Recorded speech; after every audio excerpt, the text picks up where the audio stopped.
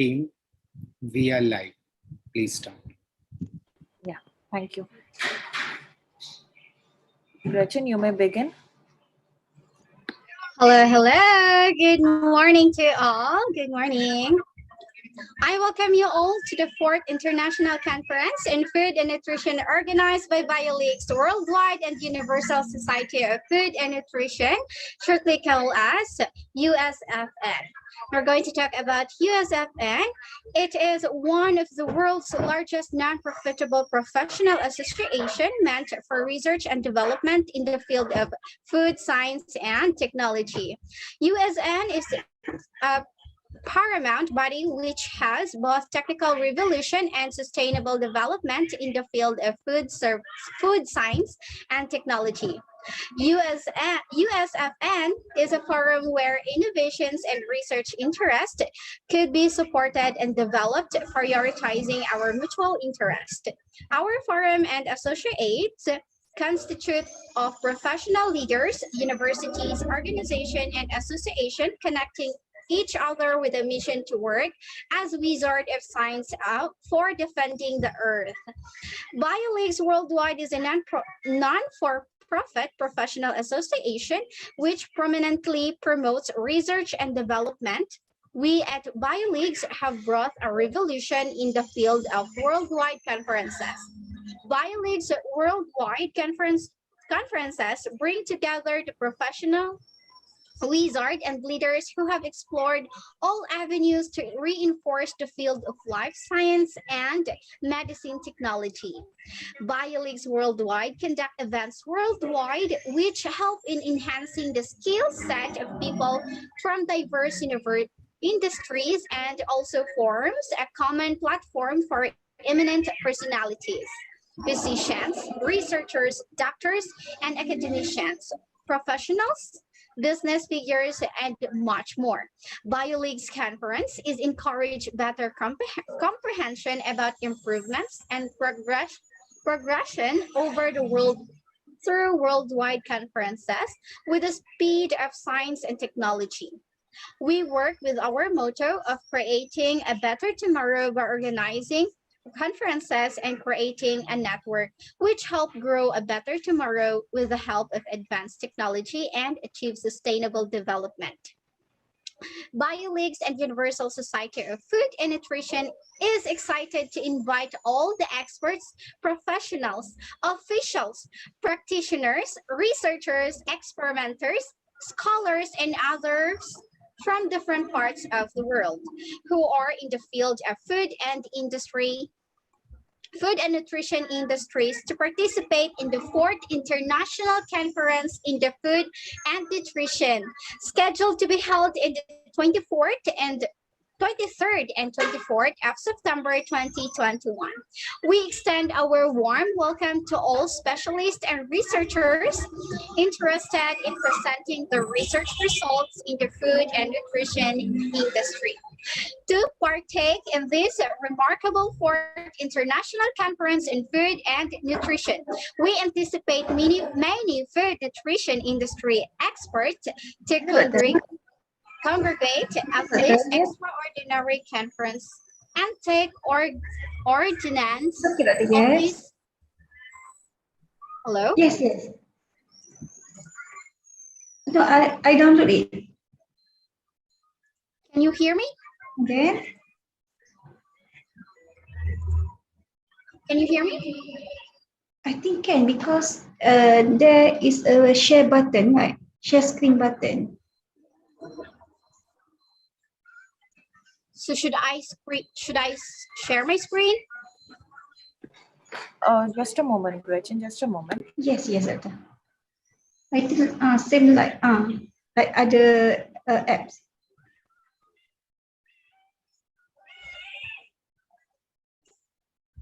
Okay.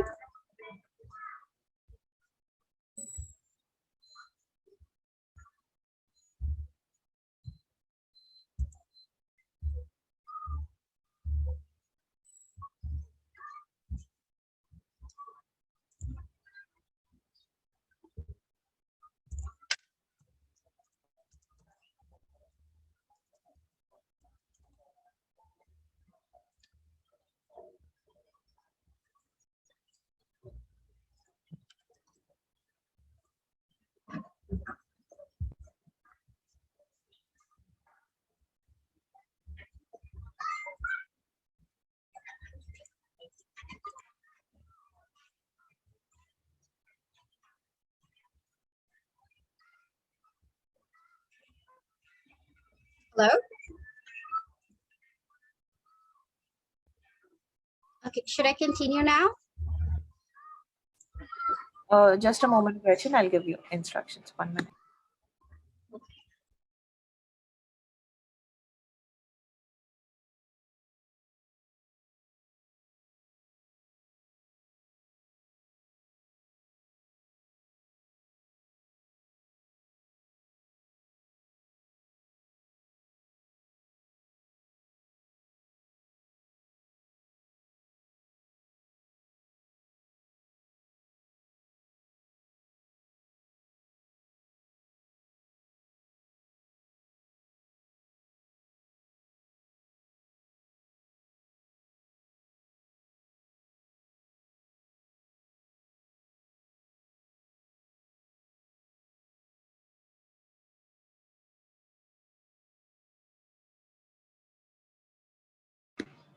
Sorry for the interruption, Gretchen. You may begin. Continue, please. Thank you.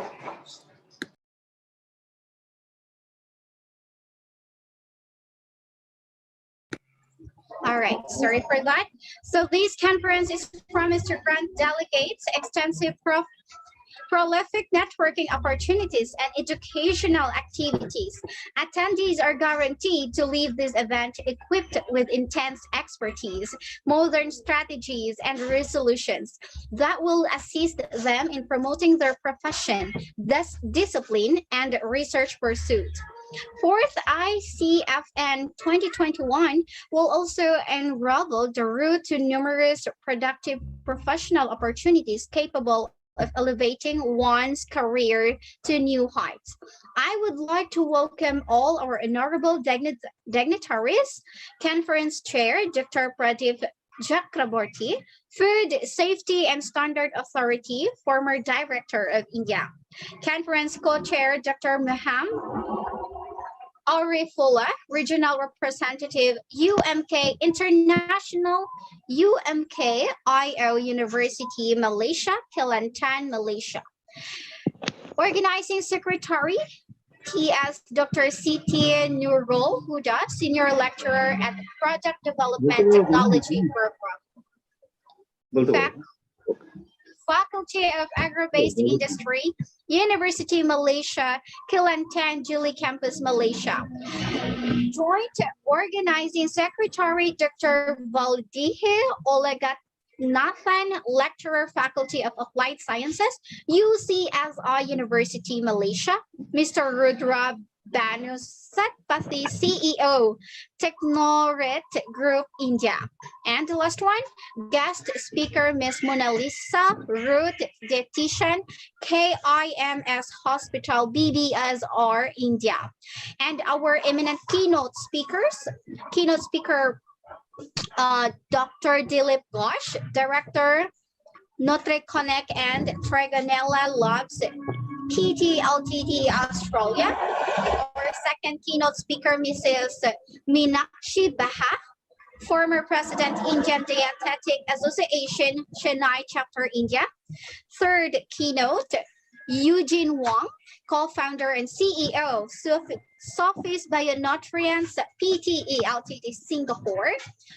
Fourth is Dr. Jita Seth, founder Jita Seth, nutritionist and dietitian in Indonesia. And fifth is Christoph Langwallner, CEO and co-founder of What IF Food Singapore. And the last one is Professor Dr. Shamala Devi, Professor and Deputy Dean, Faculty of Medical and Health Sciences, USSI University, Malaysia. And I would like also to welcome our session chair, Dr. Iputu Soparthana, Professor, Department of Food Technology, Faculty of Agricultural Technology, Yudhanyana University, Indonesia. Session chair, Dr. Basavaran Madhusudhan, former Dean and Professor, Department of Food Technology, Devanagar University, India. Our third session chair, Dr. Sustimata Chandra, Associate Professor, Techno, Main Salt Lake, India. Session chair, Dr. Sarita Shrivastava, Professor and Head Department of Food and Nutrition, GB, Pant University of Agriculture and Technology, India. Session Chair, Professor Mrs. Vihaya Kadur, former Dean Artarya and G. Rana, Agricultural University, India. Session Chair, Dr. P. Nazni, Professor and Head Department of Nutrition and Dietetics, Prayer University, India. Session Chair, Dr. Mayom Vidmani Divi, Regional Head Nutri Center. Guest Faculty Department of Home Science, GP, Women's College, Jana Majuri University, India. Session Chair, Dr. Noor Hafiza Binti, MD, Zain. Dr. Noor Hafiza Binti, MD, Zain. Senior Lecturer, University, Malaysia, Kelantan, Malaysia. Session Chair, Tan Chun Hoi, Assistant Professor, UCSI University, Malaysia. Session Chair, Dr. Noor Hanan, Senior Lecturer, University, Malaysia, Kelantan, Malaysia, for joining. Thank you so much for joining us, even during this pandemic situation, and imparting their expertise with us. I would also like this opportunity to welcome all our presenters from across the globe who have spared their valuable time in enlightening us with their latest research studies. I would also like to welcome all the attendees in joining us today.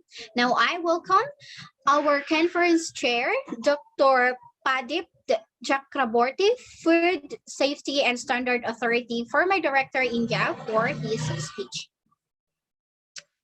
Don, sir. Hello. Yeah.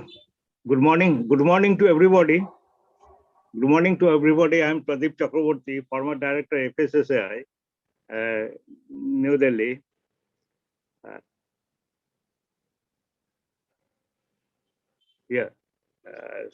It's a great privilege to speak on this occasion as a chairman of this conference. Food and nutrition are an integral part of human life. Instead of differentiating food which provides energy to the body from nutrition, nowadays we club together as nutritious food. Since the present day consumers are more health conscious, they know the importance of nutrition in human body. Intake of only calorie-rich food is insufficient to keep someone healthy unless proper nutrition is also added to the food. Changing lifestyle due to present-day hectic work schedule has necessitated the importance of nutritious food. Now we all know that COVID-19 pandemic has changed the world altogether. A number of immunity booster products have been found very effective. In this backdrop, 4th International Conference on Food and Nutrition 2021 is going to be held in Singapore on 23rd and 24th September 2021. This conference will create a platform to understand the various aspects of food and nutrition and the related topics in a better way. Interaction with the food and nutrition industries, academia, and regulators will clarify a lot of issues associated with food and nutrition industries. This conference will also provide a good platform to understand the global scenario. I convey my sincere thanks to USFN, Universal Society of Food and Nutrition, University of Malaysia, Kelantan, and UCSI University for organizing the 4th International Conference on Food and Nutrition with media partners Food Spectrum Asia and scientific partner Bioleagues worldwide. As a matter of fact, USFN connects exchange global innovation. It acts as a bridge between researchers and academicians by organizing international conferences and workshops. USFN is also one of the leading publishers of research articles in its peer-reviewed journals. Now, USFN acts as a platform to promote the advancement and dissemination of the knowledge of food science and technology. Even during pandemic, third international conference on food and nutrition was held last year, of course, virtually. Now, organizing fourth conference will virtually due to ongoing pandemic situation is a huge task. Even then, I am thankful to the organizing committee for organizing this conference. Through a series of interactive panel discussion, keynote addresses, the conference will deliberate on various issues and challenges in food and nutrition industries, innovation, new technologies, and global trend. I would request the participants to make the best use of the platform by sharing knowledge and information. Key management personnel and decision makers will enrich the conference with their vast expertise and crucial insights. With this, I conclude my inaugural speech, and I again welcome all the participants. With best wishes, I conclude my speech. Thank you all. Oh, thank you so much for that speech, sir. And now may we call in Dr. Muhammad Arifola, Regional Representative, UMK International University, Malaysia, Kelantan, Malaysia. Sir? Yes, I am here. Yeah.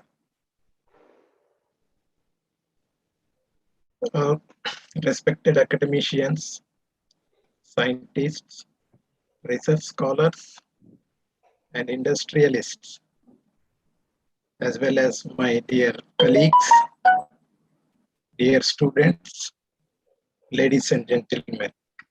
It gives me immense pleasure to welcome all of you to the 4th International Conference on Food and Nutrition.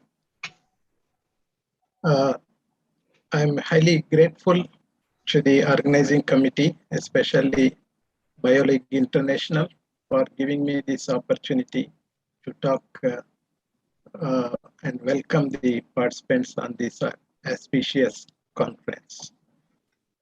As you know, during this pandemic situation, the conference being held in virtual mode is the right option. And there will be many of the online deliberation and interaction under this conference with the eminent personalities from the different countries. I am sure the presentations focus on the role of food and nutrition in sustainable development of human health and emphasis on their applications in immunology, biotechnology, and control and prevention of the diseases, including COVID-19.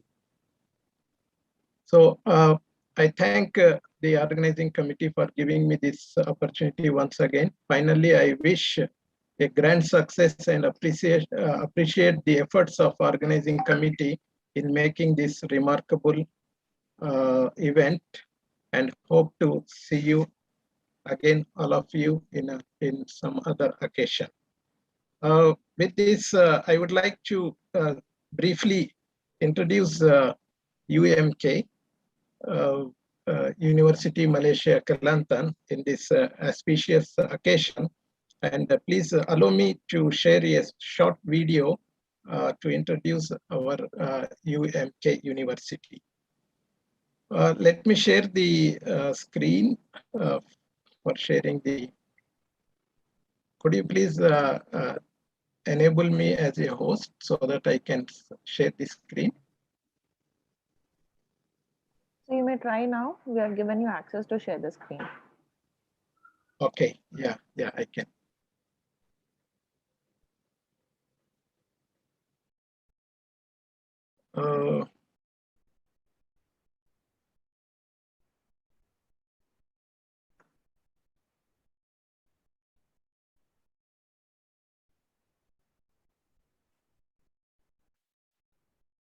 Okay, hope you all can see the video, right?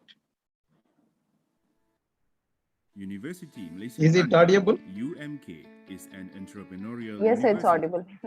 Yeah, thank you. We implement the government's aspiration It's a to short ensure video. the younger Yeah, we are going generations to finish are quick. not only highly educated but also entrepreneurial. UMK is the #1 entrepreneurial university in Malaysia and aspires to be one of the world's best by 2030. This is in line with the National Entrepreneurship Policy, which aims to make Malaysia an entrepreneurial country by 2030. According to this vision, UMK ensures the whole university functions within an entrepreneurial ecosystem. This ecosystem comprises of 9 faculties supported by institutes and centers of excellence implemented with the discipline of innovation-based entrepreneurship. The university's upper management, together with UMK employees at all levels, are committed to realizing UMK as a Malaysian public university well respected for its foundation of entrepreneurship. Implementing this ecosystem, the UMK Entrepreneurship Institute UMKEI oversees 3 other entrepreneurship-based centers: the Center for Entrepreneurship Development and Education CEED, the Institute of Small and Medium Enterprises ISME, and the Global Entrepreneurship Research and Innovation Center GERIC. The Faculty of Entrepreneurship and Business, spearheading this structure, has successfully developed collaborative entrepreneurial networks such as UMK Frontier Street, Entrepreneurship Advisory Council, and proudly led the Committee for Ministry of Higher Education Guide to Entrepreneurship Integrated Education. From the academic aspect, UMK offers 29 undergraduate programs and 16 postgraduate programs in the fields of business and management, tourism and hospitality, science and technology, as well as arts and heritage. The university is constantly enhancing its teaching and learning system to ensure that the process of learning takes place creatively and innovatively through My Academic Integrated System, My ICE, massive open online courses, MOOCs, and blended learning. UMK is committed to the development of first-class graduates to become the leaders of industry. Collaboration with world-class local corporate sectors, as well as a network of well-known regional educational institutions, is aimed at empowering UMK from various angles. This is evidenced by the increase in the marketability of graduates and graduates who create jobs through businesses. Research, innovation, and commercialization is another important part of UMK. Research funding and the number of innovations and commercialized products increase every year. UMK has performed well in various prestigious competitions. With the hashtag UMK for Society, UMK is also involved in various community activities. Our staff and students consistently demonstrate outstanding skills and abilities. With such a great spirit of teamwork, UMK has never looked back to emerge as a respected educational entity in the region. We at UMK believe that our presence will give a new look to the development of the Valley of Knowledge. Indeed, our core, entrepreneurship, will always make us, University Malaysia Kelantan, relevant, unique, and different. Okay, thank you for giving the opportunity. I welcome all the participants and the presenters to this event, and I hope everybody will get knowledge and enjoy the event. Thank you very much. Okay, so thank you so much for that speech and for that wonderful video, sir. Now, may I call in our organizing secretary, TS Dr. Siti Nurul Huda, Senior Lecturer at Product Development Technology Program, Faculty at Agro-Based Industry, University Malaysia, Kelantan, Jelly Campus, Malaysia.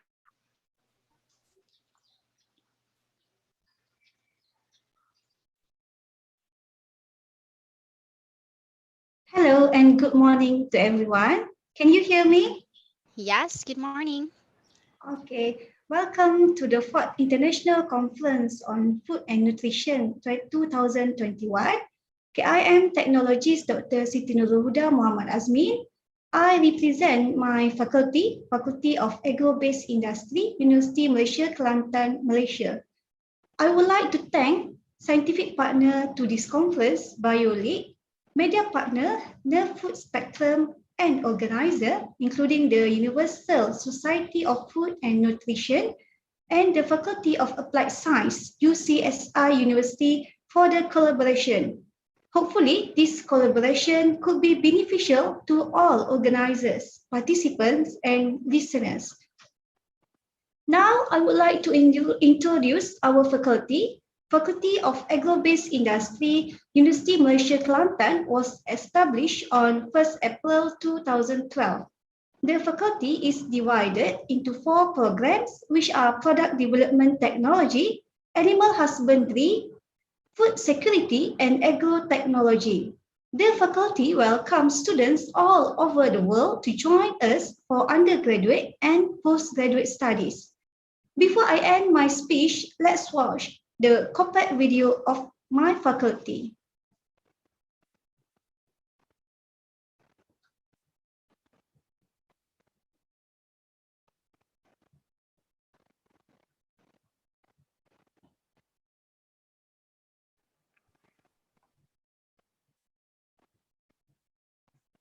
Can everyone see my video? Yes, ma'am.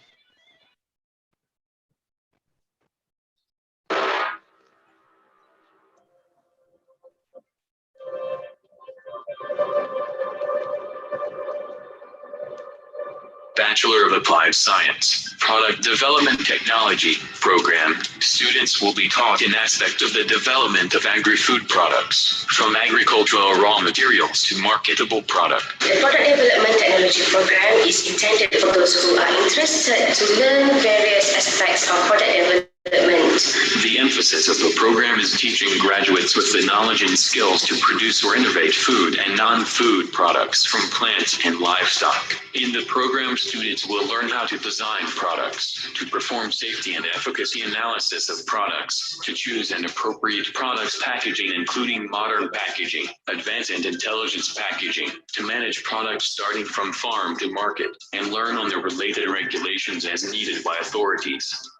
Bachelor of Applied Sciences, Food Security, with honors, is designed to prepare students for managed food security in a holistic manner, which is in line with Malaysia's food security policy to counteract food insecurity through the 4 pillars of food security. The 4 pillars of the food security programs are availability, accessibility, stability, and utilization that needs to be addressed to ensure the strong foundation. This program educates students with scientific skills, entrepreneurship, and prepares them to become professionals with leading skills in multidisciplinary areas. The program integrates agro-technology, animal sciences, agriculture, and food technology in one program that enables students to gain an understanding of crops and animal production systems for the sustainability of food resources. The Bachelor of Applied Science, Animal Husbandry Science program is concerned with animals that are raised for meat, milk, eggs, or other products. It includes daily care, selective breeding and raising of livestock. Livestock includes cattle for beef and dairy, sheep, goats, pigs, poultry such as chicken and duck, aquaculture such as fish and crustaceans, micro livestock such as rabbits and rodents like guinea pigs, as well as insects from honeybees to crickets raised for human consumption. Animal husbandry science program is blended with the elements of entrepreneurships as well. The method of teaching here, a true blend of academic applied and practical. Almost all of our classes have some kind of hands-on approach in the laboratories and at the farm. So all of this knowledge was delivered by our qualified lecturer with a range of expertise in this field. Bachelor of Applied Sciences, Agrotechnology, with honors degree emphasizes the processes and techniques of identifying, diagnosing, and analyzing problems needed in the development and conservation of the agriculture and food system resources. The program enables graduates to gain an understanding of crop production systems for the sustainability of the agricultural industry by applying of recent technologies to increase the nation's food production and food security.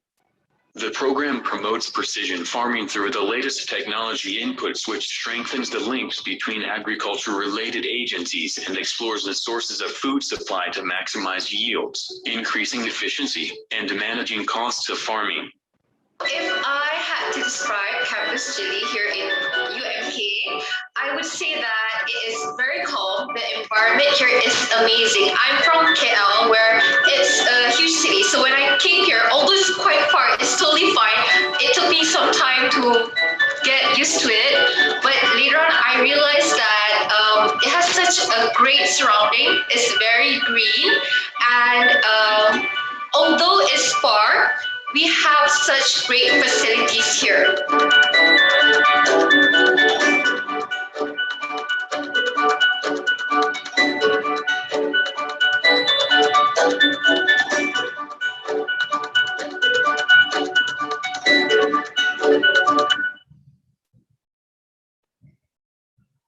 So with that, I thank to this opportunity and welcome to everyone.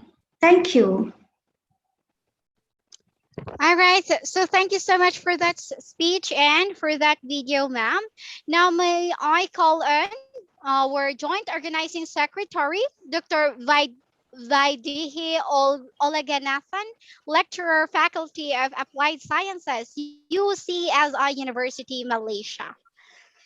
Thank you, Madam Chairman. Thanks a lot for the introductions.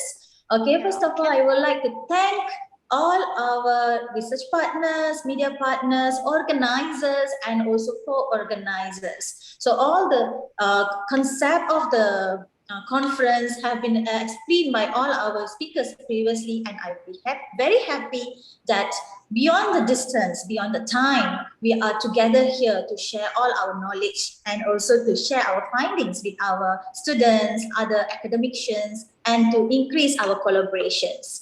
So besides that, I take these opportunities to share about UCSI University. So I hope allow me to share my video, my screen.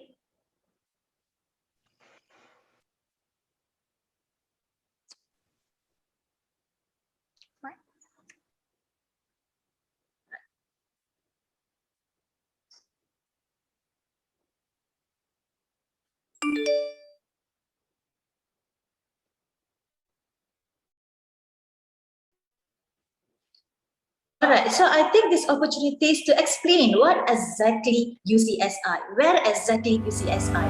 Have you ever heard about UCSI? We are the top 350 world ranking and we are the best 347 in the world ranking. And this is a steady increase from 2019 to 2020 in terms of 104 steps to 347 steps. And we are the top 50 top 10 for the management, petroleum, business and management. And then we are encourage students for exceptional learning experience by encouraging them for a real life. And we have a lot of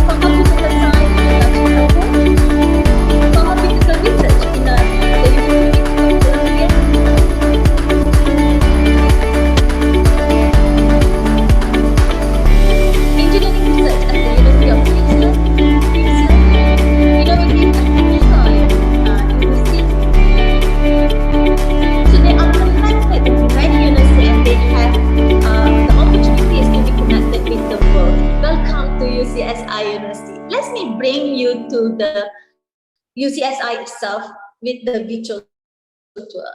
So this is our university, how it's look like from outside. So if we look at the campus overview, this is the main entrance, this is the postgraduate lodge, this is the lecture hall, and a car park, and so on. Let's we go to our faculty of applied sciences. It's all about experience. So this is our aquatic lab. What you see.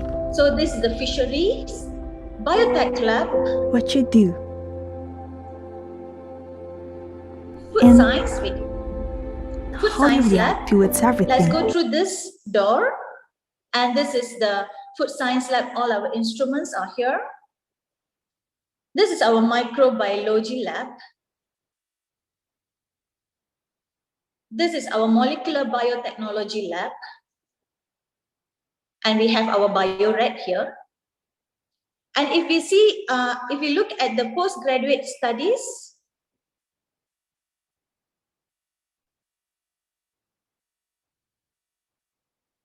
okay, so at postgraduate studies, the postgraduate students also have a different lab. Okay, let's dive into our faculty itself. So this is our beloved dean, our Dr. Lionel. And then if we see in our university faculty itself, so we will promote, there are a lot of achievement by our students, and we will encourage our students to participate in outside activities.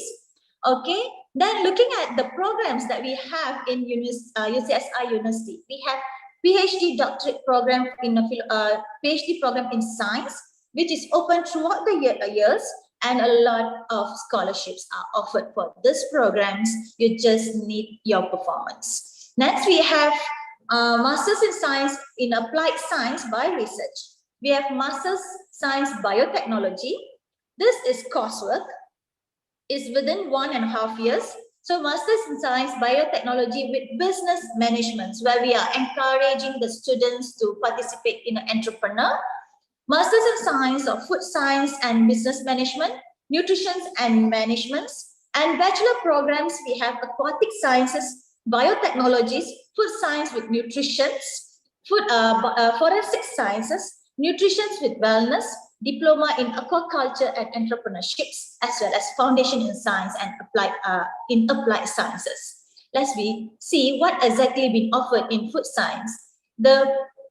The beautiful thing, this is the special things. Why must do food science or nutrition in a UCSI?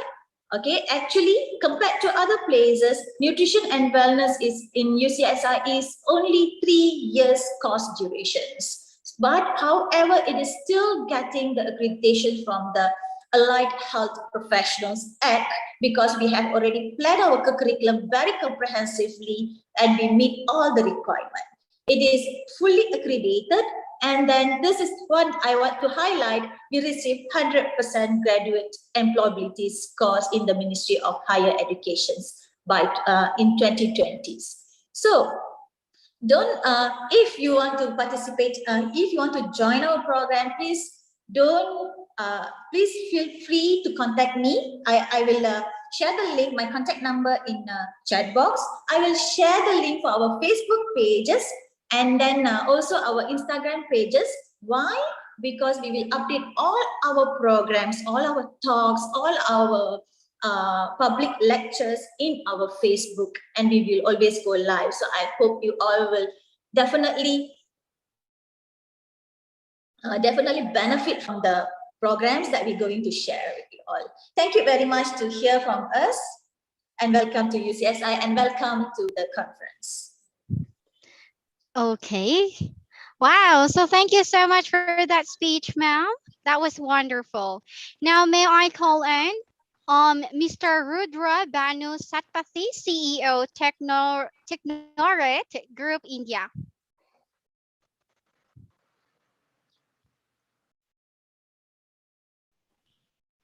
Very good morning, one and all, researchers and speakers and delegates from nook and corner of the globe, from Asia Pacific region, Middle East, Europe, and US.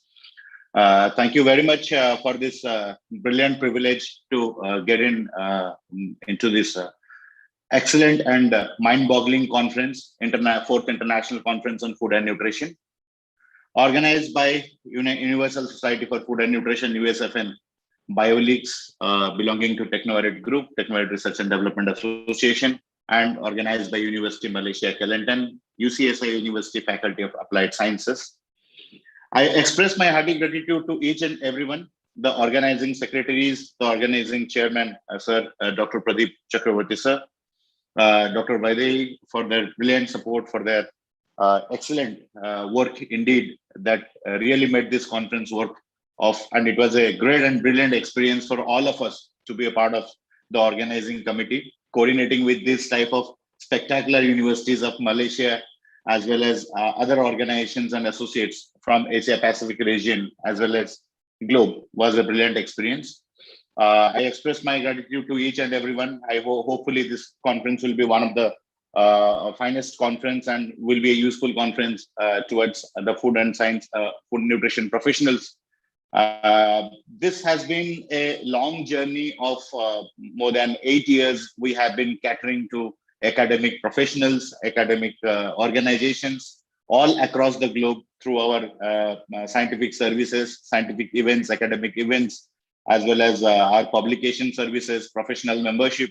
So this journey is something that kept us growing day by day with further experience and rigorous experience of implementing and trying them. We started working towards this conference in I remember, if not wrong, from last year, of before maybe 11 months or 12 months before we started this conference, with support of our organizing committee, our executive committee members of USFN. And since 2014, Technovarit Group and Bioleagues were catering services, academic services, particularly to all researchers and professionals of life sciences. We organize more than 300 plus international conferences all across globe. We try to integrate professionals and researchers from different countries, universities, with a vision to create an integrated platform, a connected bridge among all the researchers and practitioners from different universities and different professional fields working towards life sciences, so that we can create a proper forum where the research infrastructure, research opportunities of different organizations, universities, and institutions could reach the nook and corner of the globe. And we believe we have tried our level best to reach the grassroots level of researchers by connecting to the students and faculties of different colleges, where their ideas could be propagated. Our vision says we are committed towards providing a rapid flow and a better infrastructure for faster propagation of scientific knowledge, as well as to provide a combined and integrated and a strong connected network among professionals. So these two lines itself has insisted us to be focused towards our goal. And with this, we have been trying our level best. And I believe this type of activities and conferences, even though amid pandemic, will be definitely a useful platform, a useful forum for our researchers to present their ideas. We have more than 150 presentations, particularly, I believe, and more than 15 keynote speakers, and around 6 valuable sessions that will be definitely useful. The theme of conference was like food and nutrition amid this COVID-19. Obviously, we all of us knows as this globe is undergoing the pandemic, and at this point of time, having a good health and nourishing the health with nutrition is the very important aspect, and we must prioritize towards this. With this focus, we try to connect with almost all universities of Malaysia, Singapore, Indonesia, Philippines, Thailand, India, as well as from Middle East and Europe. And we propagated this conference, and we invited research ideas and research proposals, thought processes, and innovative thinkings and innovative research works going all across the globe to come to this forum and share their knowledge and experience. I am heartily thankful towards USFN as well as UCSI University, University Malaysia Kelantan for their support. My hearty gratitude towards the guest speaker, Ms. Monalisa Raut, dietitian, Kim's Hospital, Bhubaneswar, India, and my gratitude towards Dilip Ghosh, Director, NutriConnect and Trigonal Labs, Australia. My hearty gratitude again to Mrs. Meenakshi Bajaj, former President, Indian Dietetic Association Chapter, India. Thank you, ma'am. Dr. Geeta Seth, founder, Geeta Seth Nutritionist and Dietitian, Indonesia. Yogen Wang, co-founder and CEO from Bionutrient Private Limited, Singapore. Dr. Christopher Langwallner, CEO and co-founder, What If Foods Singapore. That's a brilliant organization, I believe. Dr. Sujit Ranjan Sir, Executive Director, the Coalition of Food and Nutrition Security of India. And Dr. Shamala Devi, Professor and Deputy Dean, Faculty of Medical Healthcare, UCSA University, Malaysia. Dr. Gillian Fish, Founder and CEO, 6am Agencies, Australia. And Mrs. Sitra Paranjoti, former Senior Regulatory Associate, Kemin Food Technology, Singapore. Dr. Mylene Kokze, Chief Editor, New Food Spectrums and Agro Spectrums, India. Professor Dr. Hao Feng, Professor and Food Bioprocess Engineering, City Director of NSF Center for Advanced Research in Rhine.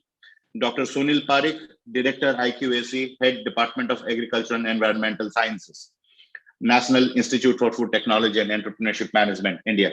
Thank you, everyone, for their valuable time, for excellent support, and also my gratitude towards Dr. Anurag Saxena, the Principal Scientist of ICR, National Dairy Research Institute, NDRI, India, Dr. Giso Paleki, R&D Manager, Boring Industrial Group, Iran, and Dr. Ihab Tevfik, Senior Lecturers and Global Nutrition from United Kingdom. Thank you very much, everyone, for your support. My extreme gratitude from the entire team of Universal Society for Food and Nutrition. At a very rapid rate, we are providing our upgraded and technically and technologically advanced services so that a proper platform could be built up among food and nutrition professionals and the researchers going at different levels and on different universities and different countries, whether in terms of developing or developed, could be properly furnished, could be processed, could be developed, and could be propagated at global scale. And the knowledge sharing thing could be fastened up. So with this vision, we are working hard, and we are insisting everyone to be a part of Universal Society for Food and Nutrition and contribute your ideas and let the globe know about your innovations and thought processes. I express my thanks to each and every delegates for their valuable time and their immense faith and trust on all of us to make this conference worth of attending. And I hopefully believe that this conference will be a useful forum, a brilliant platform where your knowledge and ideas could be propagated and shared. I also express my gratitude and my hearty appreciation to the entire team of Bioleagues, USFN, and the organizing committee members of UCSI Malaysia and University Malaysia Kelantan for their hard work and their struggle for making this conference a valuable one. I greet everyone healthy lives, and I wish all of us to make the best out of this conference. Thank you very much. All right. Wow. Thank you so much for that, Mr. Rudra, for that wonderful speech. Now, may I call on our guest speaker, Ms. Monalisa Root, dietitian, KIMS Hospital, BBSR, India. Ma'am? Can you please turn on your mic? Okay.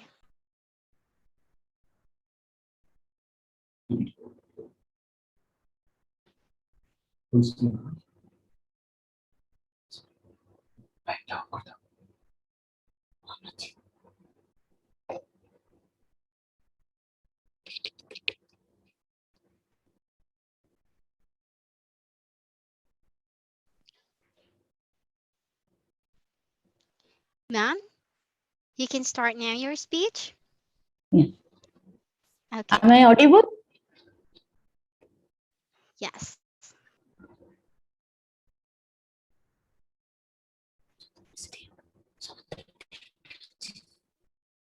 Am I audible, ma'am? Yes. Am Yes. I audible? Yes. Respected Yes. chairperson, Dr. Chakravarti, co-chairperson and organizing secretary, Dr. Arifullah and Dr. Huda. Joint organizing secretary, Dr. Vaidei, CEO Technology Group, Mr. Rudravanu Satpathy and Mr. Siddha, Managing Director, Technology Group. A warm good morning to each and everyone. I thank all the organizers from the core of my heart for inviting me as a speaker for this 4th International Conference on Food and Nutrition. This conference is based on the theme Immunity, Nutrition and COVID-19, which is very important and relevant to the present scenario. By now, all of us know that immunity and COVID are related to each other. Immunity is the natural or acquired resistance of our body to fight against the foreign bodies entering into our body or the disease process caused by them. Immunity again is of two types: adaptive immunity, innate immunity. Adaptive immunity is of two types: natural, artificial. Passive and active. Both are artificial, passive and active. Innate and adaptive immunity. Innate immunity, immunity we are born with. Adaptive immunity is acquired during life. Natural, passive and active. Passive through maternal, transplacental transfer from mother to fetus. Active, infection by various microorganisms.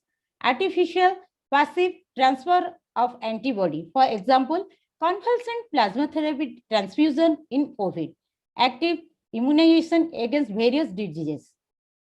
Immune system of our body mainly include organs, liver, spleen, thymus, gut associated lymphatic, etc. Cells most important are phagocytes, macrophages, neutrophils, lymphocytes. Mediators. Various chemical mediators which act in the final step are interleukins, cytokines, immunoglobulins. Immunity and nutrition.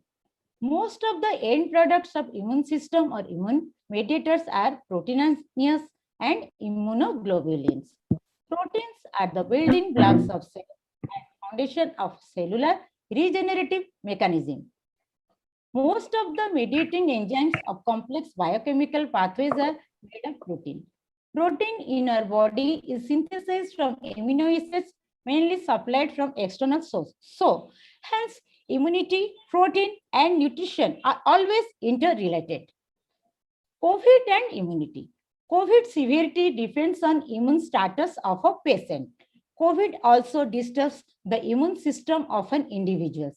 Steroids used for treatment of COVID to suppress its immune system because severe symptoms result from immune reaction of the body to COVID-19 virus. Overall immune boosters. So our immunity is like the top of this table, which is supported by its 4 legs, all of which are important. These 4 legs are diet, sleep, exercise, mentality. Diet includes the nutritious food, sleep, adequate rest or sleep, exercise, minimum daily exercise, mentality, positive thinking. Adequate diet, nutritious and balanced diet to maintain the immunity. Adequate rest, sleep is also important to have good immunity. Similarly, daily exercise is almost for a good immune status. Finally, it's the positive thinking and mental relaxation is very important to maintain the immunity. Why diet is important? People often ask this funny question: where we eat to live or we live to eat? For me, both may be correct, at least in the COVID pandemic scenario. COVID affects diet, also diet affects COVID. So it is vice versa. How COVID is affecting the diet? COVID infection reduces the dietary intake, loss of appetite, loss or alteration of taste sensation, loss of smell, repeated cough sometimes make us vomiting, nausea may be present, less energy requirement due to inactivity or idleness. It also affects assimilation, complete digestion and absorption of particles into the blood of food. Indigestion, loose motion seen with present wave of COVID. Food insecurity during COVID. WHO has recommended to take a balanced diet during COVID, but food insecurity is also observed during this pandemic. Lifestyle modification due to lockdown or shutdown, work from home, restricted outdoor movement, loss of waste or reduced income, non-availability of variety of fresh vegetables, fruits, non-veg items. Due to effect on transport and limited outdoor movements, price of these items has gone up. Import of many food items are affected. Non-availability of helping hands like cooks and housemates, those senior citizens or those who are working, they depends upon the housemates. Fear, psychosis, loss of interest to cook or even eat. How diet is affecting COVID? You see, severity of COVID depends on immunity. A person having less immunity will have severe disease and vice versa. Immunity mainly depends on nutritious diet. Diets improving the immune status or immune booster diet. These are the diets rich in protein, vitamins, minerals, antioxidants, and carbohydrates. Let us diet rich in protein. So some of those who are vegetarian, they can take the veg protein. Those who are non-veg, they are taking non-veg, they can take the non-veg items. So veg protein includes pulses, variety of pulses like green gram, black gram, urad dal, pulses, lentils, soybeans, cheese, paneer, milk. Non-veg includes egg, chicken, fish, red meat. Diet rich in vitamins. So there are certain vitamins which are very important. So vitamin A, C, D, E. Vitamin A helps in body's natural defense against illness and infection and helps in vision. So this food includes drumstick leaves, fenugreek methi leaves, carrots, papaya, mango, sweet potato, egg, goat liver. We can get easily the drumstick leaves and fenugreek leaves easily in our kitchen garden. Vitamin C. Citrus fruits are packed with vitamin C, which helps in the formation of antibodies and speed up the recovery process. It helps in the absorption of iron and the proper function of immune system. Orange, amla, guava, papaya, lemon, amaranth leaves.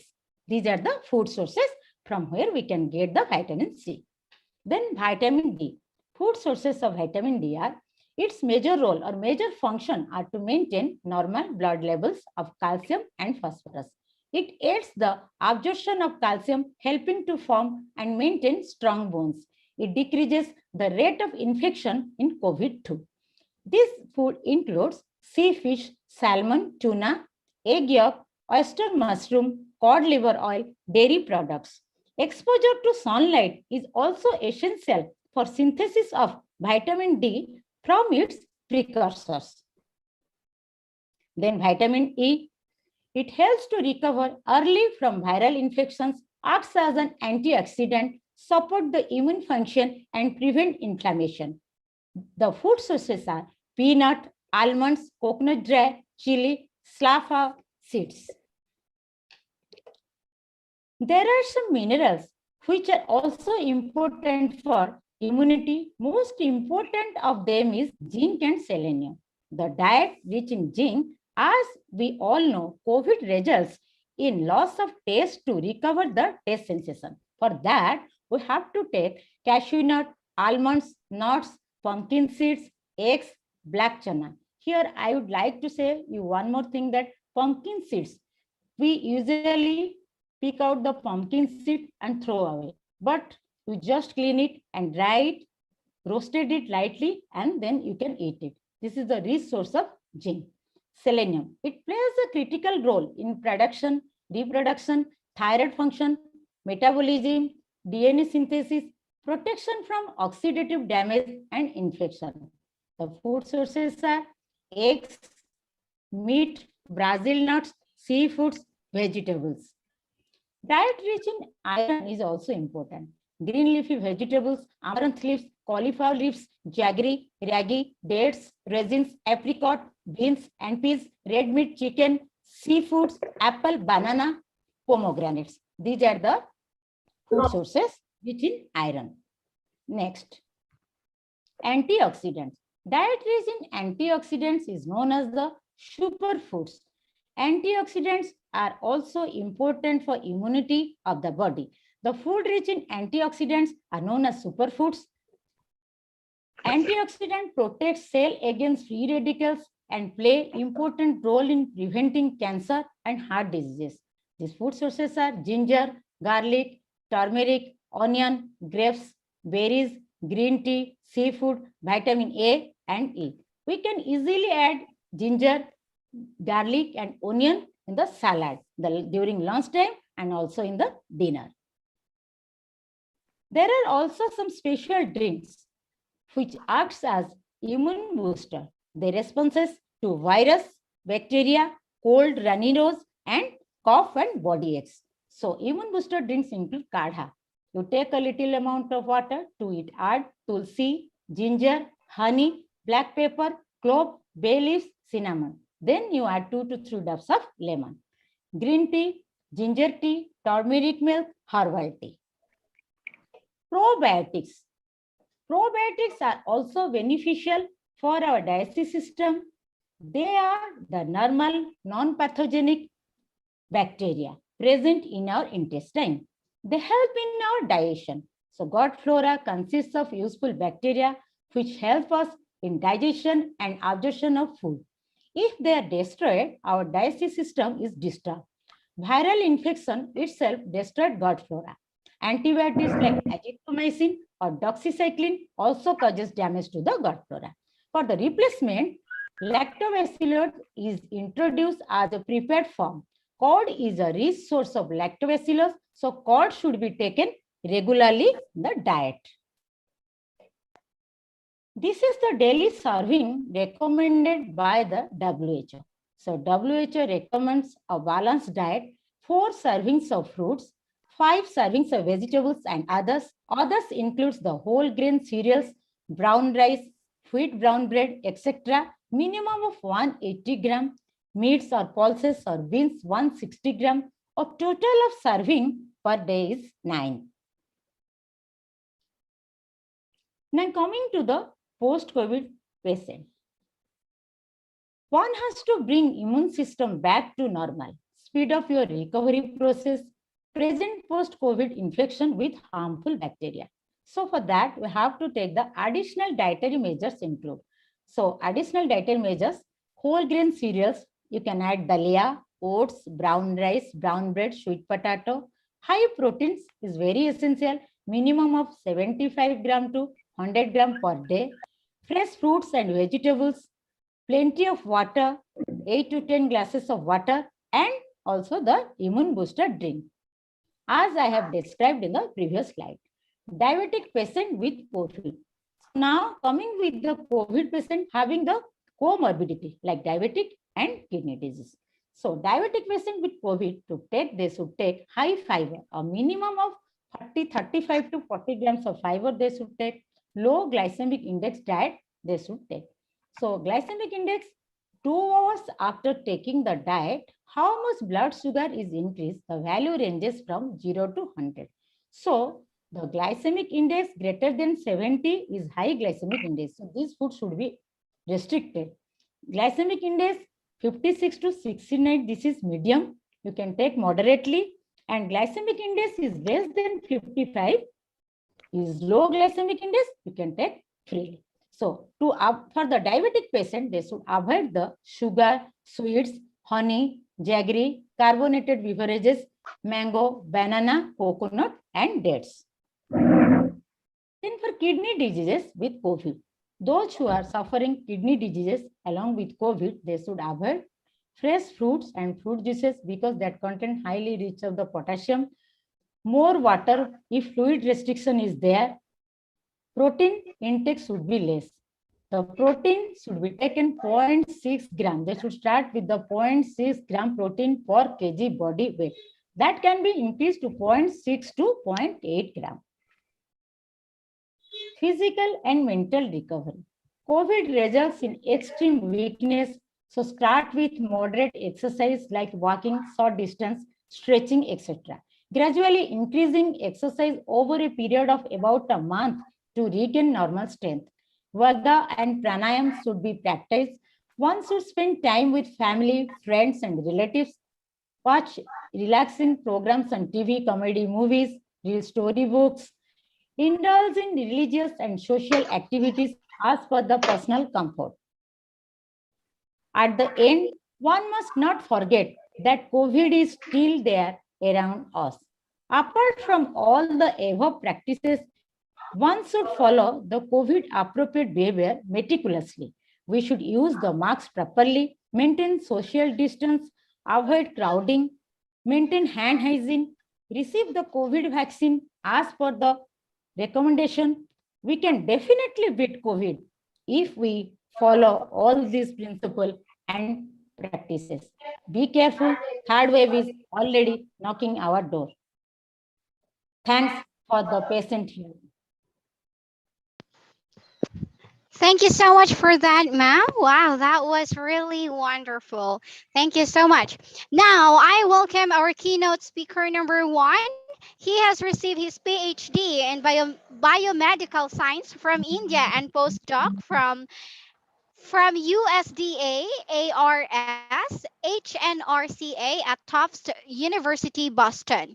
He is an international speaker, facilitator, and author, and professionally associated with NutriConnect and Trigonelia Labs Australia, and Junk Industry Fellow, NICM Health Research Institute, Western Sydney University, Fellow of American College of Nutrition, ACN, and Adjunct Professor, Kasturba Health Society, Medical Research Center, Mumbai, India.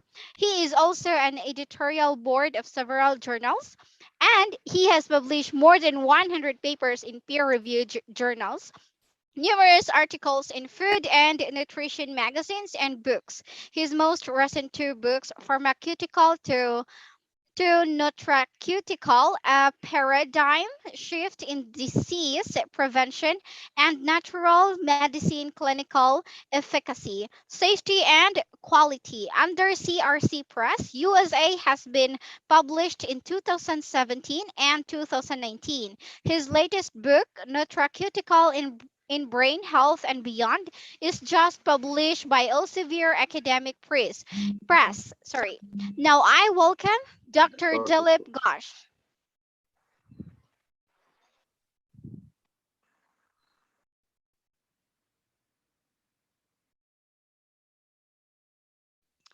We cannot hear you, sir.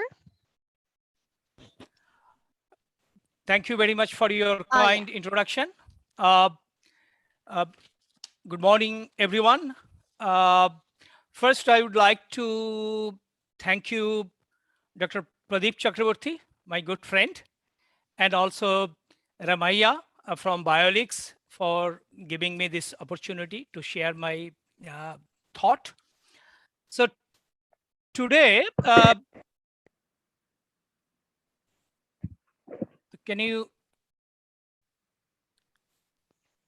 Yes, sir, we can see. Okay.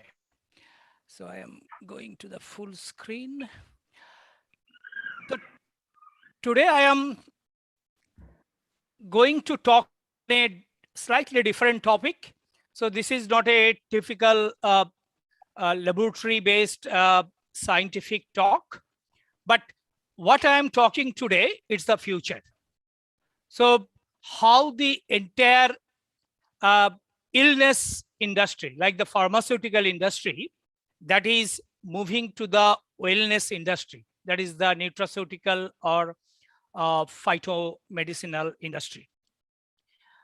It is generally accepted globally that modern pharmaceuticals still remain out of the reach for many people. There are many reasons I will try to highlight. The cost is not only issue, but cost is one of the major issue. And health for all, that is the WHO theme, that is only achievable through the evidence-based natural medicine, nutraceutical, or phytomedicine. So today I will give you some idea. So first, this disclaimer. So the information I am providing in this presentation is gathered and summarized from many sources. I try to do my best to make the accuracy of the information, and I declare I have no financial connection with any of the companies or product I named in this presentation. So it is just for the sake of the science. Just 2 slides on, I have been heavily engaged in disseminating science through my writings and global lecturing also. If you see these 4 books, these are published through world top 2 publishing house, CRC Press and Academic Elsevier publication. The first one is the biotechnology in this area. Second one is the clinical aspect of functional food nutraceutical. Third one is the innovation and commercialization, how you bring your product from lab to the market. Please mute your microphone. Please, Ava, mute your microphone. How you will bring your product from lab to the market. This is the innovation and commercialization. And the 4th book here, this is the authored book, how the entire pharmaceutical industry moving to the nutraceutical industry. So this is the theme of today's presentation. Just 1.5 years back, I published this book with CRC Press, the entire clinical efficacy, safety, and quality of natural medicine. And just 6 months before, I published with Academic Press, the nutraceutical in brain health and beyond. So when we talk about brain health, we mostly concentrate on cognition and memory, but there are many things beyond cognition memory, like the Alzheimer's disease, Parkinson's disease, autism, brain trauma. So these are part of the brain health, but I try to cover entire brain health in this book also. So this book published, I think 2.5 years before, Pharmaceutical to Nutraceutical. We wrote this book. It is not an edited book. So, okay, let's start. Start with, if we see the chronic disease is rising globally. If we compare 2008 to 2030, and this is the extreme left-hand side, high-income countries, extreme right-hand side, low-income countries, and middle-income countries. You see the high-income group, the communicable disease, non-communicable disease, and injuries, there is not much change. Slightly change in the middle-income group, but if you see the low-income group, the blue color, that is the non-communicable disease, these are increasing. And the world top 5 diseases, heart disease, cancer, stroke, diabetes, and Alzheimer. These are the top 5 disease that is taking our health. So evolution of health, the 1800 to 1900, I think the last century.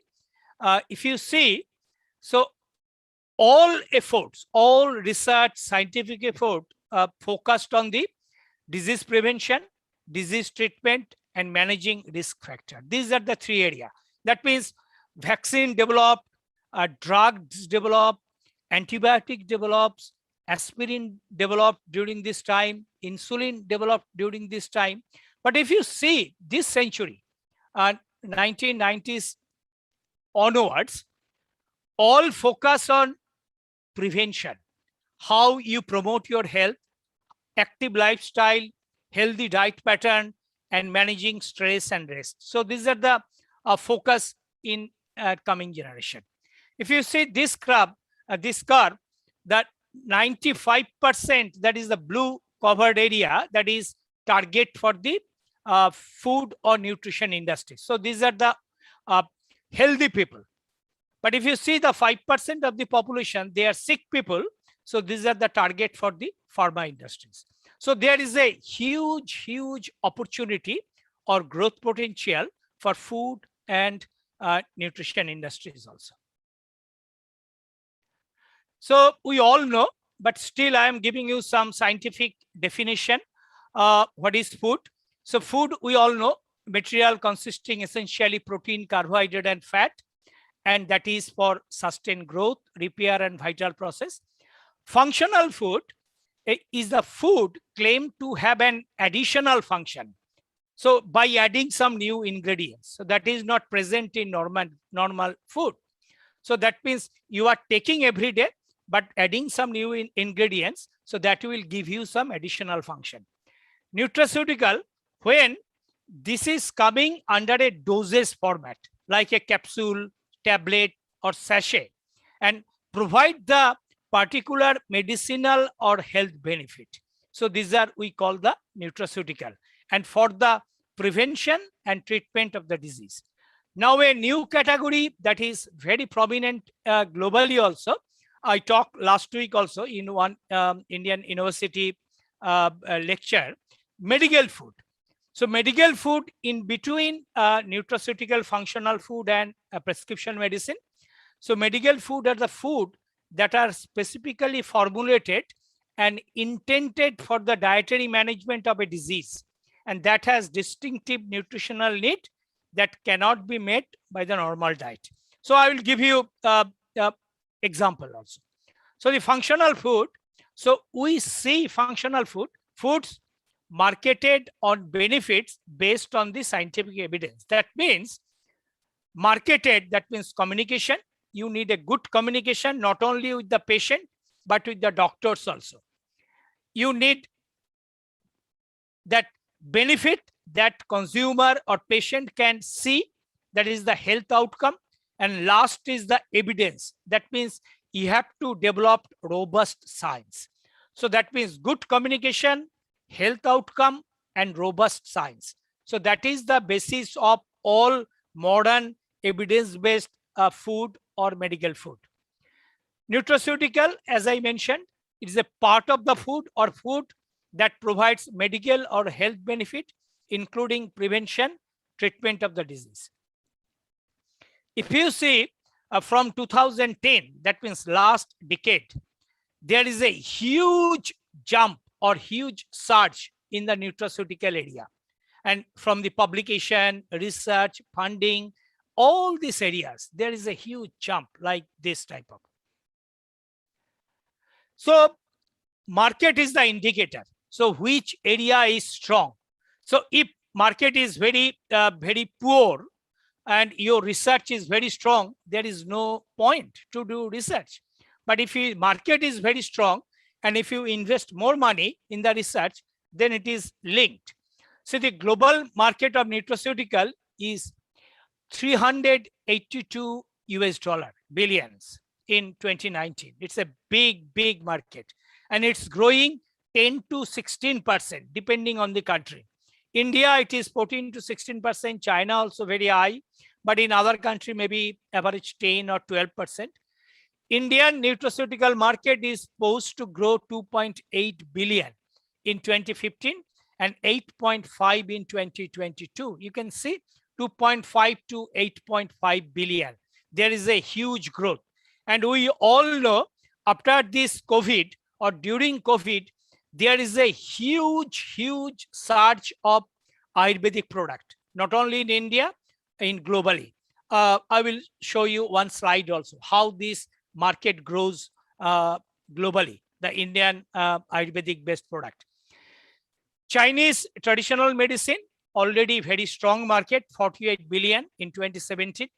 And global Ayurvedic market, that is 4.5 billion in 2017, that is pre-COVID.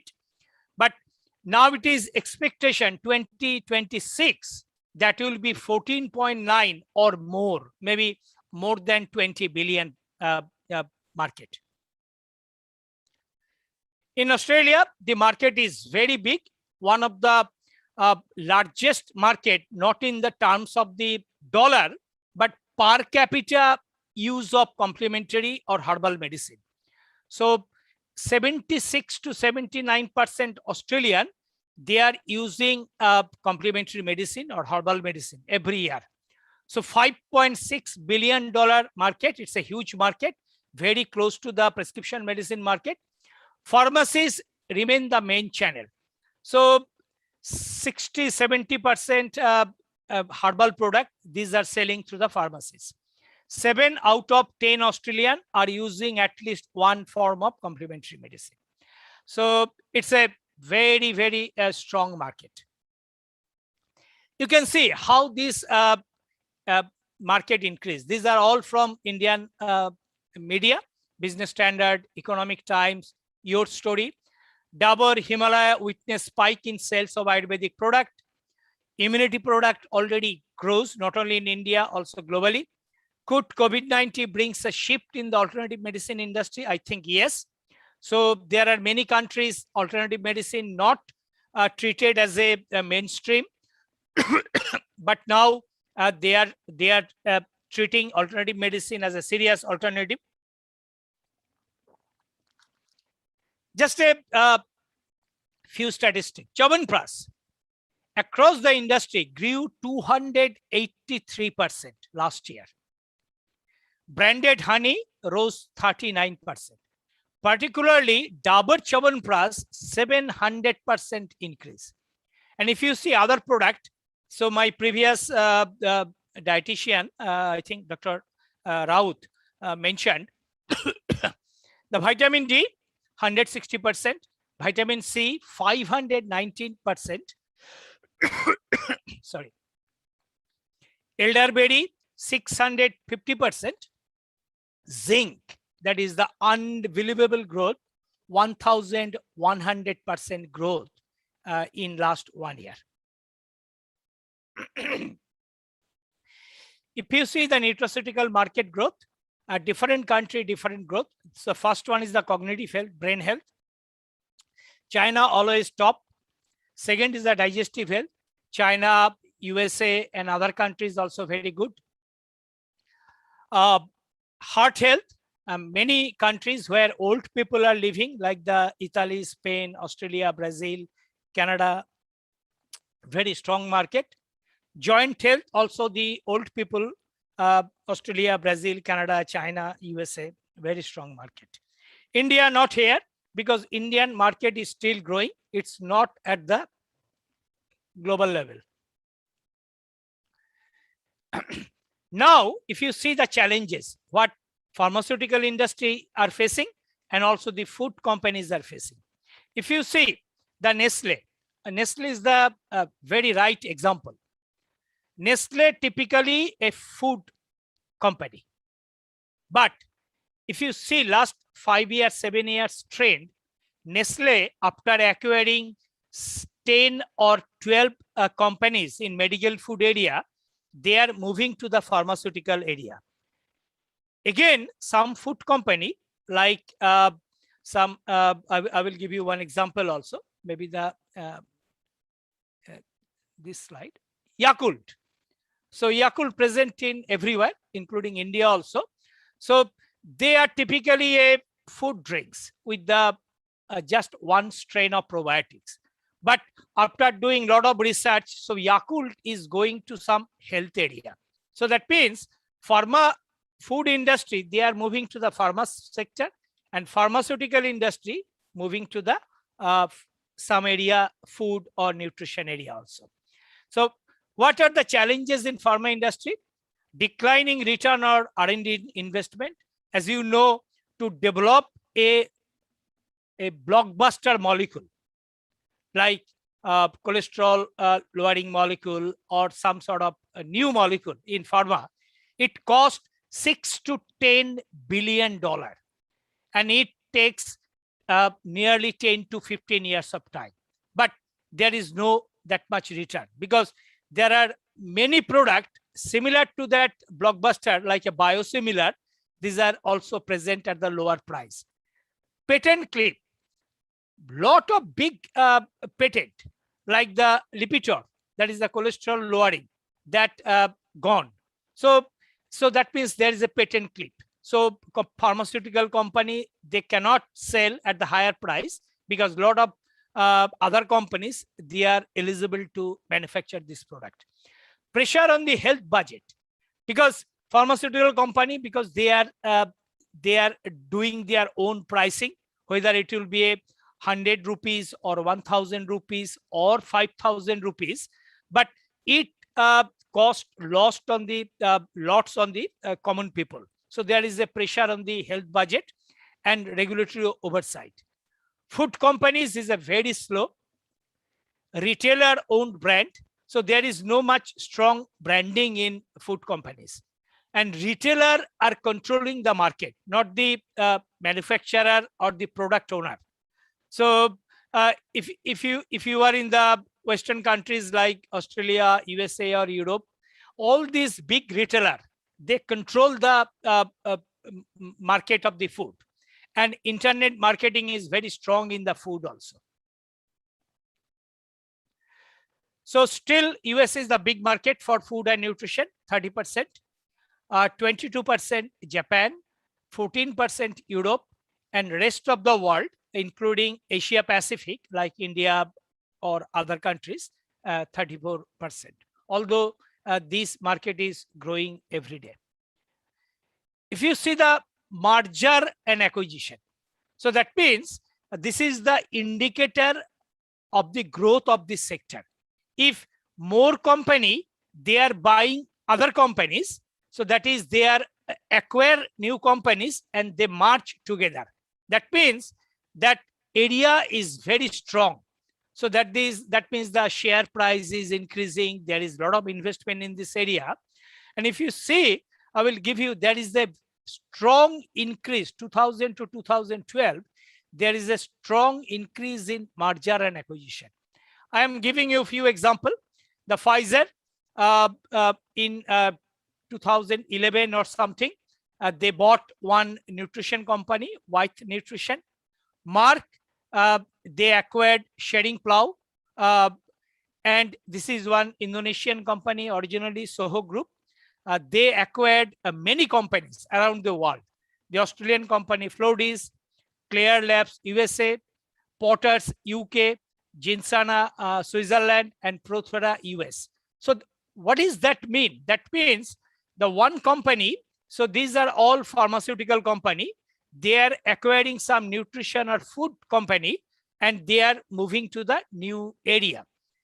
The unique example is a few years back, Pfizer and GlaxoSmithKline, that is the GSK, they form a joint venture for their consumer healthcare business. But now, last year, they break this joint venture and they demerging again. That means, so these are the big brand in global market, GSK, Sensodyne, Voltaren, Panadol. GSK is managing these three brands, and Pfizer, that is Advil, Centrum, Alcaltrate, Pfizer is managing these three brands. Reshaping nutraceutical. So Acera, that is a company that Nestle bought few years back. They developed a product, Axona, for the Alzheimer, early Alzheimer patient. So that means it is a medical food. You cannot get in the food shop or any specialty shop. You have to go to the pharmacy and you have to either getting through the prescription or through the pharmacist. So this is a new a platform of food and nutrition. Yakult, it was initially a very, very common drink, food drink, but after doing a lot of science and research also, and they have a microbiological research center, they published many research paper also. Now it's a healthy drink. So that means it is either advocated or prescribed by the healthcare professional. That means doctors. So what is the transition? Pharmaceutical to nutraceutical. New interest from the pharma industries. If you are in India based, if you see all big pharma company, from Abbott's to GSK to Sun Pharmaceutical, they have nutraceutical unit, and most of their profit, these are coming from the nutraceutical industry, because nutraceutical industry is a very big platform, very innovative platform, and people are concerned about the wellness, health, wellness. They are not concerned about the disease area. So that's why new interest from the pharma industries, new investment through the merger and acquisition, as I mentioned, new level of quality, safety, efficacy. So you cannot sell any product in the global market without clinical trial support. And you have to manufacture in a GMP environment, and the safety and quality should be tested. Marketing and product positioning. So you have to not only sell through the food channel, you have to sell through the pharmacy channel also. That means it should be a doctor's advocated product. Regulatory evolution also. I will give you one evolution in India, that is phytopharmaceutical new category also. I am coming next. You have to underpinning science. You have to invest huge amount of money to do double-blinded placebo-controlled clinical trial also.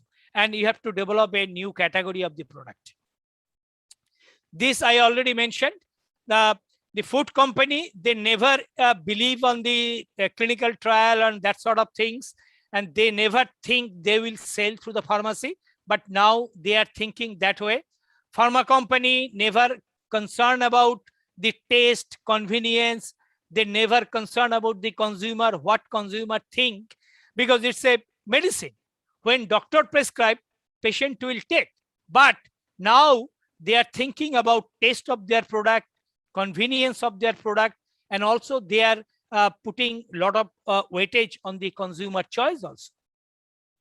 So there is a new category coming. These are the sick care, that is the pharmaceutical, and this is the food. And in between these, there are a lot of peripheral opportunity. These are coming from nutraceutical or functional food. You can see there is a huge evolution of the food. Food, lesser evil food, natural health food, functional food, supplement, medical food. So that is the left-hand side is the food, right-hand side is the drug. Purpose of therapy, the food is reduction of the risk, but the drug is treatment of disease. Health professional involvement, that is the doctor's involvement is low. Here is high. Individual participation is very high. There is low. Treatment cost is very low in food and high in the drugs. And in between these two, the enhanced food, supplements, and medical foods also. So these are the illness part. Market is matured, increasing patient expiry. Wellness market is still infancy, patient-centric, innovation, R&D, and preventive measure. And if you see, this is the same thing. If you go left-hand side, this is the disease condition, and then poor health. This is the central zone or neutral zone. If you go right-hand side, that is the high level of wellness. That is, you have a 100% optimal health.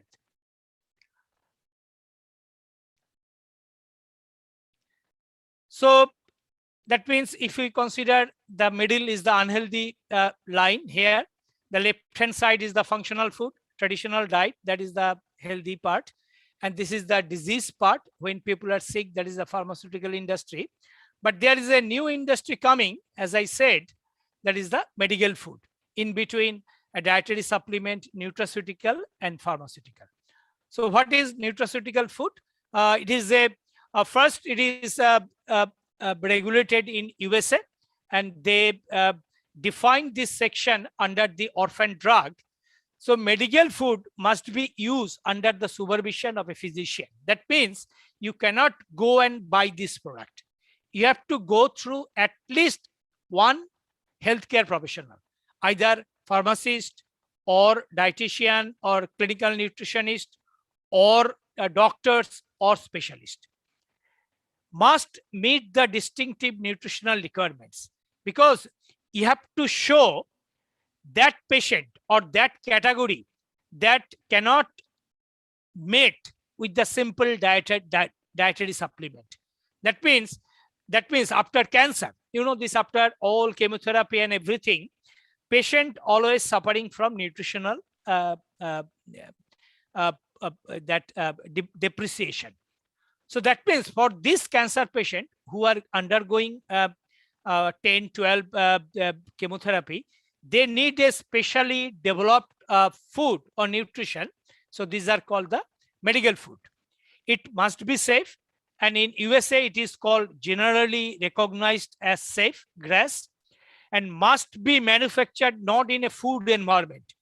It should be manufactured under a pharma GMP environment where drugs are manufacturing. We called CGMP, good manufacturing practice.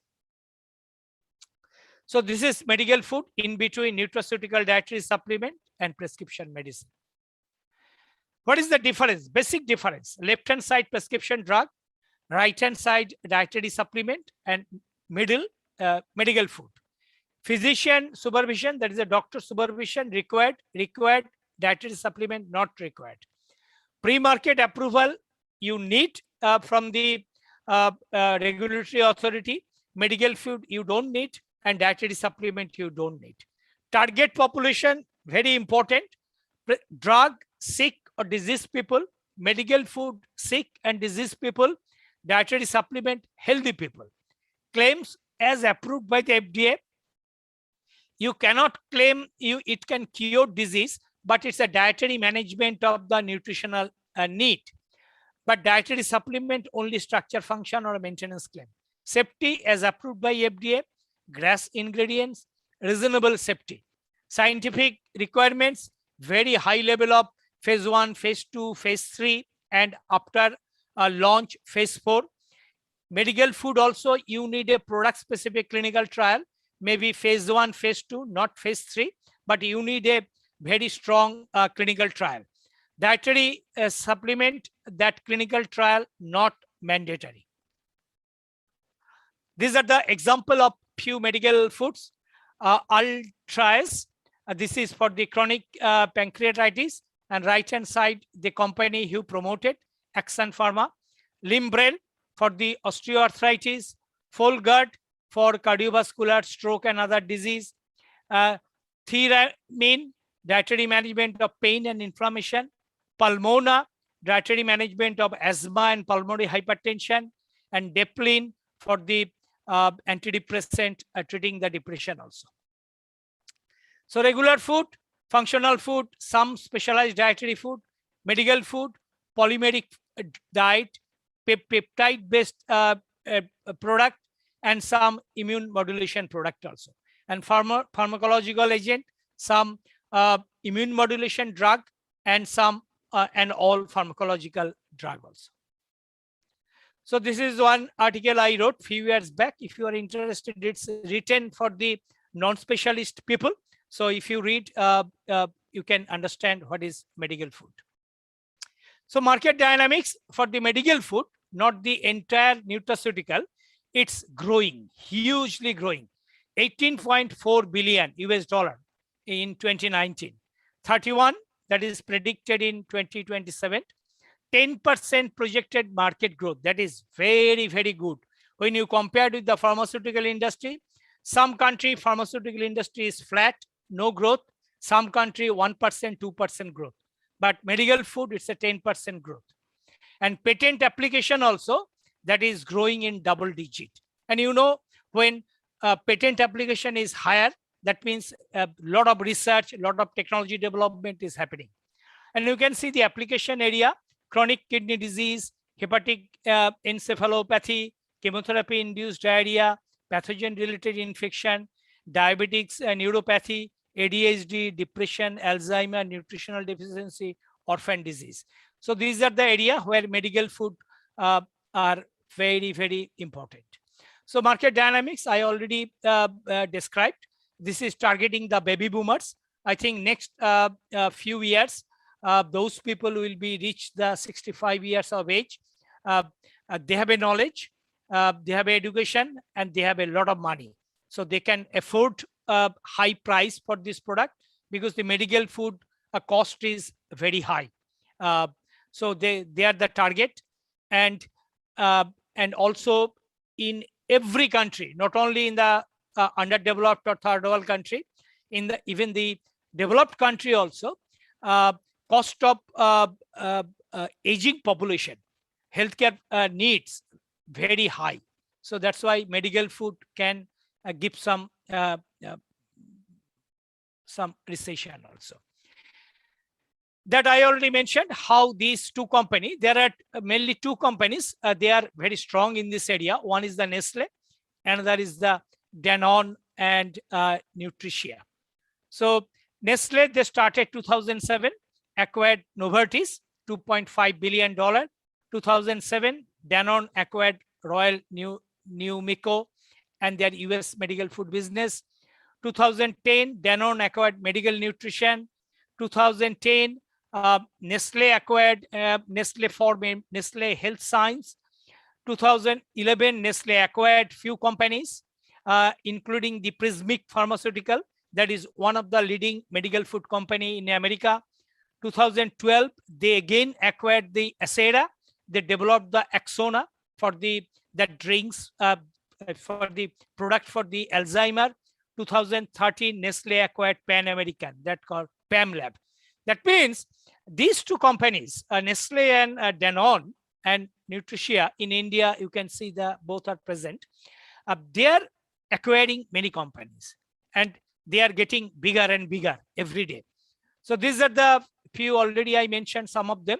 These are the patent number, brief description of the product, the company name, and you can see the filed patent in other countries. There are most of the Western country, they filed their patent also.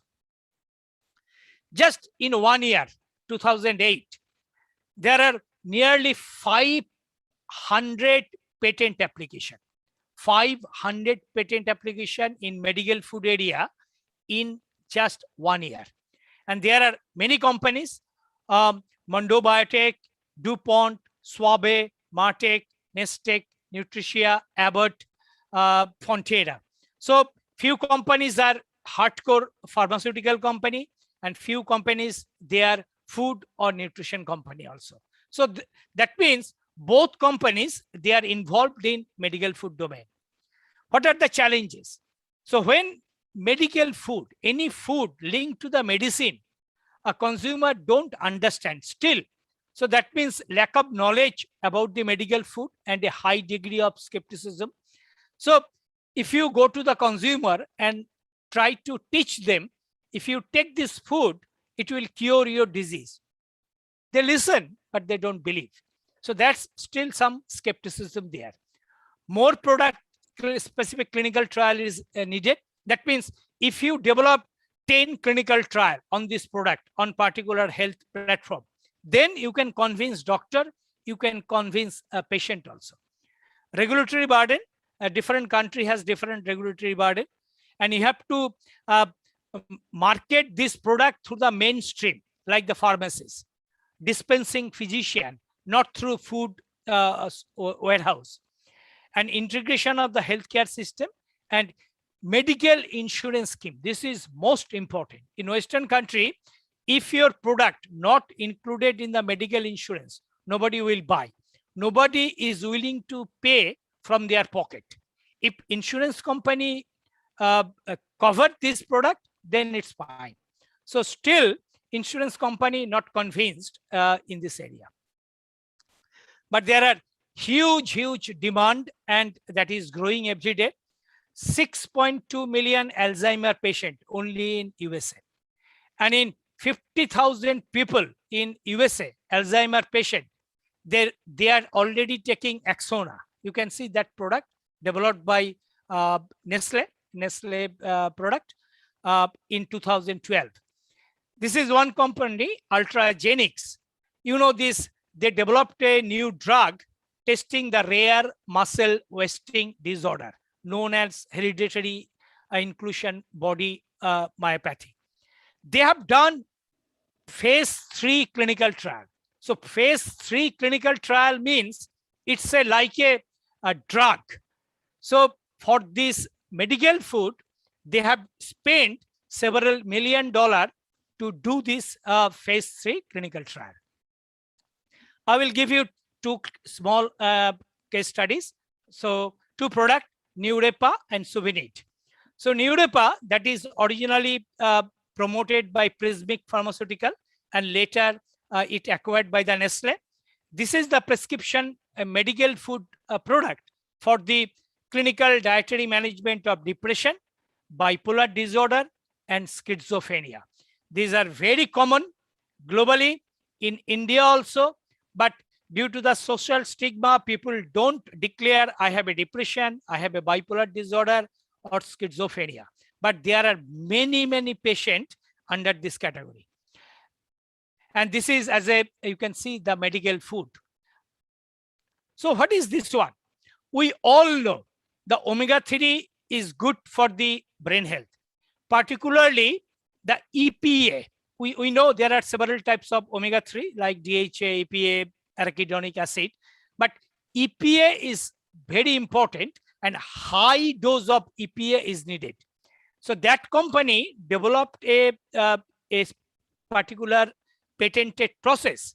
So they can develop a high concentration of EPA, that is 92% EPA in 1 gram of capsule. No other company can develop so far that high level of EPA in 1 gram. And they have done already a series of clinical trial in depression, schizophrenia, and that sort of area also. And that's why they got permission, and they are selling only through the prescription, not through the other channel. So if you're interested, they have done many studies in depression area, bipolar disorder area, and schizophrenia area. They identified what are the genes are responsible for this and how this gene modified with this high level of EPA. This product, I think it is present in India, but it is present in all developed country. It is a small shot, 80 ml shot drinks. It's a very nice different flavored drinks. The Nutricia or Danone, they developed and they launched few years back a new innovative drink for the dietary management of early Alzheimer's disease. So what is this? So they developed a patented product that is with high DHA, EPA, B vitamins and other cofactors, uridine monophosphate, and choline and phosphate for the dietary management of early stages of Alzheimer's disease. So they developed a unique combination of nutrients, as I mentioned in my previous slide. They called Fortacin Connect, and they patented this one, Fortacin Connect, and they have done 3 big clinical trials and 1 preclinical trial. So they have done 500 patients, and that is a good number, and they have done 12 weeks and 24-week study, phase 1, phase 2 studies also, and very, very positive results. So as I mentioned, the phytopharmaceutical, this is the new category that is approved in India, I think 2 years back, and maybe still maybe only few products are approved under this category. So this is not a dietary supplement. This is not a nutraceutical. This is under drug category. So it's a new category. The India's drug authority, CDSCO, they developed. That means, what are the characteristics? What is phytopharmaceutical drug means? Include purified and standardized fraction with defined minimum 4 bioactives or phytochemical compound. When you compare with the pharmaceutical drug generally 99.9% is a single purified product. When you compare with the Ayurvedic medicine or dietary supplement or herbal medicine, there are many bioactives, sometimes 15, 20, 30, and unidentified. But phytopharmaceutical, it should be a purified fraction of the extract and should have minimum 4 bioactive. And all bioactive should be chemically identified and should have some clinical trial and should be administered through the parental route, not through injection or that sort of things. So these are called phytopharmaceutical. That means if you registered your product under phytopharmaceutical, so doctor can legally prescribe this one. There are new category that is also approved in Australia also. So this is called assessed category, TGA assessed category. Previously, it was listed medicine in Australia and then registered medicine. That is high level. But now they introduced a listed assessed category. That means if you have solid clinical trial data, so you can register your product under listed assessed category with some high level of health claims. If you see, even in the Sri Lanka also, National NMRA, that is the Sri Lankan Regulatory Authority, they introduced a borderline product. That means if you have a product, that means you have some health claims, but it is not medicine, not even food. It is in border of food and medicine. So you can register under borderline product. But in that case, you will get some health claims also. So last two slides, I think daring to win 6 mantras. Technology, you have to develop a new technology. So that means you can deliver the best product for the best purpose. You have to develop a product strategy also. So which channel you will launch, whether you will launch in the online channel or offline pharmacy channel or both hybrid model, how you will overcome the regulation, because different country has different regulatory process. So you have to take care of this one. You have to develop a unique marketing, because you are not going to the common people. You are selling your product through the doctors or healthcare professional. That means your marketing strategy should be different. Supply chain, it should be, because there are like a pandemic or drought or flood. So that means that miracle ingredients you are using in your product. So the supply chain should be stable, and the deal making. If you are a phytopharmaceutical research company, that means you don't have any marketing skill. That means to bring your product to the global market, you have to tie up with the marketing company.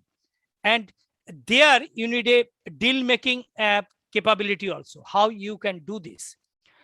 Last slide, the shift in the healthcare from the treatment to the prevention. And that is the all about pharmaceutical to nutraceutical, illness to wellness, or treatment to prevention, is encouraging clinician and patient to think differently about the health and disease, and creating momentum for the nutraceutical with the opportunity for pharma and food companies. Now after COVID, entire situation now changed. So people are thinking their health from the wellness perspective. They are not thinking their health from the disease perspective. And that's why this wellness sector is growing. And the you can see it is present in India also. That is the Jetia. It is a cholesterol lowering drug, but doctors are prescribing as a part of the wellness. So that means if you take this drug, you have to do a lot of exercise, and you have to take a good nutrition also. That means it's a combination therapy.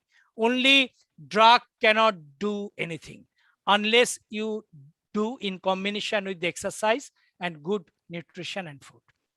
Thank you very much. So this is my email ID. If you have any question or anything, I would be happy to do this.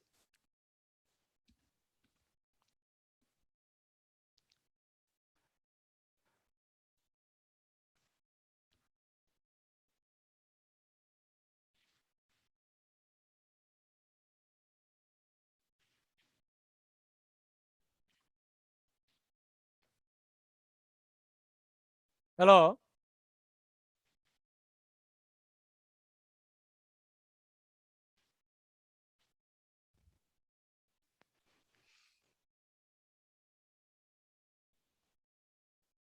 Can you hear me?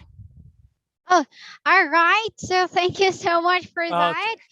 All right. Now May we call on, thank you so much for that. Now next keynote speaker, our second speaker, we have, he is a registered dietitian with 28 years of experience in clinical and therapeutic nutrition, certified bariatric and critical care nutritionist, diabetic educator, and nutrigenomics consultant, ESPEN LLL, certified in renal, onco, obesity, DM, metabolic syndrome, ENPN, pulmonary, pancreatic, liver disease, and sport nutrition, and Monash FODMAP, trained dietitian, Australia.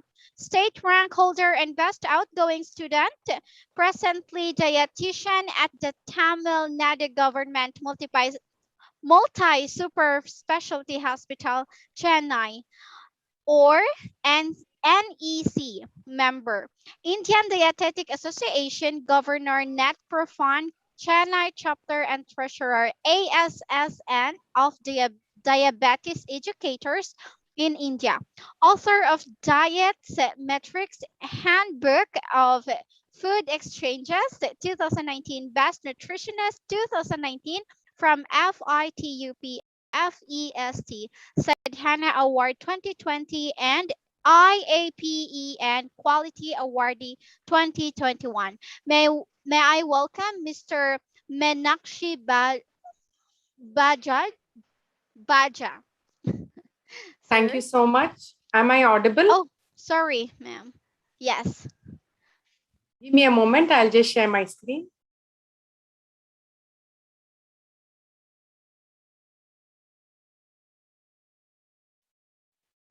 Is my screen visible and am I audible, madam? Is my screen visible and am I audible? Yes, madam. Yes. At the outset, I am truly grateful to the 4th ICFN 2021, the organizing committee, for giving me the opportunity to be talking to you on something very important, which is still crippling several thousands of lives globally: immunity, nutrition, and COVID-19. A special thanks to Ramya from Bioleagues for this opportunity. As you very well see, this is yesterday's dashboard. Even now, we have large numbers soaring when it comes to COVID-19 and death. Obviously, there is a part of it with recovery also. But unfortunately, we are all moving towards the third wave, at least in India. And I think different variants have walked in. So each variant has a different set of symptoms. But unfortunately, even now we are looking for a solution for COVID-19. So when we talk of COVID-19, we need to remember one thing. The only important thing which is troubling us is the immune system, which is dysregulated. There are several factors for the dysregulation, from chronic inflammatory status, like created by obesity, metabolic syndrome, poor glycemic control, any sort of infection, poor nutritional status. More than poor nutritional status, we talk of the term not nutritional deficiency, but we talk of the term nutritional inadequacy. Recently, the papers have been talking to us about nutritional inadequacy more than nutritional deficiency, and various other comorbidities associated with metabolic stress, which in turn dysregulate our immune system and increase the risk of COVID-19 exposure. When we talk of immunity, do we have an ideal definition for immunity? When we look at a patient with COVID-19, we see the T lymphocytes, the neutrophil, the ratio has been altered. We see a raise in the CRP, interleukin 6, interleukin 10, the LDH is raised, the D dimer is raised, all of them are raised. Now, even if you see in a myocardial infarction, you will find a raise in the LDH. You will find a raise in the CRP. If you find there is metabolic syndrome with poor blood sugar control and associated comorbidities, you will find CRP raise. Whenever there is insulin resistance, you will find CRP raise. So there are several reasons why there is a raise in the inflammatory markers. So do we have a right definition to tell us how our immune status is? Is it overlapping with inflammation? Yes, 100% it is overlapping with inflammation. In fact, when you see COVID-19 patients, when they're in their early stages of cytokine storm and opportunistic infections like secondary infections like COVID pneumonia have walked in, you won't realize. Ma'am, am I audible? Ma'am, am I audible? Yes. Okay. So when I was talking to you about cytokine storm and the patient is moved into cytokine storm with opportunistic infections like COVID pneumonia, you will see there is a steep rise in the blood sugars, even if the patient is a non-diabetic. This itself tells us that that inflammatory status has started dysregulating not only our immune system, which has further dysregulated our endocrine system. You know, a very recent experience on COVID pneumonia was the patient runs very high temperature. There is a dysregulation in the autonomic nervous system, but the temperature shows only in the thermometer, not when you touch the skin of the body to tell you that the temperature is raised. The patient complains of symptoms like myalgia or probably severe cough. And then when they check the temperature is way high, 102, 103. Now, this is the difference which COVID-19 has made. So many patients miss the bus in the initial days when they've already walked into COVID pneumonia, because some of them, when they do their CT scan day 1 of being tested of COVID-19, the CT lung is absolutely normal. The CRP is not so raised. Maybe the LDH and the D dimer may or may not be raised. But gradually, when the patient is progressing and not improving due to the poor micronutrient status of the system and due to gut dysbiosis, you will find that the patient within the 5th day or the 7th day, he has gradually moved into lung involvement with COVID pneumonia. The temperature, as I mentioned to you, there is a raise. The body temperature is raised, but the skin does not show there is a raise in the basal temperature. This is because the autonomic nervous system is dysregulated. So do we have a bedside test which tells us, yes, sometimes when we do check, we check our lymphocytes, they're a little on the low. And when you want to see that the patient is improving or no, apart from the symptoms, you also see the lymphocytes slightly gradually picking up. But then have they picked up enough to tell you that you're free from COVID-19? Now, what is the whole story behind the whole thing? You have malnutrition in one end. When I say malnutrition, I'm talking of both under and over. Whenever, in the low income status or in the group which is having access to food, but no enough knowledge to the right food or the right balance of macro and micronutrients, one lands up with deficiency in micronutrients, that is the hidden hunger, which is not visible to the naked eye. So sometimes, unless and until these deficiencies, nutrient deficiencies are so severe that probably, we see deficiencies associated with vitamins and minerals. Otherwise, when they're in their subclinical stages, we understand that vitamin A, beta-carotene, folic acid, B12C, riboflavin, iron, zinc, selenium, all of them have a role to play in immunomodulation. When they play a role in immunomodulation, as simple as if I take folic acid, there's nothing very big when I say you need to take folic acid in order to modulate your immune function. Folic acid, for example, if I take a beetroot, which provides almost 100 grams, or beetroots may provide plentiful folic acid. When it provides plentiful of dietary folate, it helps to improve nitric oxide production, which in turn helps to improve the saturation. That's the beautiful cycle behind the whole thing. So when we talk of neural tube defects, we think of folic acid. Similarly, we should start thinking in lines of each nutrient, how it plays a role when it comes to COVID-19. Obviously, as one of the former speakers did mention on anosmia with zinc, the first 2-3 days, you wouldn't even realize that you've actually walked into anosmia unless and until you're looking for a balm to help with your uncontrollable headache. And then when you apply the balm or some strong cooking is happening or some sodium hypochlorite has been sprayed all around your house because you've been COVID-19 and you don't get the smell, that's when it starts sinking that, oh, really, I'm down with COVID-19. Sometimes some of them do express such symptoms. Sometimes they do not. Even after the symptoms, sometimes we have enough research paper to tell us that 5 lakh patients in the UK, they had post-long COVID symptoms. Their taste and smell did not return back for months together. So this is some data. We follow this Bible called the NIN of Nutritive Value of Indian Foods by NIN, which is published way many years ago, which has been recently republished, relooked at, and revamped totally as Indian Food Composition Tables 2017, once again by NIN. What's the difference between these two books? These two books tell us that the micronutrient status of the food ingredients available presently in India, at least, are having a dip in their micronutrient status in the food ingredient.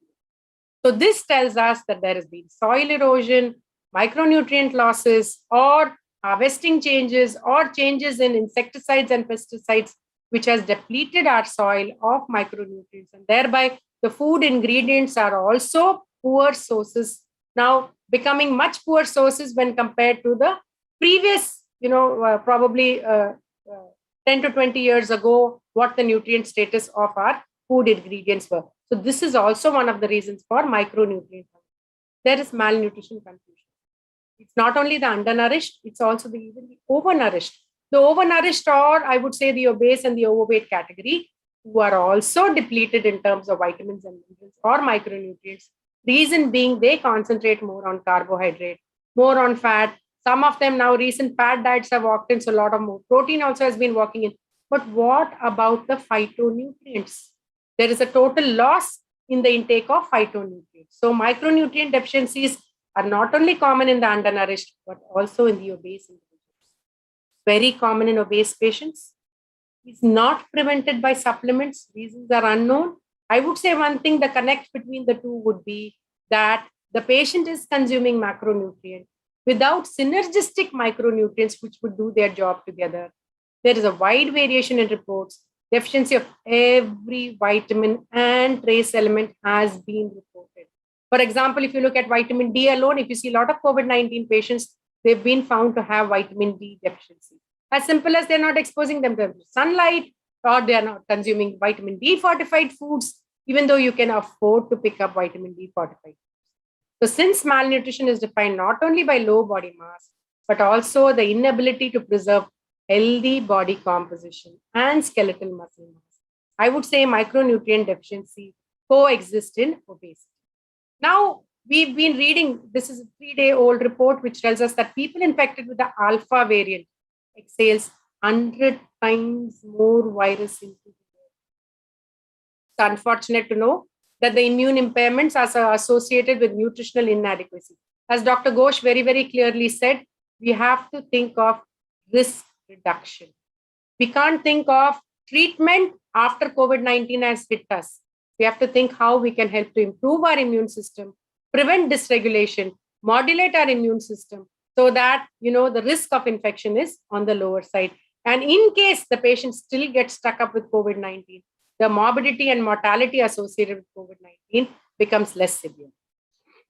So when we talk of nutritional inadequacy, we are talking of inflammation, oxidative stress, weakened immunity, gut dysbiosis. One needs to remember that our gut health is 80% of our immune system.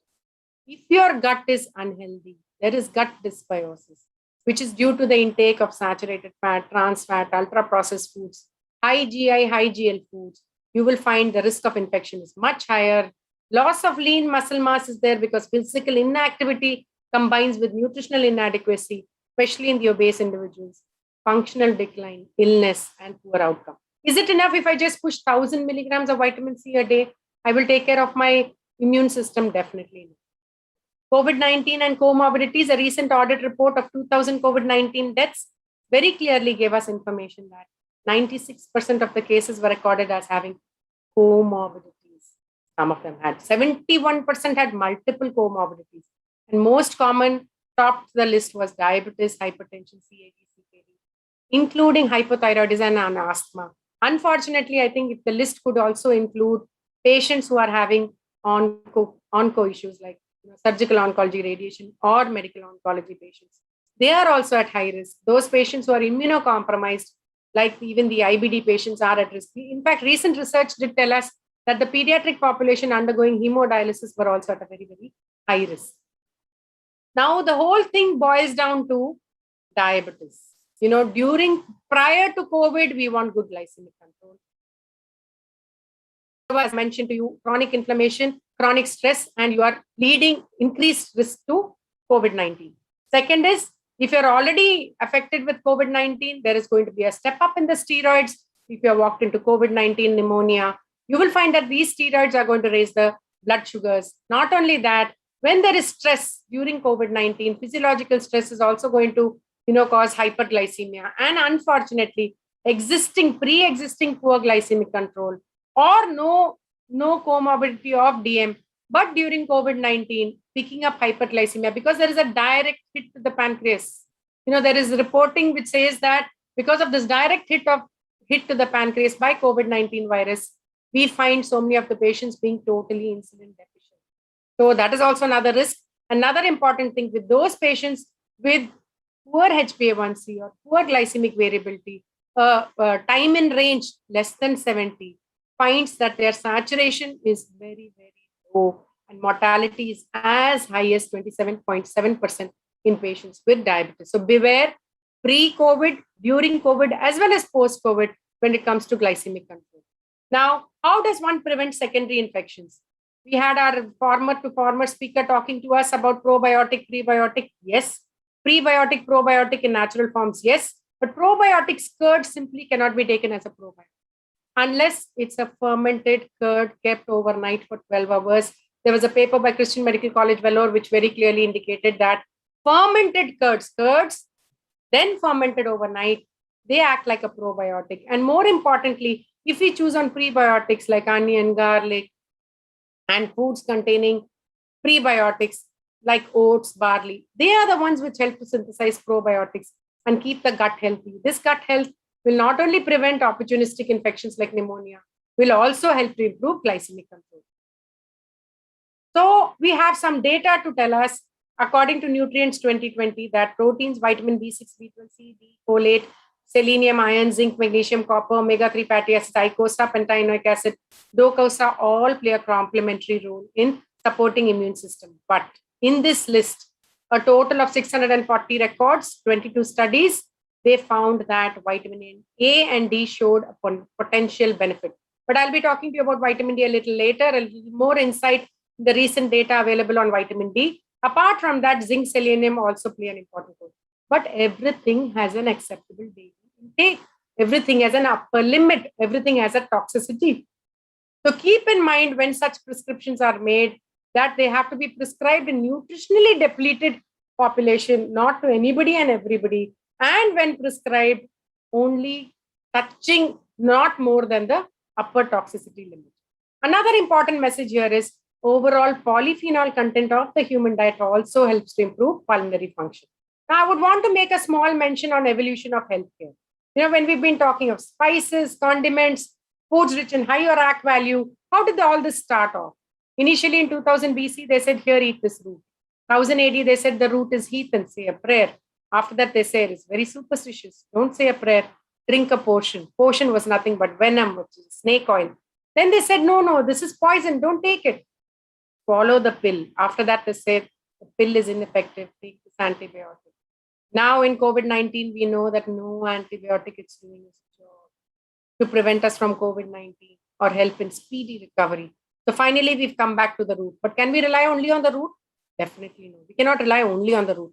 I've had so many patients who've been drinking a lot of these concoctions, herbal concoctions, not realizing they're having renal failure or hyperkalemia or some other complications associated with esophageal bleed, GARD, but consuming haywire n number of concoctions and landing up with hospitalization. So remember, whether it's the root, whether it's the pill, whether it's a supplement, all of them have to be based on evidence. It has to be based on assessment of the patient. It should be tailor-made. It should be practical. Now, foods which have very high ORAC value scavenge the free radicals. The foods which are having a higher ORAC value are the nuts, the ginger, the berries, as well as the moringa leaves or the drumstick leaves, which are too much spoken of, not only in India and in South India also. They have immunoprotective capacities. But as I mentioned to you, follow it with a pinch of salt in the sense that follow only the acceptable daily intake. For example, raw ginger is great to go, but not for GERD and gastritis. Garlic, when finely chopped, it should be kept for 10 minutes, only that allicin is available. But if you're having severe migraine or GERD, avoid raw garlic. Tulsi leaves can be consumed. They are great, but they're source of potassium. Not only that, in male population, there is some research to tell us that it interferes with spermatogenesis. So restrict the intake of Tulsi leaves when it comes to the male population. Black cumin seeds have very high ORAC value, but then they cause diarrhea in few patients. So take it with caution. Walnuts are great. They have to be soaked overnight in order to have the zinc to be bioavailable to make the phytate inactivated. Drumstick leaves are great. You take it in the form of a chutney, raw chutney. It gives you the vitamin C along with the other micronutrients and the fiber. When you cook it, it's going to give you another set of nutrients. Only thing it will be devoid of will be the vitamin C. Turmeric, whenever consumed, should be consumed with pepper. If you're going to consume more than 2 to 3 grams of turmeric per day, it is going to cause inflammation of the liver. Whenever you consume turmeric, as I mentioned to you, the curcumin in the turmeric will do its job only with the piperine in the pepper. And when it comes to cinnamon, it's great. But remember, you're not supposed to take the bark. You're supposed to take only the roll, and not more than 2 to 3 grams per day. And maximum upper limit is only 3 months, beyond which it becomes toxic. So after another year, probably you can get back to cinnamon again. Cocoa is great, but if you're going to take cocoa and plenty of sugar in your beverages, then it's going to worsen the glycemic control. Turmeric and basil, several new food products have been developed, but beware, if this is going to be prepared with refined flour, then the purpose of taking the turmeric and basil is lost. I think from young age, we've been reading about protein. So protein goes great when it comes to, reducing the postprandial hyperglycemia. To a handful of soaked nuts prior to your meal will reduce the postprandial hyperglycemia, will act as a second meal effect and blunt the postprandial glycemic response. Healthy gut, I think I've spoken enough. And when it comes to probiotics, we have some recent research to tell us that probiotics can inhibit cytokine storm, prevent both severity and occurrence of acute respiratory distress syndrome. And it can be used in high risk and severely ill patients. But it's important to understand that there is no RCT to tell us, to demonstrate the conclusive evidence that probiotics should be prescribed in high risk and severely ill patients and frontline healthcare workers, though we know probiotics do its job. The reason being probiotics, the strain, the strength, the quantification, type of probiotic, the patient where you're using the probiotic, all of them play a very, very important role. We understand probiotics are great, but there is no RCT to demonstrate conclusive evidence on probiotic supplementation in critically ill patients in COVID-19. This is Aspen 2020. Now, when it comes to probiotics, as I already mentioned to you, we can choose on foods like garlic, apple, barley, wheat, foods containing, soy oligosaccharides. All of them have prebiotics which help to synthesize probiotics. Further high quality trials are required to prove the benefits of probiotics in critically ill. This is recent evidence. Please follow the same. This is as per JPEN 2021. Vitamin A, we are aware of. It acts as an anti-inflammatory agent. Vitamin C, enough is spoken of. But remember, when you're going to take too much of vitamin C, it can cause hyperoxaluria.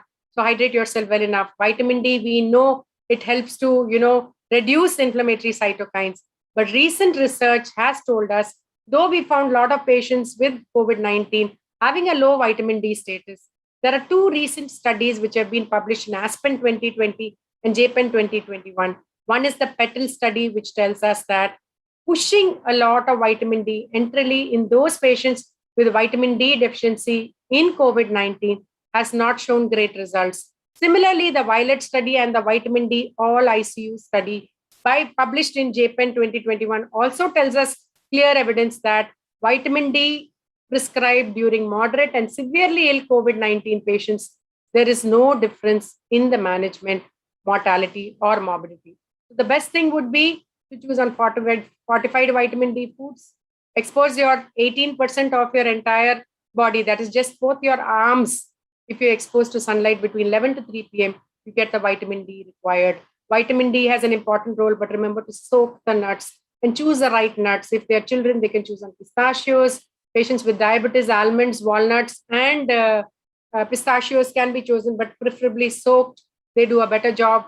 And most importantly, if you're a renal failure patient with restriction in protein, potassium, and phosphorus, you'll have to take the opinion of your registered dietitian. Selenium has a great role to play, but organ meat, is it the right source? Garden cress seeds cannot be used in pregnant women. Fish like mackerel, tuna are great to go, but remember, go with river water fish or lake water fish because they have less of dioxin. Zinc plays a very, very important role. Remember that whenever you consume a tablet with zinc, 23% is totally bioavailable. And there was a paper a few years ago which told us that zinc inhibits COVID, coronavirus, and RT virus RNA polymerase activity in vitro, and zinc ionophores block the replication but upper limit has to be kept in mind when you are prescribing zinc. So choose on, whole wheat, soaked soybean, soaked whole grams, which will help you provide the necessary zinc. Also, cocoa and nuts are a super source of zinc. Magnesium has a role to play with endothelial dysfunction in type 2 DM. Omega-3 fatty acids, choose the green leafy vegetables. Why do we think of only walnuts and pumpkin seeds and sunflower seeds? Why don't we think of green leafy vegetables as well as the whole grams, which will take care of other micronutrient requirements also? Keep the salt on the low, because once one patient is pushed into COVID-19, there is steroids. These steroids worsen poor blood pressure control. So keep away or steer away from ultra-processed foods. Always remember, medical nutrition therapy should be individualized, customized, and a signature diet has to be planned. Keep a watch on the portion control. For example, recently I had a patient with COVID-19 who was coughing continuously through the day and was taking as high as 20 lozenges to improve their cough, and landed up with hyperglycemia, forgetting that it's a source of simple sugars also. Remember the food order: first the fiber, protein, and then the cereal portion, which will keep the postprandial blood glucose well under control. Sometimes sipping just warm water need not be a herbal concoction or a green tea or anything else. Just simple warm water will keep you moist and reduce the cough and the irritation associated with COVID-19. It is a very tough phase where you're mentally challenged, physically challenged, and financially challenged.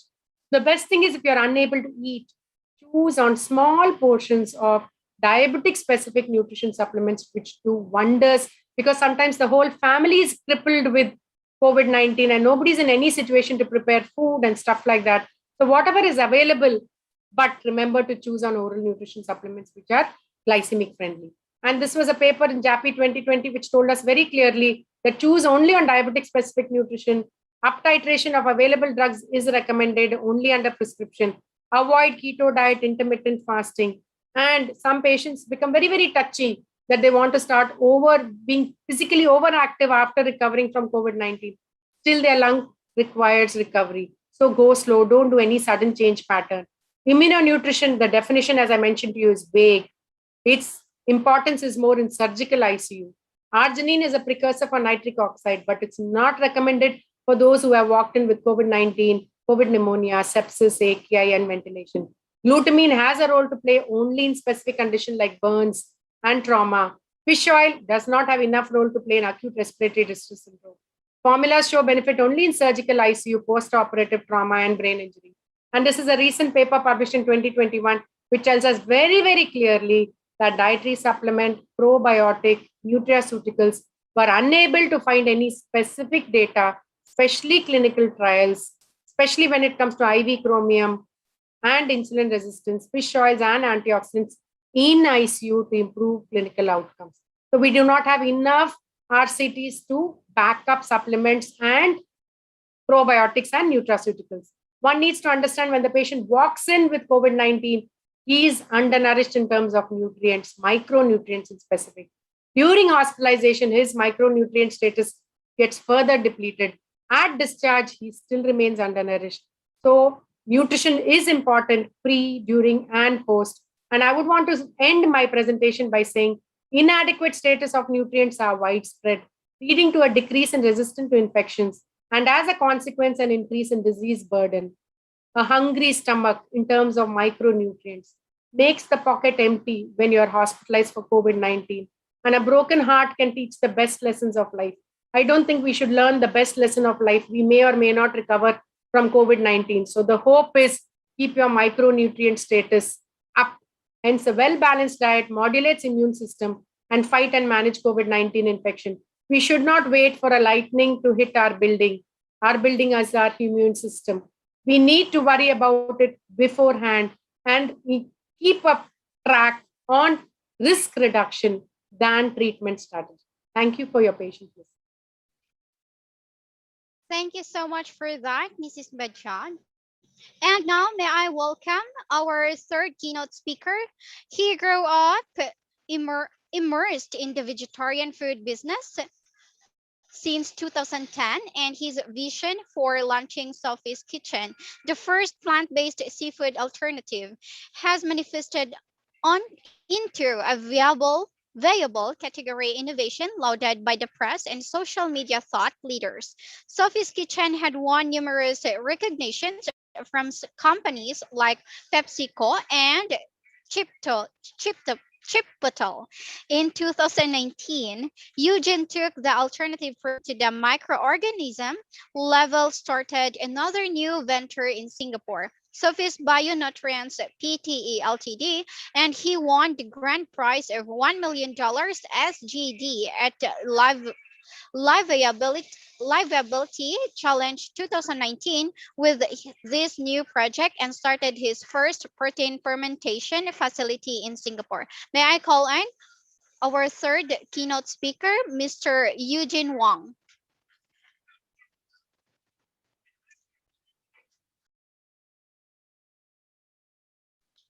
Hello? We cannot hear you, sir. Can you please turn on your mic? Can you please turn on your mic? Okay. All right, I can now. Yeah, I was not able to unmute my mic. Sorry about that. So, hi everyone. Good morning, I suppose, or good afternoon already. I don't know what time is it over there. But anyhow, my name is Eugene Wan. I'm the co-founder and CEO of this company called Sophie's Bionutrients. Let me start by sharing my slides, and I hope you guys can see it. No answer, I take it as you can see it. So, just like the introduction, I was born and grew up in Taiwan. My family, we've been 4th-generation Buddhism and been making plant meat for 3 generations. You can say that I spent my whole career pretty much making plant meat. So I got a lot to say, and I observed this protein market for a long time. So I got a lot to say, a lot to think, a lot to talk about this market. So today, I want to start off with this macro issue. We were talking about immune system. Now we're talking about the global immune system. Now, the first thing I think a lot of you guys know is that the protein consumption is on the rise and nonstop. I never been to India, but I heard that the same thing applies in India as well. Previously, there are more vegetarian population in India, and now more and more part of the country, people are choosing to eat meat. Because why? When you have more disposable income, you tend to choose a lot more meat and seafood to be similar to the kind of Western lifestyle we're admiring. And this actually creates a huge problem, especially just like the United Nations calls out quite a few times already. By the year 2050, we're gonna have a lot of people on this planet, especially the protein production, which is the most critical food production issue that we're facing today. You can produce a lot of carbohydrate very efficiently without any problem. You can possibly produce a lot of cooking oil. But the protein, especially since we're still relying mostly on animal protein, the production of it is actually putting a lot of pressure on our ecosystem, Now, with more population coming up, all these issues will mushroom up, and I think a lot of you folks are pretty familiar with this picture. Now, you possibly understand it, you just don't understand the gravity, the severity of these issues. Now, the critical issue is, with all the people coming up on this planet, with all the havoc we're doing on this planet, and plus the global warming, question is, how much land will be left for our food production? Now, if the world continues its way and still relying majority on animal farming or aquaculture to get its protein, well, this is my calculation. This is how many animals we gonna need down the road in the future. Now, I was told many times, I apologize, this is not the first time I did similar presentation like this. If you listen to my pitch the second time, I apologize. But over the years, when I talk about this, I got a lot of people coming over and say to me, hey, Eugene, I think your numbers are still low. Now, no matter how low or how big you think these numbers are, question or problem is that, according to my calculation, we will possibly need another 1 at least, or even 2 more planet Earth to make everybody, and including the animals that we're raising, to live comfortably as we are today. And that's, I guess, why Elon Musk is launching his Martian project. Now, you may say to me, hey, Eugene, what happened if everyone become vegetarian, or better yet, even vegan? Can we rely on industrial agriculture to feed all the people into the future? Well, like I said, maybe you can do that with the carbohydrate, but protein is really a problem. You know, no matter what you grow, using the modern day agriculture, biodiversity is the first thing going to be sacrificed. I was in an accelerator program in New York City. There is a guy from Mexico selling this heirloom tomatoes. And I said to the guy, hey man, what the heck is heirloom tomato? He said to me, when he was kid, his grandma told him that when she was kid, there are a lot different more varieties of tomatoes in the market, and they are all very delicious. So he dived down into this issue. How come in the supermarket today, a lot of these tomatoes are gone? What happened is that he found out, thanks to the modern day agriculture, thanks to the name of efficiency, a lot of the tomatoes or corns or whatever crops we used to grow in the farms are gone, and replacing it are just a few varieties that can grow very fast, that can grow very efficiently. And so that's the reason why going to any supermarket, grocery stores in the world today, you won't find 20, 50, or even 100 different kind of tomato. You will just find 1 or 2 or no more than 10, possibly even just 5 different kind of tomatoes or whatever crops you're buying. So biodiversity is a serious issue.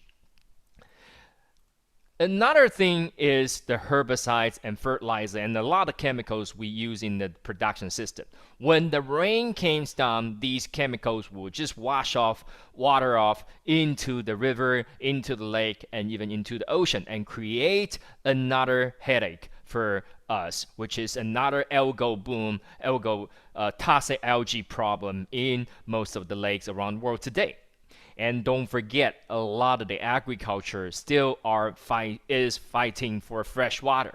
And so if we rely too much on agriculture, where are we going to get more fresh water with the global warming keep rising and nonstop? And not to mention that in the name of efficiency, we as a human being, as a society today, are introducing more and more GMO crops. And as you can imagine, with the global warming, with more people, more efficiency needed, this GMO thing will just keep increasing, keep happening, and nonstop. So the last but not least important and very devastating things about agriculture is the fact that just like animal farming and even aquaculture is that it still needs space, and especially wonderful weather space. And thanks to the satellite we're having around the world, around our planet Earth today, we finally see the truth. Now, I especially want to point out this research because that a lot of folks that I talked to over the years, they are still in doubt about deforestation. They still think the world has a lot of forests to keep us cool, to keep us sustainable. Well, this is a research done by a professor from University of Maryland. He compared all the satellite images going back all the way to the 60 and compared to the recent day. And this recent day, I remember correctly, if I was 2015. And the red part represent the tree loss. And just look at the picture. Every time I look at it, every time my heart was saddened again. It was really sad to see this picture. Can you imagine we can keep on doing this to feed more people? No, no way. So that is why bringing to this topic, what is actually the future of our protein, especially our protein production? Well, this is where I propose this revolutionary new idea that a lot of the fellow entrepreneurs like myself are proposing, bioprocessing. Bioprocessing is a term previously only reserved for pharmaceutical and nutraceutical industry. It is using a bioreactor, pretty much like the one on the upper right-hand corner that you saw pretty much like a fermentation tank to grow whatever nutrients you need or whatever active ingredients you need. Now, what we're proposing is that from this point on, let's try to use this type of technology to grow not just pharmaceutical ingredient, not just nutraceutical ingredient, but also possibly our foods. Why? Well, because simply put, this is the bioprocessing process. As you can see right here, it gives us quite a bit of flexibility in terms of, number one, starting from the beginning, what type of cells you want to grow. So right here, you can choose to grow, say, for example, the cell-based meat and seafood technology. They choose to grow, what I love to use is the word zombie cell, taken from the animals or the seafood, and then put it in the bioreactor to grow it, and then isolate it or however put it together to make it into a piece of meat or piece of seafood. Or in our case, using the microorganism, in our case, microalgae, we select the type of microorganism that is fit to grow in the tank. We then grow in the tank and then isolate the protein that we need to make different kind of food. So this basically is what the bioprocessing technology is about.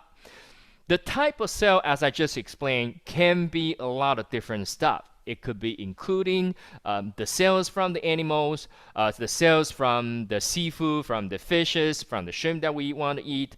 It could also be the cells from a lot of different type of microorganisms. So there's a lot of flexibility for you to grow that you can pretty much replace whatever protein production system that you're growing in those systems today. Now, the benefit of using bioprocessing may not sound very clear to you, and this is the reason why I want to put it out right here to tell you why we think bioprocessing, not only it is important, it is also very good, very beneficial for our future generations. Well, the first thing is that using bioprocessing, the waste stream, the whatever chemicals you're using in the tank, just like the picture showing you on the right, can be easily directed to be processed in another contained and controlled area before it was discharged into whatever natural systems you want to discharge these waste streams to. Now, with the conventional way of food production, especially protein production systems, these are not possible. These waste streams are just like the picture on the right. They are kind of spray in the air or spray in the soil. Whatever, be it the fertilizer or herbicides or the animal's manure, it all just run to the natural soil directly or natural water directly.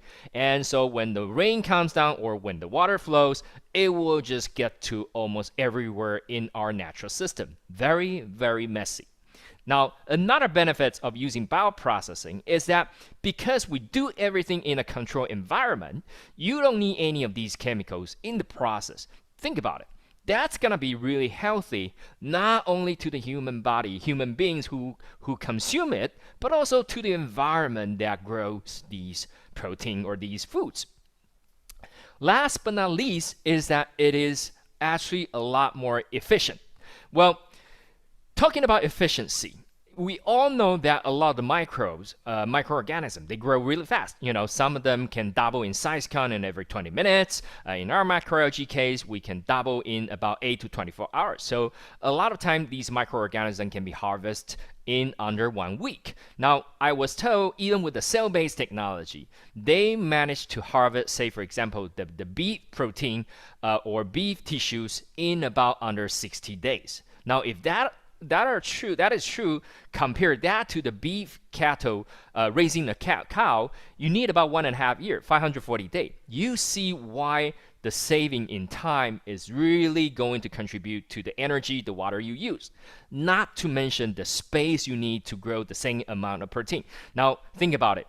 You need to have a lot of space for a cow to move freely so that you can grow them well. Now, if you grow everything inside a tank, just like our microalgae, you can harvest a lot of protein in very tiny little space. And space, especially for us here in Singapore, is so true that it equals money. Now, so reviewing all these benefits that I'm telling you, using bioprocessing, not only it is easily scalable, it is efficient, it is low energy, it is low pollution. And that will all contribute to this very important final feature of this technology, is that it will limit any price fluctuations in the future. As we saw ever more clearly, especially during this pandemic, because of shipping, because of the global warming, the food commodity pricing index has been fluctuated very violently in the last few months.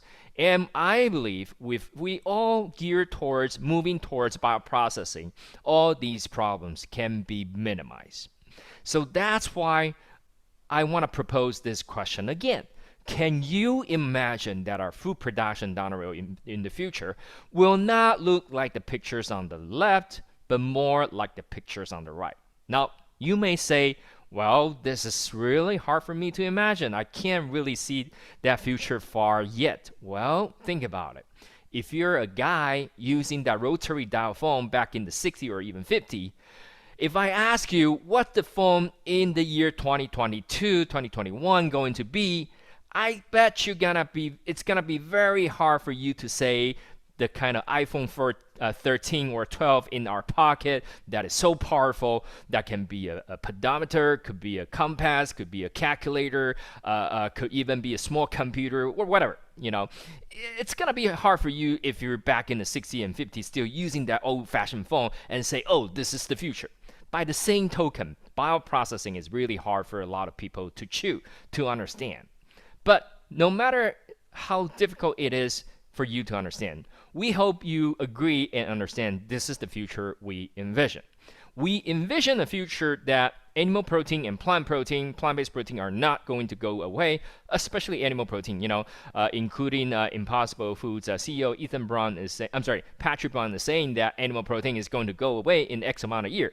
Well, honestly, we don't think so. We think animal protein, there's still going to be people who still prefer animal protein coming directly live from a live animal. So that is not going to go away. And because of all the issues I've been talking about previously, they're gonna be very, very pricey. So that's why they're sitting on the top, and followed by the plant-based protein. They're also going to be expensive, somewhat expensive, because also the reason that I've been talking about, they still need a good weather, good soil to grow. And good weather and good soil are going to be very hard to come by in the future. Followed by the cell-based culture, meat and seafood technologies, and followed by the microfermentation technology, which is just something we're developing. Now, that's why I think bioprocessing is going to be the future, because we're going to help conquer or prevent a lot of the space issue, a lot of the weather issues that we're talking about when it comes to food production, or more specifically, protein production.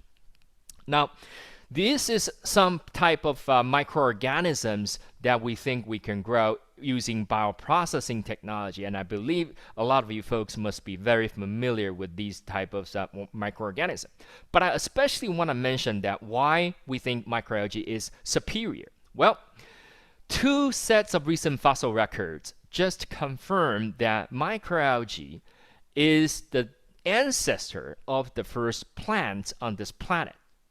It is also the ancestor of the first animal on this planet as well. So you can pretty much say that microalgae is the genesis of all the living things on this planet. That is the reason why we think microalgae is such a nutritious microorganism we should use to make our foods. And looking at this chart, I don't need to tell you more, and I think you can get the picture, get the idea why we think microalgae really needs to be promoted to the world, and for more people to have easy access to this very nutritious microorganism. Now, the last part of my presentation, I want to spend a little bit of time to talk about how are we going to serve these new type of protein in our daily staples going into the future. Now, we all possibly, a lot of you folks, I suppose, understand that whole cut meat or whole cut seafood so far is still not possible to be duplicated using the alternative protein technology that we're developing using the bioprocessing. If you understand that, you know, I mean, the whole cut meat and seafood has a lot of issues duplicated using the bioprocessing technology, is because that, you know, the texture itself is a very, very big issue, as you can imagine. And on top of that, flavor is another issue that so far the technology that we have at the moment cannot overcome. So this whole cut meat and seafood is still hard to simulate using the technology that we're talking about today. However, processed food, especially processed meat or processed seafood, will be very easily to incorporate a lot of these new protein that we're talking about here previously, especially in my slide, in my presentation. Why? You know, because think about it. You know, these processed meat, you need to have a lot of other ingredients together with the protein. And so that makes it a whole lot easier to come up with a texture and even a flavor that is more readily, easily acceptable to the consumers. And so that is the reason why we think in order to incorporate the alternative protein more easily to consumers' daily life, processed food really should be the future. Processed food really should be used a lot more in order to incorporate more alternative protein into people's daily diet. Now, by doing so, one of the key concept I want to mention is about this hybrid concept.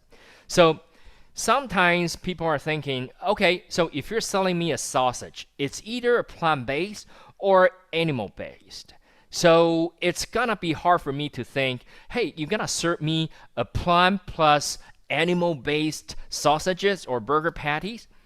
Right on. That's exactly what I'm proposing right here. What I'm saying is that in order for people to incorporate more of these new protein, because obviously, as you can imagine, the more consumption we can stimulate, the more products we can produce. And with more products we produce, the pricing will come down in the future. And that's the only way to encourage more production and more consumption. So think about it. If we can make a sausage that is predominantly made with the new alternative protein that I've been talking about in the presentation so far. However, it is flavored with some of the animal flavoring that people are used to. Or even better yet, it incorporates some of the fat from the animal or some of the protein from the animal. Do you think this type of sausages or burger will be more easily acceptable to the majority of the meat eaters or the meat loving consumers?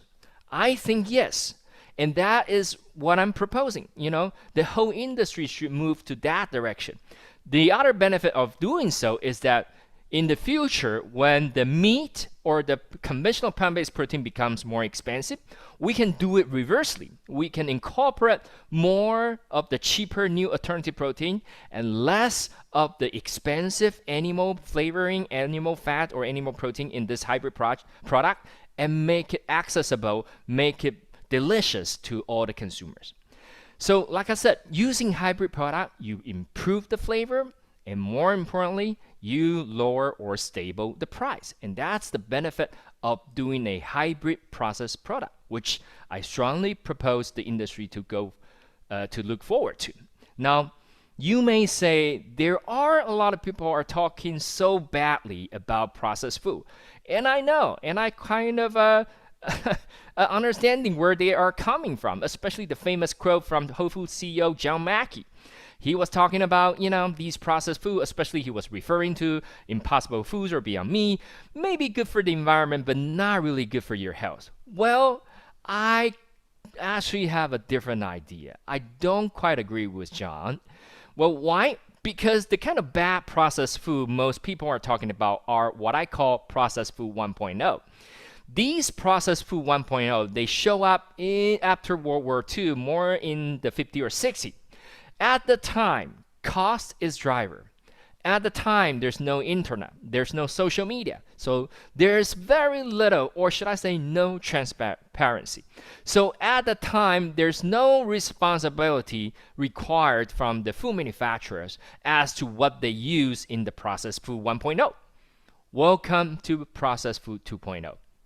represented by the like of Impossible Foods and Beyond Meat. Why I think they're different? Well, because they're processed these foods for a very noble reason.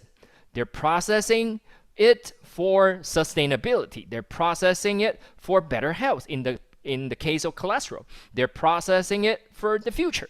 So we really should support it. And on top of that, I really think there is quite a good degree of transparency. Why? Because the mobile phone you have in your hand, the social media online, the internet, the netizen, the internet community, if you do something fishy, if you do not disclose something you have to disclose, watch out. The whole world, the whole consumer will come after you and you will be labeled. So that's why I think transparency, responsibility is actually a must in the processed food 2.0. So that is also the reason why I hope the whole world really should support and really should understand the new generation of processed food, especially processed food 2.0. And with that, I conclude my presentation. I hope you learned one thing or two, especially with my very unique value proposition after years of exposure in the industry. And I hope you enjoy my presentation as well. Thank you very much. Okay, all right. So thank you so much for that, Eugene Wan. Oh, now let us proceed to our fourth keynote speaker. And she is a qualified nutritionist and dietitian for the past 15 years, a 2-time gold medalist in the field of nutrition. And she is also a qualified diabetes educator and diabetes pump trainer, specializing in the field of diabetes. She claims to have a normal blood glucose in diabetics with the right diet to avoid diabetes complication further.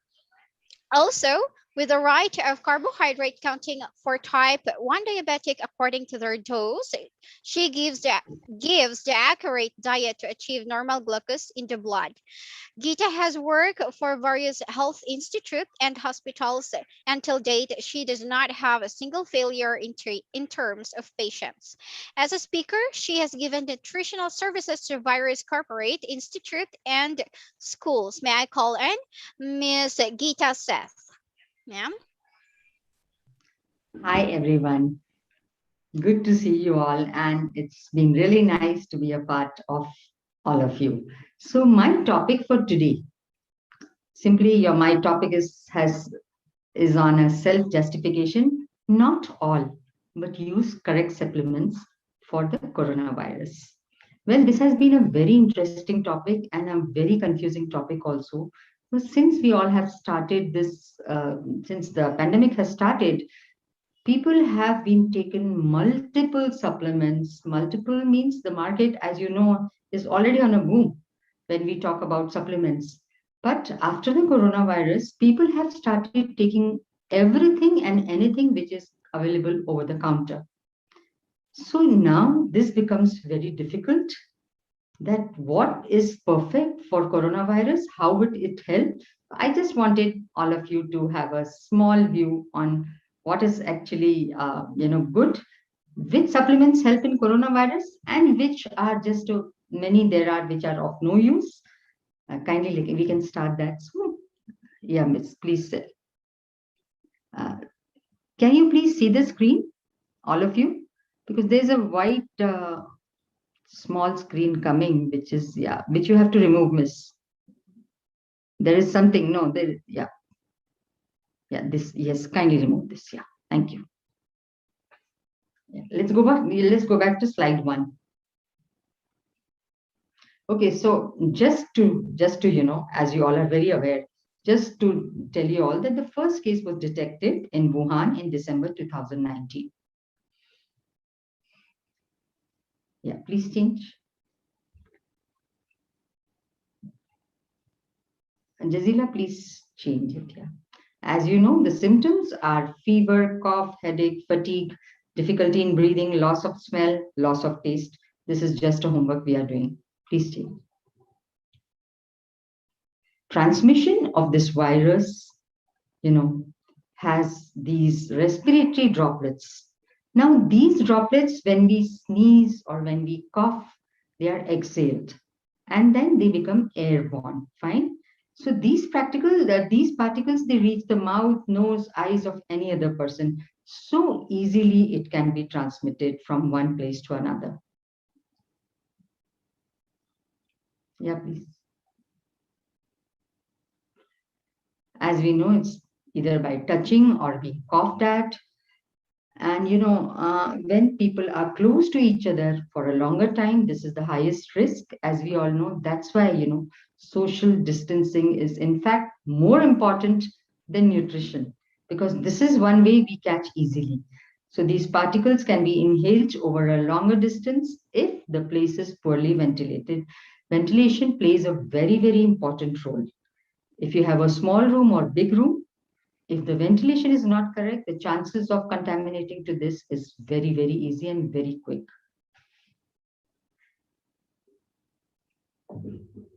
Please change, Jazil.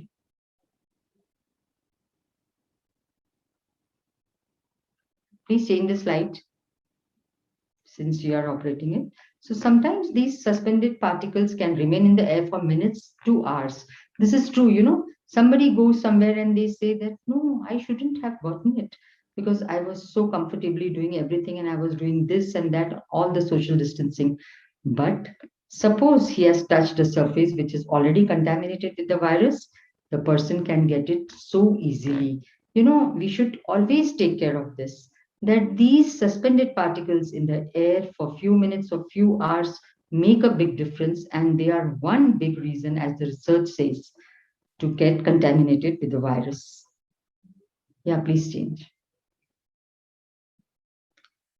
Okay, so let's come to this, small thing, which is our immune system. So the major players of the immune system are those T cells, as we all know, who can detect the virus and they start attacking. And then comes the marker T cells, which mark the cells which are harmful to the body. And then come the killer T cells, which destroy the infected cells. This is the general immune system which is followed in every body. I mean, it's a it's a very simple information, but how it's important, I'll just tell you. Please change.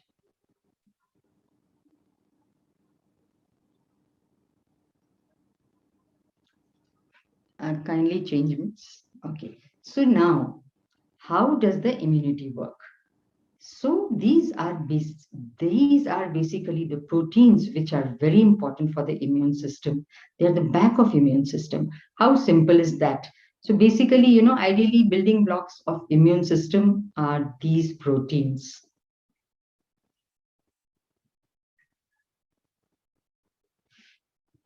Please change.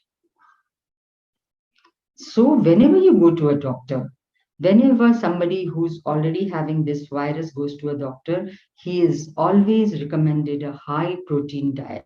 We just spoke about proteins in the last, with the last speaker. So proteins make a very, very, they are very important for us. They enhance the immunity, means we should always have good high protein diet. Such a simple thing. But the moment your protein is not good enough in the body, it is not going to help you in the virus getting away. Yes, ma'am. So ideally, we require how much? 0.8 grams protein per kg body weight. This is the generalized thing, but here we should go up to 1.2 grams protein per kg body weight, only because a high protein is going to enhance our immunity. Next, please. The important supplements. Out of all the over-the-counter supplements, when people just buy blindly, it has been proved that zinc and vitamin C reduce the duration and the severity of the infection in the body. It has been proved. So zinc and vitamin C must be taken in higher amounts. Yeah. You can see the vitamin C enriched foods which should be eaten regularly to boost our immunity and fight against the bacteria. So we can see the sources. There are fruits and vegetables, citrus fruits, and many other vegetables which you can find everywhere, these sources. make use of them, eat them in high quantity. Yeah. Zinc also plays an important role, which is in sesame seeds, in white grams, in cereals, in pumpkin seeds. This helps increase our immunity. Again, zinc. Thank you.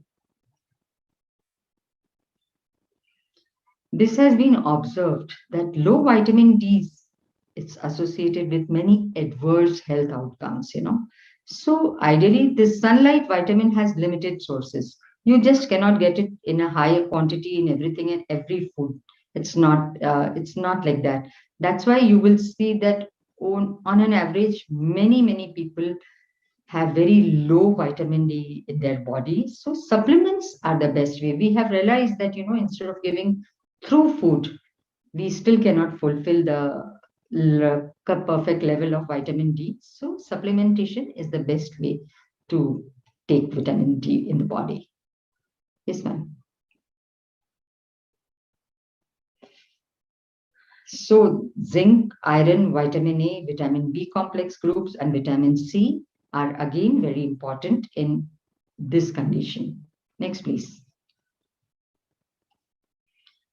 Well, micronutrients are critical for our well-functioning immune system. They play a vital role in good well-being, but please remember that no micronutrient can prevent corona. So don't get fooled by the over-the-counter sale of many micronutrients that this is going to help in corona and that. Nothing like that. No micronutrient can prevent this. Please remember this. Next, please. Also, this is on a boom. The herbal teas, the herbal supplements, none of them can prevent coronavirus. Please remember that. None of them can prevent or help directly. Next, please. Ginger, garlic, turmeric, which have given a lot of acidity in so many people. I see so many people who have developed a high acidity and after they have taken care that what they should take in coronavirus. See, these have anti-inflammatory properties. That's how it helps in our body. It helps in our lungs. It helps in a better breath. So we think that no, this is directly connected to coronavirus. It is not. These anti-inflammatory properties, they cannot prevent coronavirus. They help in the body to breathe better, to have a better feeling because of its anti-inflammatory properties. Next, please. Keep your immunity high. Otherwise, a compromised state of body already dealing with metabolic syndrome. So these metabolic syndromes are diabetes, blood pressure, cholesterol, the bad lipid profile report where everything is up and down. So they weaken the body further. And thus, the body, it's more difficult to deal with coronavirus because it's already dealing with other things and it's already into a compromised state. So remember, people who have all these, they must take care. The first thing is prevention. The second thing is that if they have it, they must take more precaution to take care of all that. Next, please. Obesity has again proved to be not good in fighting any kind of viruses, not only corona. So, as you know, the symptoms of obesity are breathlessness, increased sweating, back and joint pain, trouble sleeping and snoring, fatigue, weight gain, varicose veins. They all add to your body as a big, all these things, they add to the body. They give more problem in dealing with the normal things only. So how about corona coming in? All this you're dealing with. There's a high pressure on the body because of obesity. So in general, please stay away from obesity. Next, please. Okay, so you should take care of the glucose levels, the body temperature, the pulse rate, the respiration rate, blood pressure, fluid balance, oxygen saturation. Take care of all these body parameters if you want to stay away and you want to get rid of coronavirus as quickly as possible. Next, please. Sleep is directly connected to good immunity. Remember, if you are not sleeping well and you have taken any kind of supplement, it doesn't help. Exercises Exercising is another important thing which helps in directly to our immunity. We have better energy, we have sharp concentration, we have better sleep quality, it improves our physical memory. So exercise and sleep play a very vital role in keeping our immunity high. Next, please. As we know, sleep well is directly connected.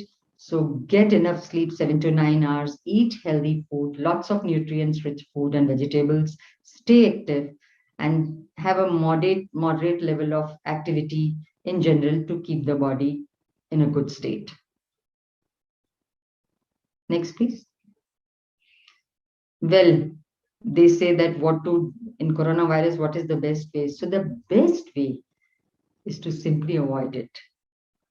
Just see to this that you're following all the parameters where you don't get it, because once you get it, everybody behaves very differently with this virus, There are many examples where not two people are same when they have this coronavirus. So it's just something very unexpected. So of course, have social distancing, washing hands many times a day, and isolating yourself when you're sick have become of prime importance. In spite of this, that they look all a small thing, but they play a very big role. Next, please, ma'am. Use the sanitizers often. Keep your rooms and surroundings well ventilated. Follow social distancing norms. Coughing in a tissue can prevent these conditions. Next, please. Now, they say that certain Ayurveda products as tulsi, cinnamon, turmeric, they have an effect on coronavirus. It is again because of the anti-inflammatory qualities. The pores inside, everything is when inflamed, the body doesn't work well. So these things, they have their anti-inflammatory qualities. You can take them, but not thinking that it's going to prevent or help in coronavirus directly. Yeah, next, please. Well, you can see how to eat well during the COVID. Now, buy food with a longer shelf life, even if it's fresh or frozen. Keep the food inventory, plan your meals, don't share eating utensils, wash hands before and after cooking and eating. Next one. That's it. So here we have described that how the nutrients and the food helps in coronavirus. There is no direct connect, but yes, a healthy body can manage every virus well. Thus, the corona is also well managed. Thank you so much.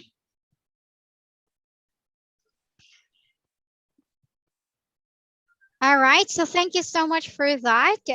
Now, our fifth keynote speaker, after 2 decades working for some of the biggest names in the agriculture and food industry and a successful entrepreneurial career as the founder of one of the leading food ingredients businesses in Asia.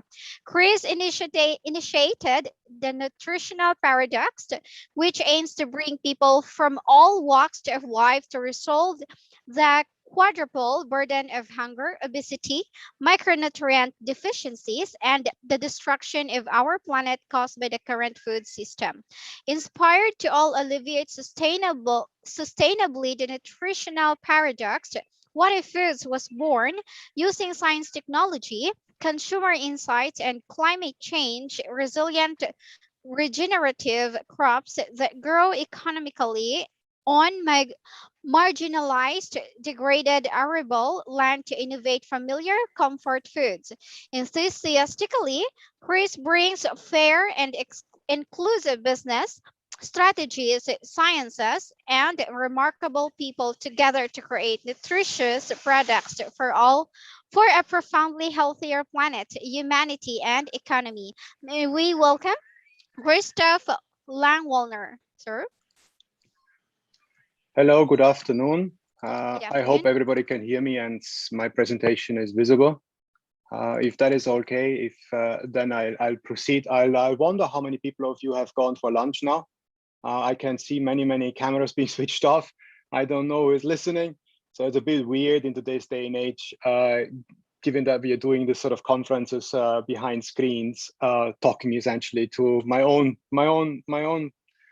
computer here. However, I try to do my best. I try to give you a bit of a flavor as to how we approach the current crisis. I've been listening into the last couple of keynote speakers here patiently and with great interest. I hear a number of approaches that go from emerging crisis of coronavirus and its treatment and the problem that we have on a global basis with regards to the agri-food system. My presentation focuses essentially on what we call a regenerative approach to it. And with no further ado, I'll dive into and I'll give you a flavor as to what we are up to. My first slide here says very casually, our food system is broken.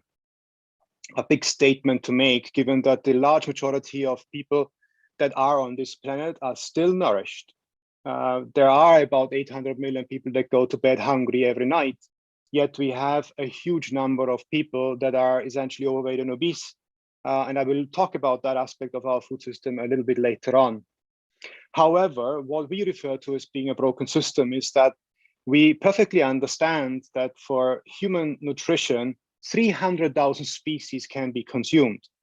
Yet over the past, let me say about 200 years or so, the agro-food industry has consolidated its supply to just a dozen of crops and 5 animals to supply more than 75% of all food that is being consumed on a global basis. More shockingly, the top 3 crops, that is rice, wheat, and corn, supply more than 60% of all calories that are being consumed. Now it goes without saying that this comes at a huge cost of biodiversity. And before I go to the next slide, I just want to quote a gentleman that is known as Mr. Nathan Werewood, who has been the chief technology officer of Microsoft, and Bill Gates has called him as the brightest brain on the planet. He said, we are living today in a day and age where specialization is being rewarded, yet it comes at a cost because we know more and more about less and less until we know everything about nothing. That quote to me is very, very powerful because it underlines the root cause of the problem, that is that we just don't appreciate biological systems anymore. We don't appreciate the complexity of our gut system, our microbiomes on our skins, in our bodies, let alone the microsystems and the biological systems in our soils and in other habitats. So I want to go and take a little bit of a deep dive as to what we mean in more detail if we talk about that the food system, the agri-food system is broken. With that insane consolidation of this just 12 crops and 5 animals that produce more than 75% of all food that is being produced, we produce a number of empty calories. A backside of an envelope calculation tells me that today, as we are speaking, we already produce enough calories for 10 billion people. However, we are barely succeeding in feeding those people that are on that planet because A, we are wasting too much, both from the farm to primary processing, as well as in fridges of consumers, as well as retailers. We're just losing too many calories on the way.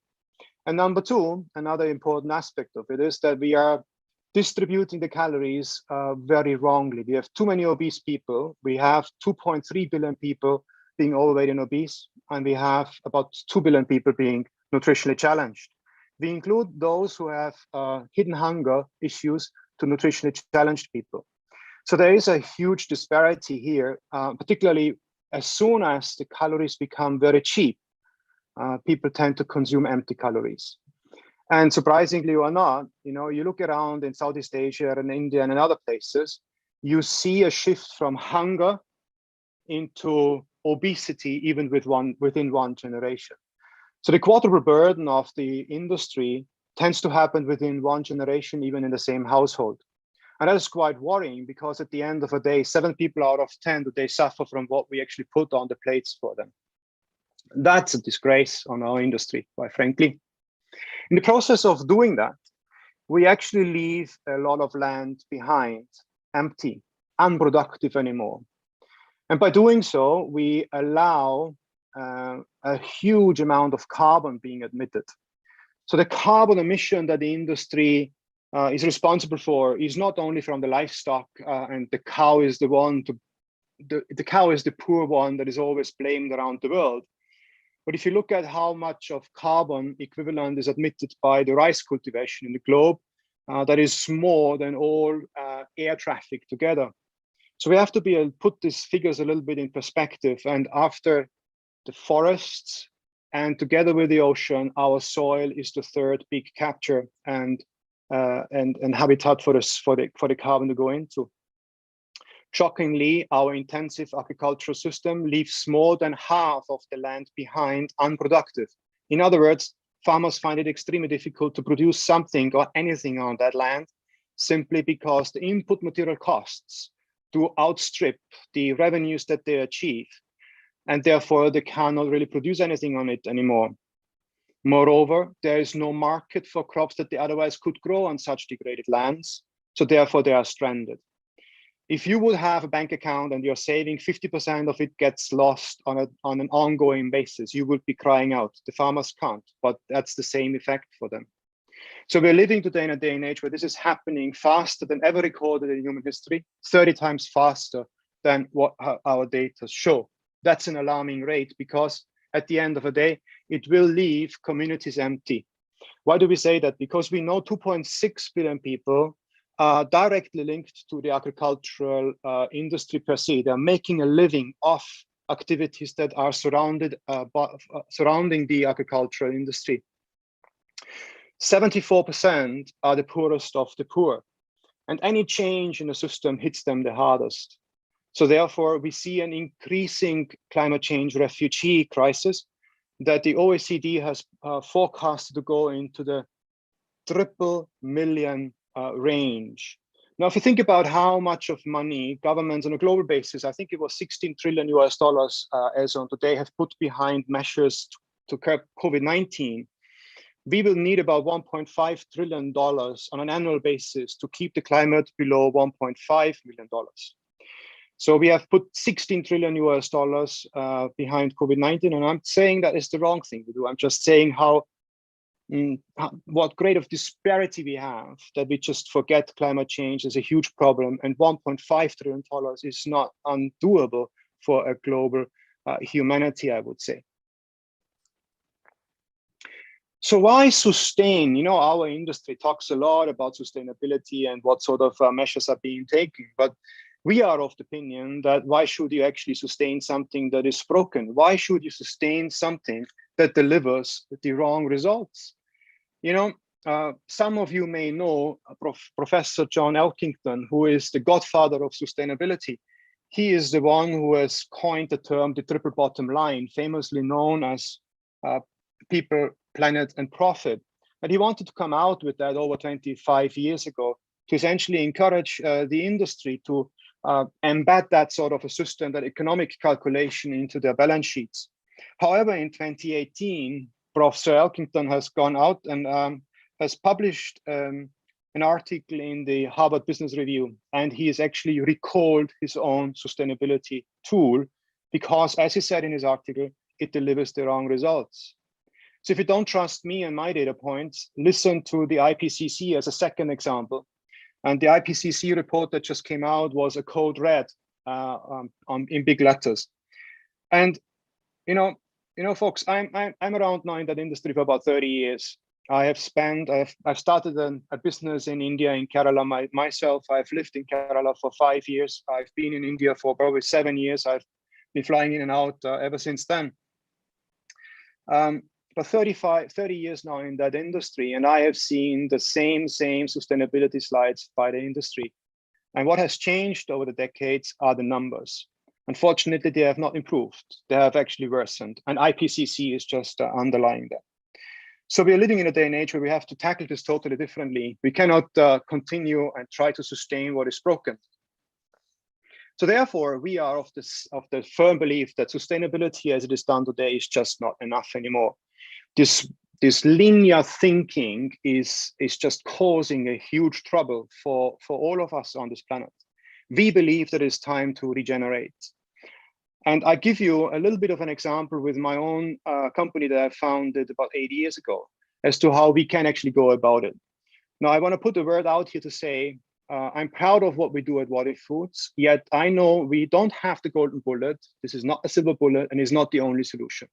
We need thousands and thousands of entrepreneurs out there who come together and actually strive for the same cause. There's not going to be one solution, one size fits all. So many solutions have to come in and do drive change on a global basis. But as I said, let me try to give you a bit of a flavor as to how we approach it. We are thinking circular. We don't think linear. We are thinking from the land via farming communities to the way we process foods right through to the stomachs and the nutrients that we actually offer to consumers. There's a heavy lifting because, as Nathan Myhrvold said, in a day and age where specialization is being rewarded, it comes at a cost. It is difficult to pull it off, but it's absolutely doable. So at What If Foods, we founded ourselves on a regenerative practice, basically looking at how can we replenish the nutrients that we need on an ongoing basis.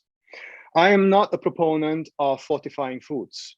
Fortification with specific micronutrients in food might be a solution for a community that is deprived of one particular micronutrient, but it just doesn't satisfy the complexity of the nutrients that we need in our digestive systems.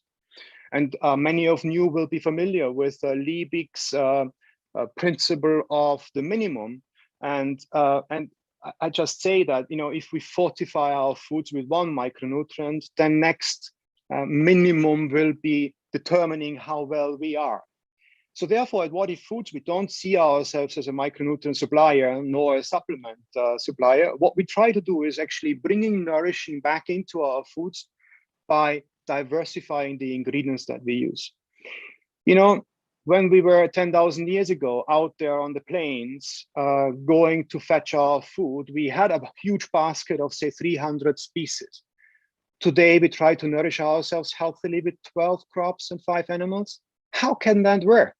We know from all the studies that are out there that our microbiomes are just suffering. We had 1,500 different species in our guts. Today, people are getting away with 100 and 150, and we think that they are so poor because they have certain intolerance or even allergic reactions.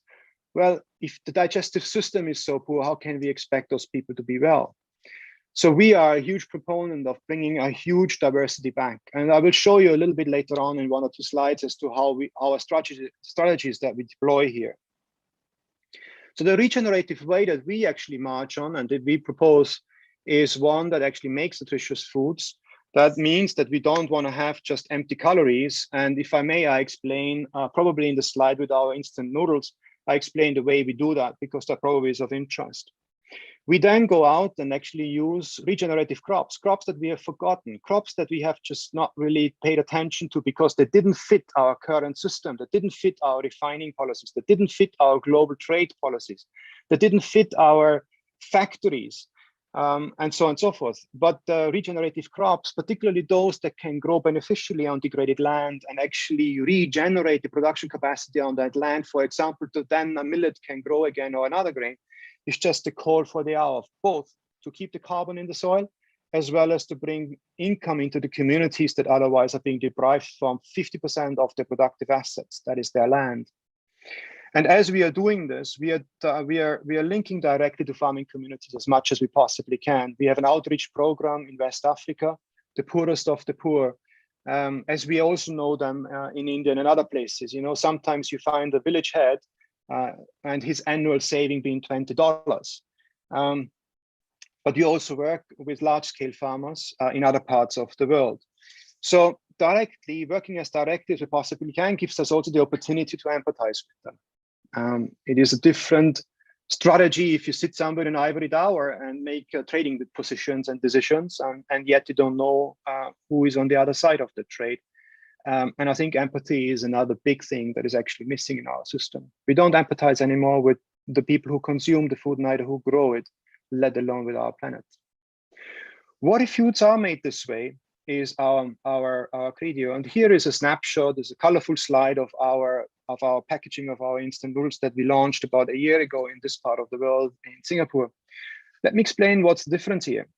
I'm damn sure you know Maggi from Maggi Masala, particularly in India. And I can tell you that this industry globally is about 100 billion portions in size, and more than 80% is deep fried, meaning that the instant noodles, as they are formed into these little strands, are being pushed through a deep fryer using palm oil in order to dehydrate the water away.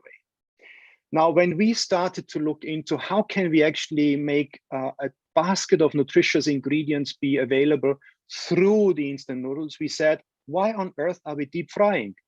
Couple of problems with it. First of all, a deep fryer kills a lot of micronutrients in the first place because of the harsh conditions the deep fryer puts the food product into, for one. And second, if it is a refined palm oil with refined flour, it is just empty calories. There's nothing going on. There is emptiness in that food. There is surely no life in that food.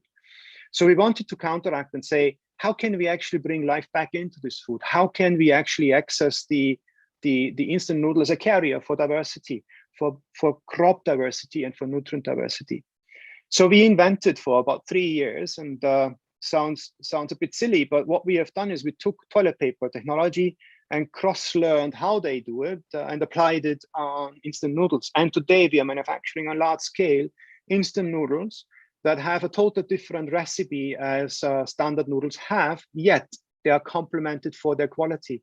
They have natural ingredients, and you see here on my slide, a couple of those have moringa together with Bambara groundnut as an ingredient. Other of our noodles have pumpkin as well as charcoal, in order to make it colorful, in order to make it fun and entertaining again. You know, our kids love it if they see colors, and we should as well as adults. We also have done a rather interesting and convenient way to snack on the go. So we have instant soups and we have instant shakes for a good morning if you have no time. So this could be seen as like a lassi sort of a thing for India. But very recently, about a month ago, less than a month ago, we have actually launched the world's first regenerative plant-based milk. And I have to say, we are a little bit overwhelmed here in Singapore with all the response that we get. It is just so fantastic to see the engagement our consumers have with our product. The feedback that we have is awesome.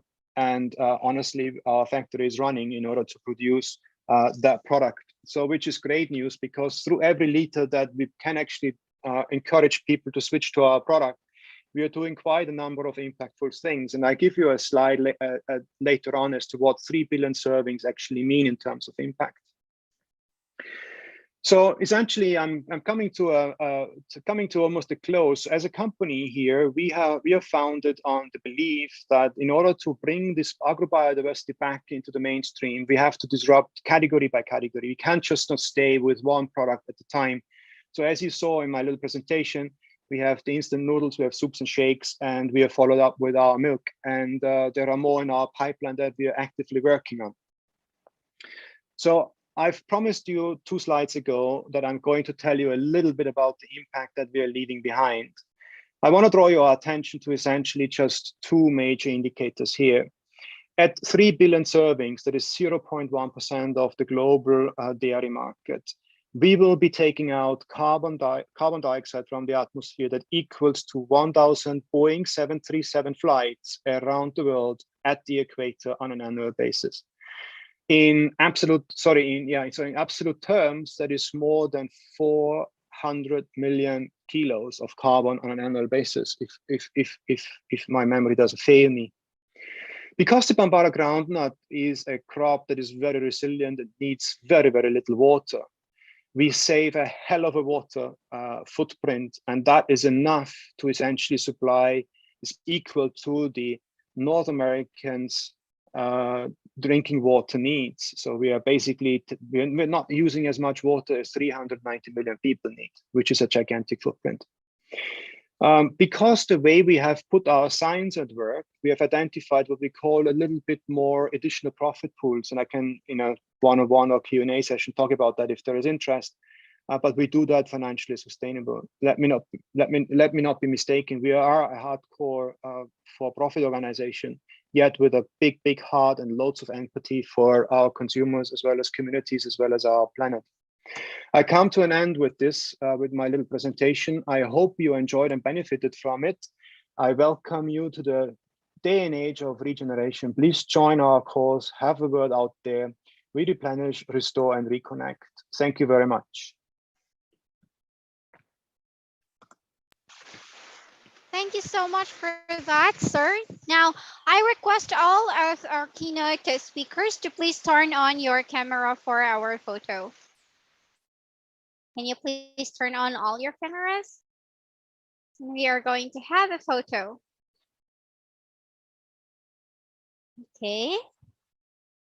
Thank you, thank you, thank you. All right, so now I will take the photo. 1, 2, 3. Thank thank you so much. All right, now may I call in our next speaker? Oh no, wait a minute. Okay. All right, so he is a food technologist. Yeah, he is a food technologist from Jadavpur University, have rich experience of more than 35 years in food processing, quality control, project management, and export of processed food products. Besides setting up of a food park, Sri Chakraborty was director, Food Safety and Standards Authority of India, or shortly called as FSSAI. He has written a number of technical articles on food safety and related topics for various national and international journals. He has translated Food Safety and Standard Act into Bengali. All India Food Processors Association conferred him AIFPA President's Special Award for the year 2013. Now, may I call in Shri Pradip Chakraborty.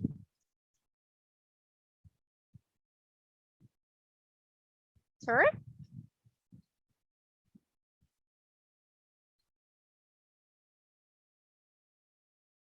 Are you here?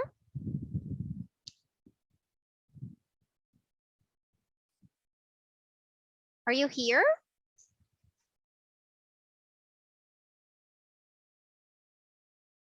Shri Pradip Chakraborty? Are you here?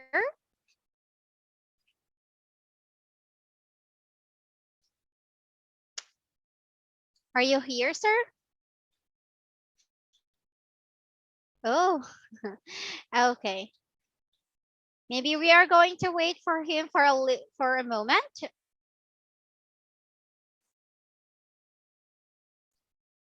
Okay, so can I take a photo one more time? Can you please turn on all of your cameras? All of us, please. All of us. Thank you, thank you, thank you. Oh, wow. All right, let us take the photo. Please turn on all of your camera. 1, yes. 1, 2, 3. Okay, great. Thank you so much for that. And can you please, yeah, some of the people did not turn on their camera, but it's okay. Okay, please wait for our next speech. Okay, and we're going to wait for like 3 minutes. Please wait. Okay, thank you so much for attending this conference, y'all.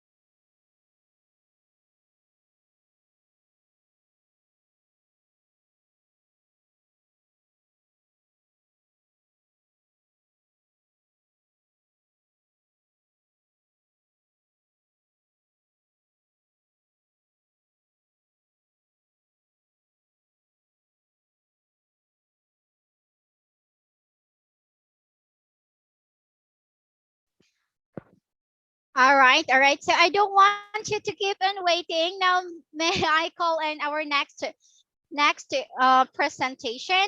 Here, yeah, he is a senior lecturer at Project Development Technology Program, Faculty of Agro-Based Industry, University Malaysia Kelantan, or UMK, Delhi Campus, Malaysia. She received her bachelor's and master's degree in chemical engineering from University Malaysia Pahang, or UMP, and PhD from University Technology Malaysia, or UTM. Her main research areas are chemical product design using computer-aided tools and model-based approach, property modeling, property estimation, optimization, herbal plant extraction, and emulsion.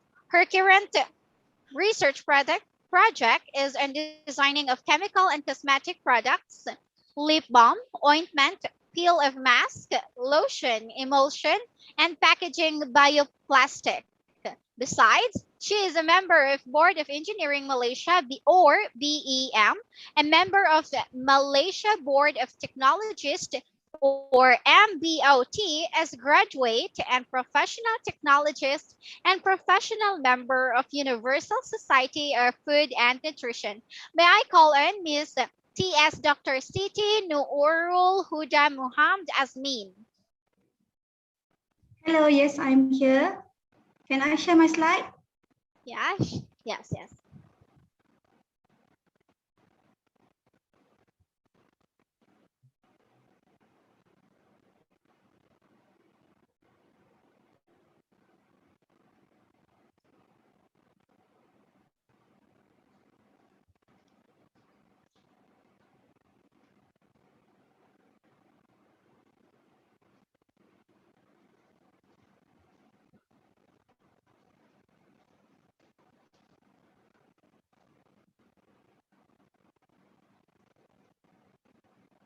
Can you see my slide? Yes, ma'am, yes. Okay.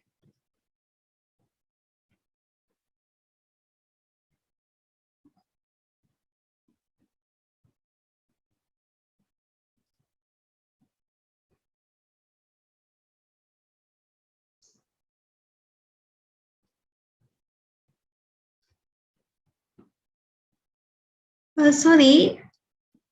Wait a minute.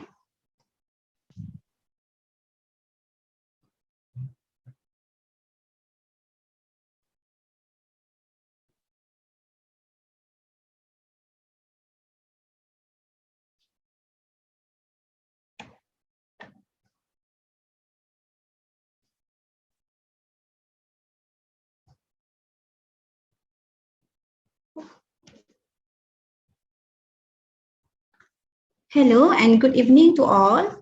I am technologist Dr. Siti Nurul Huda Muhammad Azmi.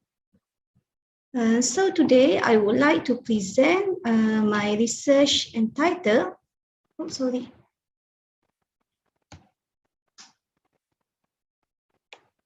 Application of boiling point prediction models for pure and mixture solvents in herbal extraction for food industries. So herbal plants and phytochemicals. Herbal was used as a medicinal treatment since ancient times.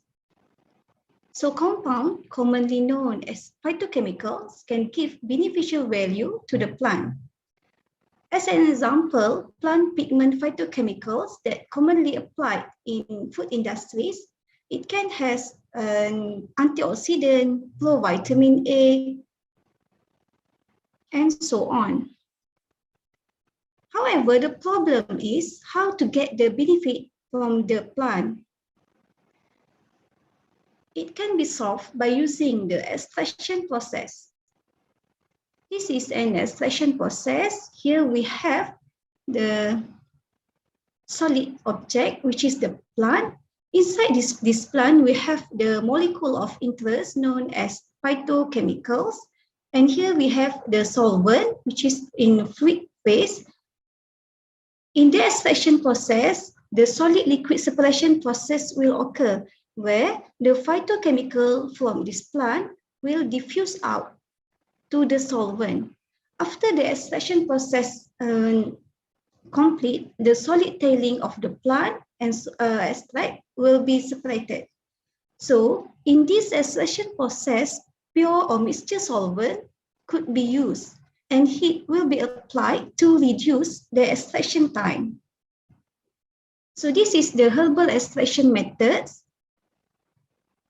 As stated here, we have supercritical fluid extraction, microwave assisted extraction, sonication extraction, solar extraction, marinated extraction, hydrodistillation extraction, steam distillation extraction, ultra high pressure extraction, accelerated solvent extraction, and also hot water extraction. So among these 10 herbal extraction methods, most of them use solvent. So solvent application in herbal extraction that use heat, we have to identify the boiling point of solvent and also the target phytochemicals. It is because in the extraction process, if the boiling point of the solvent more than the boiling point of the target phytochemicals, the phytochemicals will be denatured, meaning that we will not get the target phytochemicals. So we have to ensure that the boiling point of the solvent must be less than the boiling point of the target phytochemicals. So methods in determining the boiling point, we have experimental study and also property model prediction. However, method in determining boiling point using experimental study is very time consuming because we need to use the trial and error method, which is required huge quantity of resources, which is solvent, and we also need more energy as the heat will be used in the trial and error method. Thus, for the method in determining boiling point using property model, it can eliminate the huge quantity of the resources, and also we can use only the mathematical equation to find the boiling point of solvent or the boiling point of the phytochemicals. So the objective of this study is to use property models in predicting boiling point of single and mixture solvents. In the methodology, boiling point for pure and mixture solvents were determined, where in pure solvent, we use 3 property models, while for mixture solvents, we use 2 property models. And the best property model will be chosen in predicting the boiling point by comparing the calculated and experimental boiling point. So for the prediction model for pure solvents, we use Marilo-Morijon and Pardillo-von-Divila method, MM, Constantino-Gani method, CG, and Marilo and Gani group contribution method, MG. For the prediction model for mixture solvents, we use Klein and Wu method and also linear mixing rule, LMR. For the validation of property models, which the purpose is to determine the best model by comparing prediction and experimental values. So in this validation, the lowest MRE, mean relative error, is the best property model to be used in calculating either pure solvent or mixture solvent.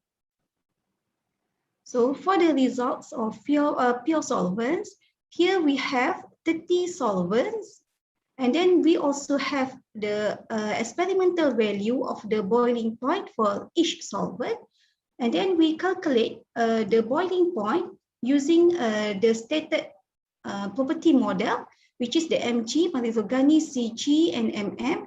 After that, we calculate the error for each model, and finally, we calculate the MRE value, mean relative error.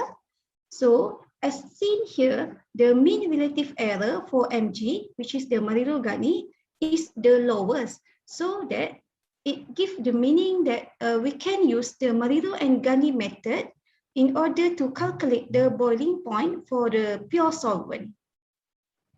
So this one is the result for mixture solvents.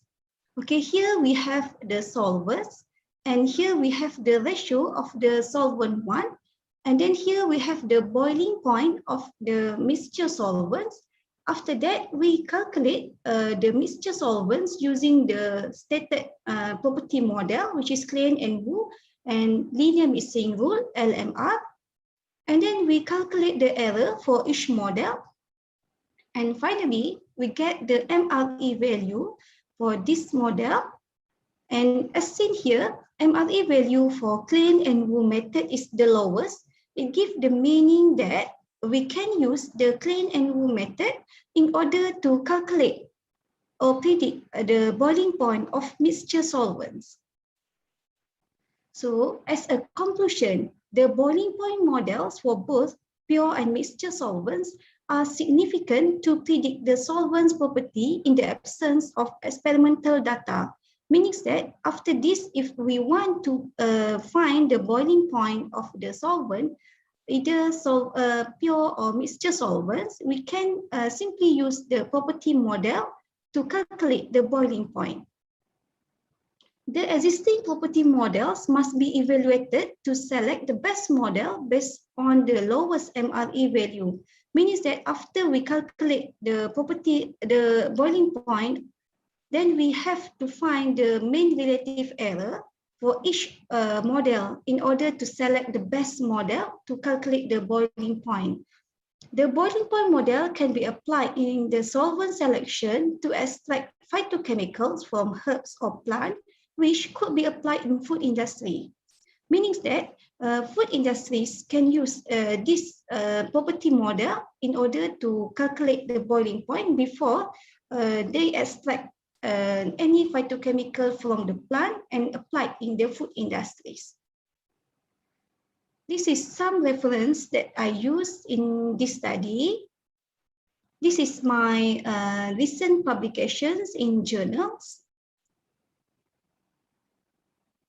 Okay, this is my recent publications in books and books chapters. So anyone who want to collaborate with me can contact me through my email, huda.ma@umk.edu.my. So that's all from me. Thank you.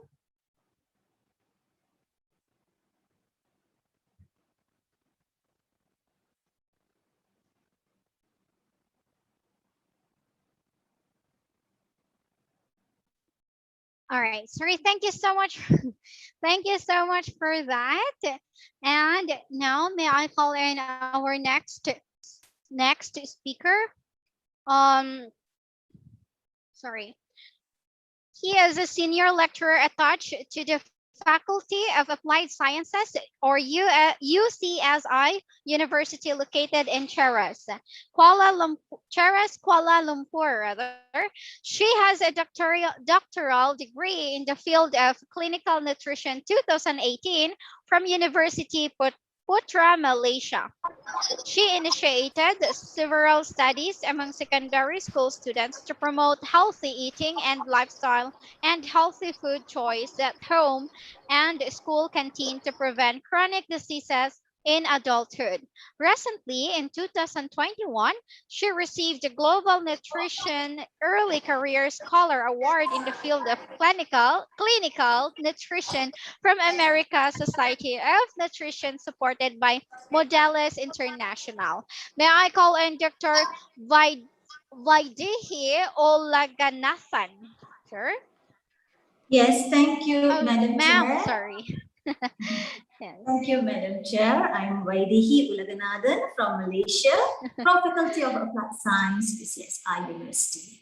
So after we heard a lot about food, a lot of the technology, let's go for the heart of the community. So we are talking about children's now. So we did the studies during the Recovery Movement Control, RMCO, in Malaysia, after 8 months of closures of schools. So the school canteen reopened, they provide the food with the new norms, and they have reshaped back all their food provisions. So this study was conducted among Aboriginal school canteen because this group is, there are not only minorities, but they are not only in the rural areas, but they are minorities in Malaysia. So Aboriginal people are known as Orang Asli in Malaysia, and as I said, they are minorities. They are only constitute of 13.8% of Malaysian populations.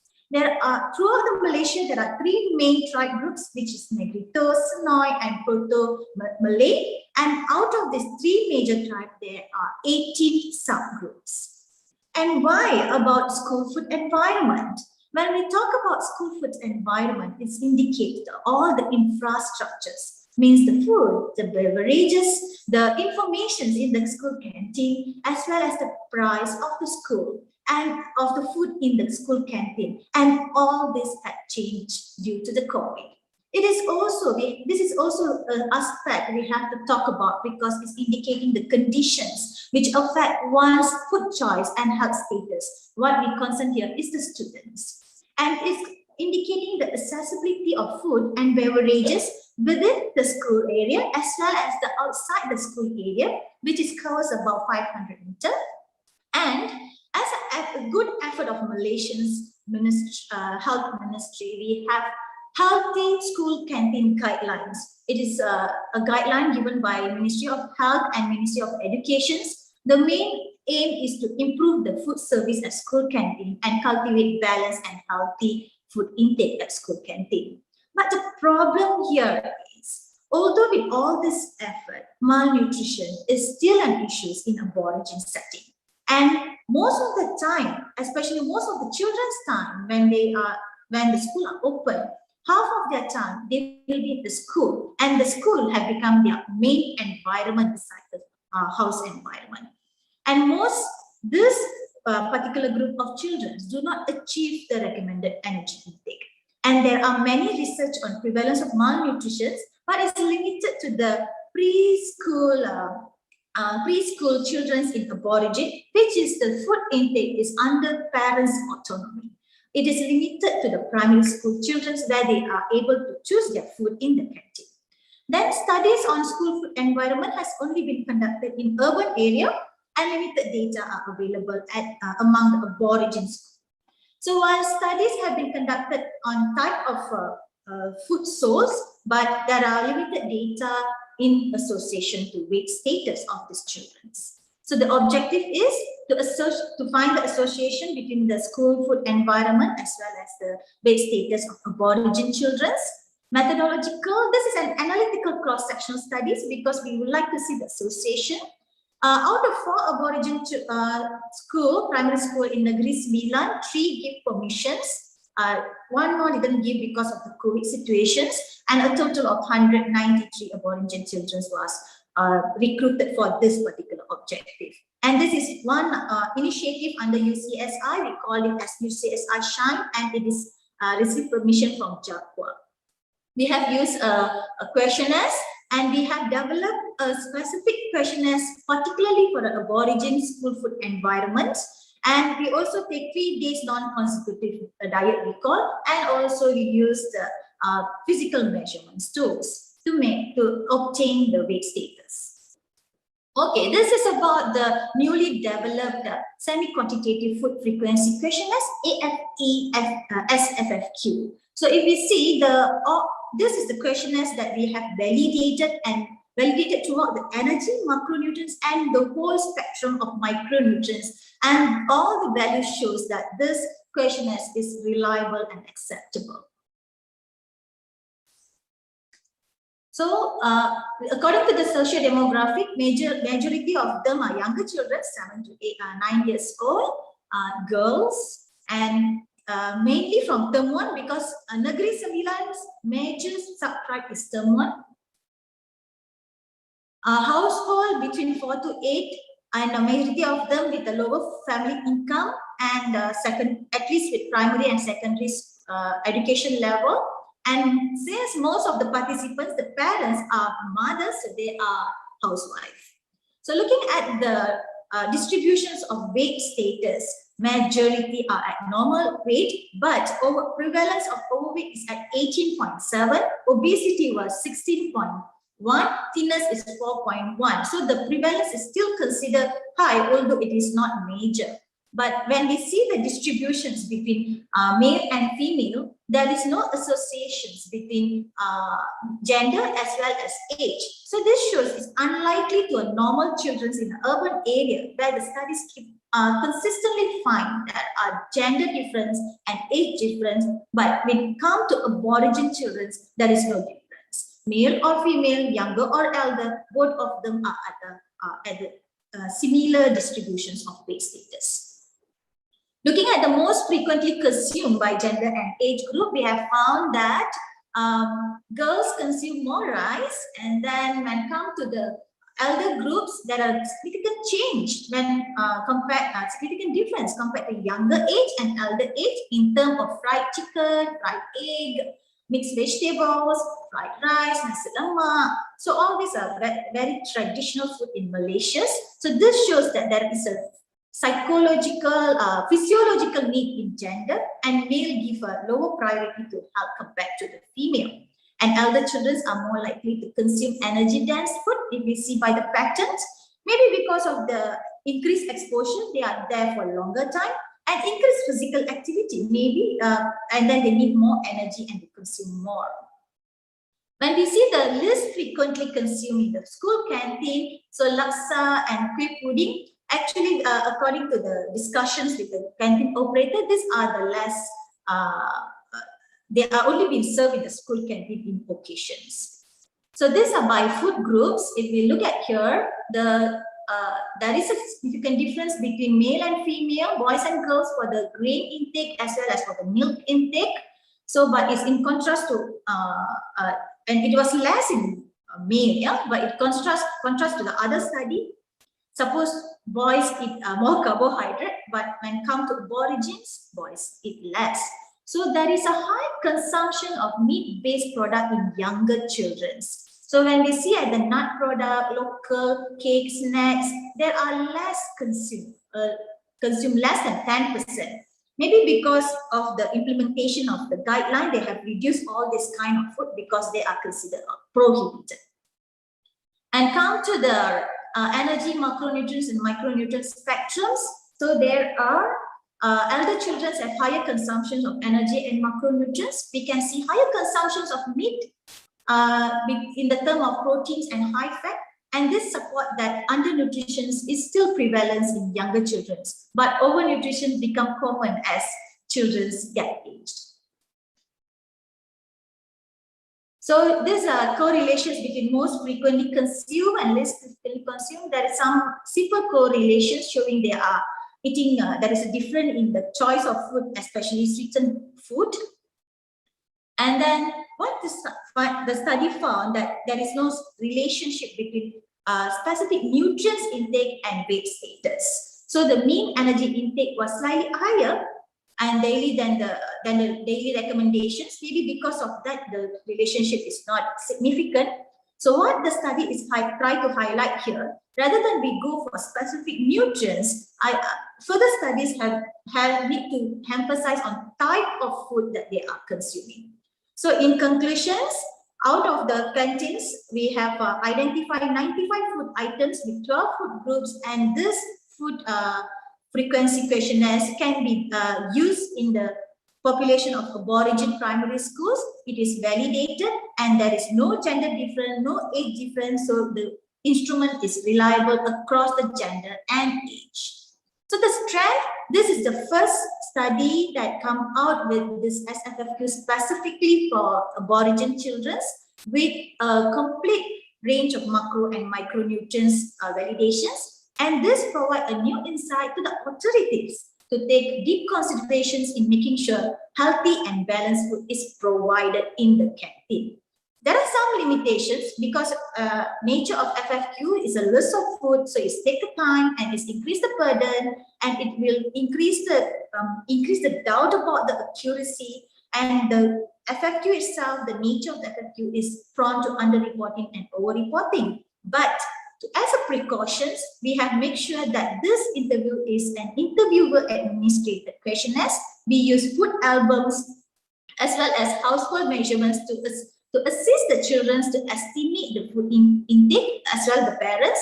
And if the questionnaire is suspected is a random answer, so we reject the questionnaires. So future study should also assess across the ethnicity, across the tribe, across the household income, parents, education, and occupations. And here we can say that this SFFQ can be a basic tools for a dietary assessment. But while we are assessing this, we found few drawbacks that the food that served in this Aborigine primary school canteen are lack of variety, especially in vegetables and fruits. So emphasis should be given for the high nutrients food rather than high energy foods. Then we can see some impact on the weight status of the children. So here we recommend for the authority to have a frequent visit and provide intervention, particularly for the canteen operators in Aborigine school children.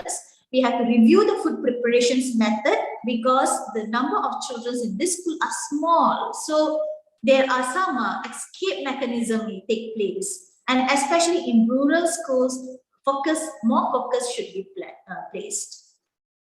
Thank you very much. These are the references that I have used. If any questions, we can ask in the chat. Thank you. Okay, wow. Thank you so much for that. Now, can I call on again Shri Pradrip Chakraborty? Is he here? Shri Pradrip Chakraborty, are you there? Yes, I am here, and I shall give a presentation on current regulatory landscape for nutraceuticals in India. Just give me a minute to connect to share my presentation on the screen. Just give me a minute, okay?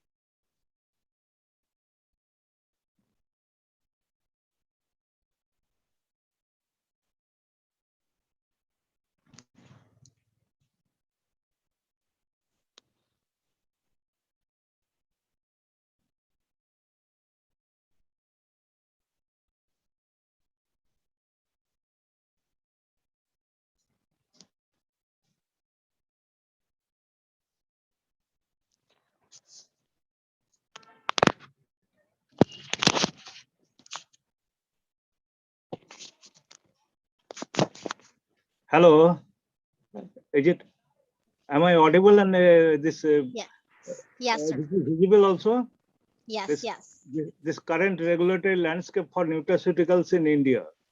So actually, I wrote this article for a special issue of Pharma Times, published for the journal in India in the March 2021 issue.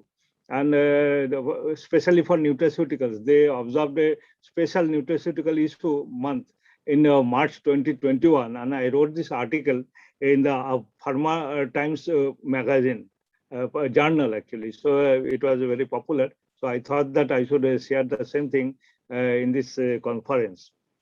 So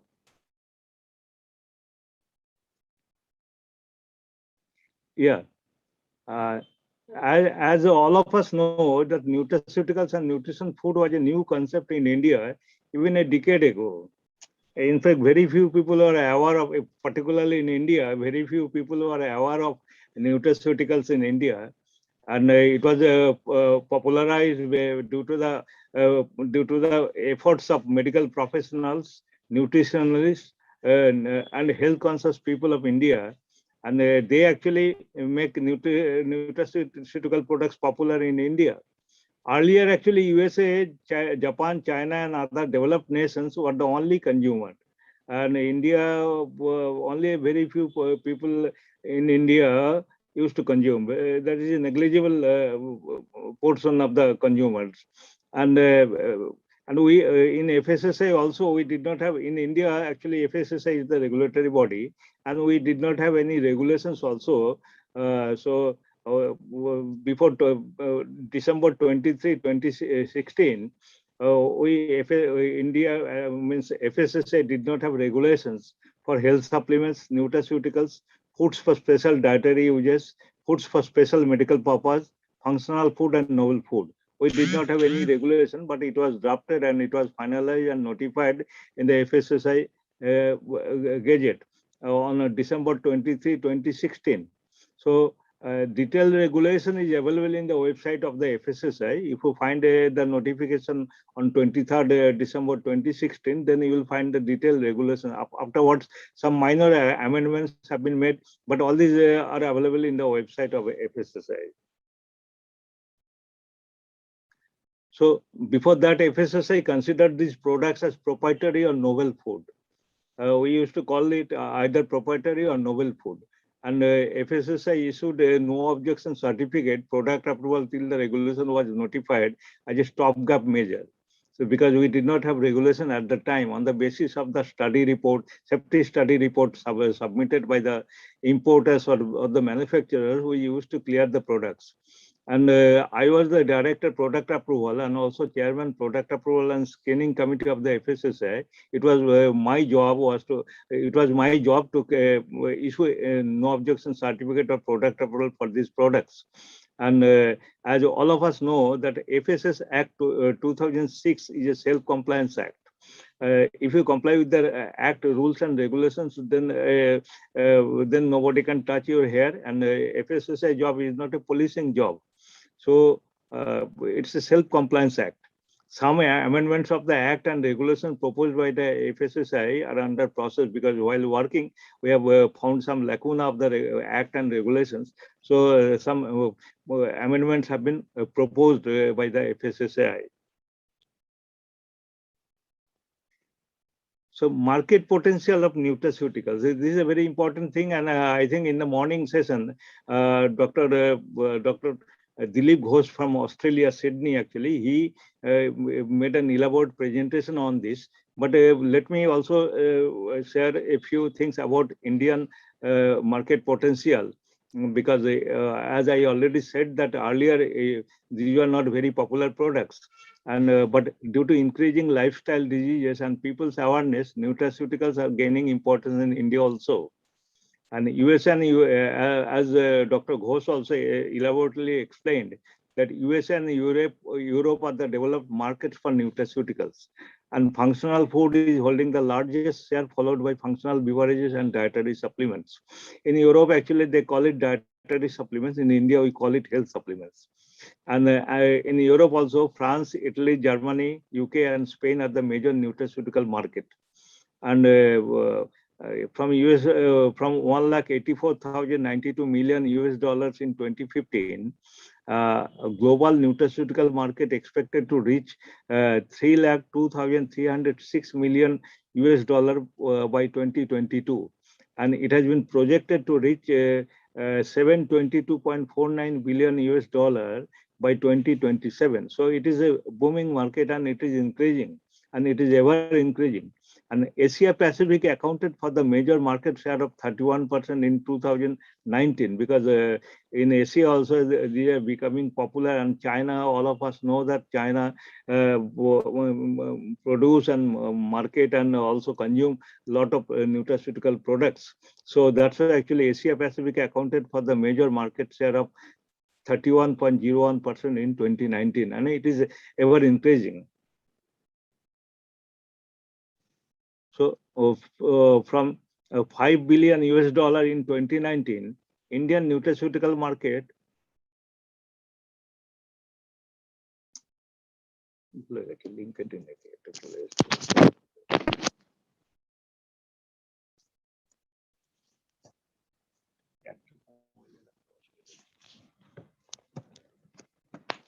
so from 5 billion US dollar in 2019, Indian nutraceutical market expected to reach $11 billion by 2023, and it will hold 3.5% of global market share. And recent innovations due to COVID-19 pandemic expected to create new opportunities in this sector. As already explained by Dr. Ghosh in the morning session, that Dabur Chyawanprash has increased their sales to 700 times during this COVID-19 pandemic, because it is expected, it is considered as a immunity booster, and so many immunity booster products are coming into the market. And manufacture of imported nutraceuticals under Make in India program created opportunity in India in this booming sector, because India has taken the stand that if you, instead of importing the products, if you manufacture it in India, then actually Make in India program will be benefited, and cost of nutraceuticals will be reduced, when it will benefit both the consumers as well as the food business operators. And pharmaceutical companies and food FMCG companies are controlling Indian nutraceutical market right now.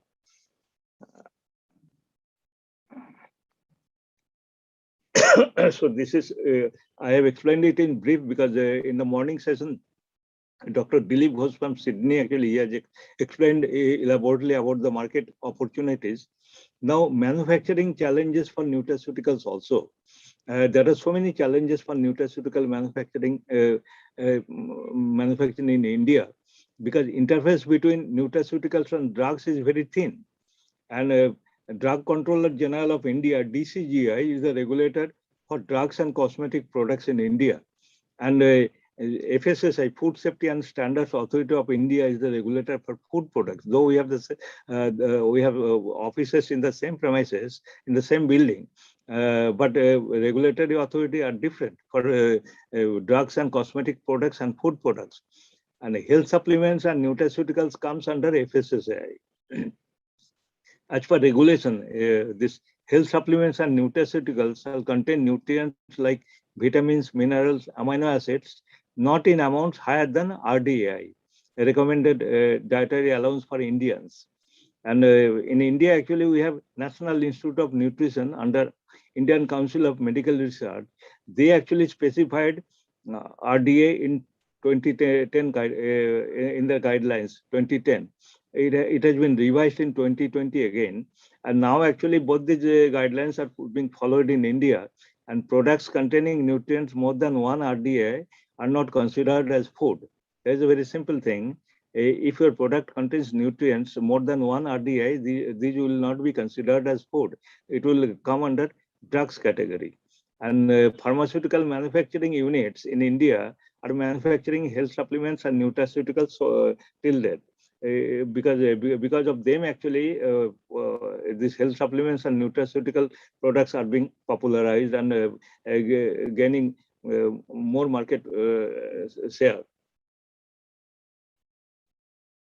So, as already said, Drug Controller General of India issued guidelines prevent manufacturing nutraceuticals in the drug manufacturing unit.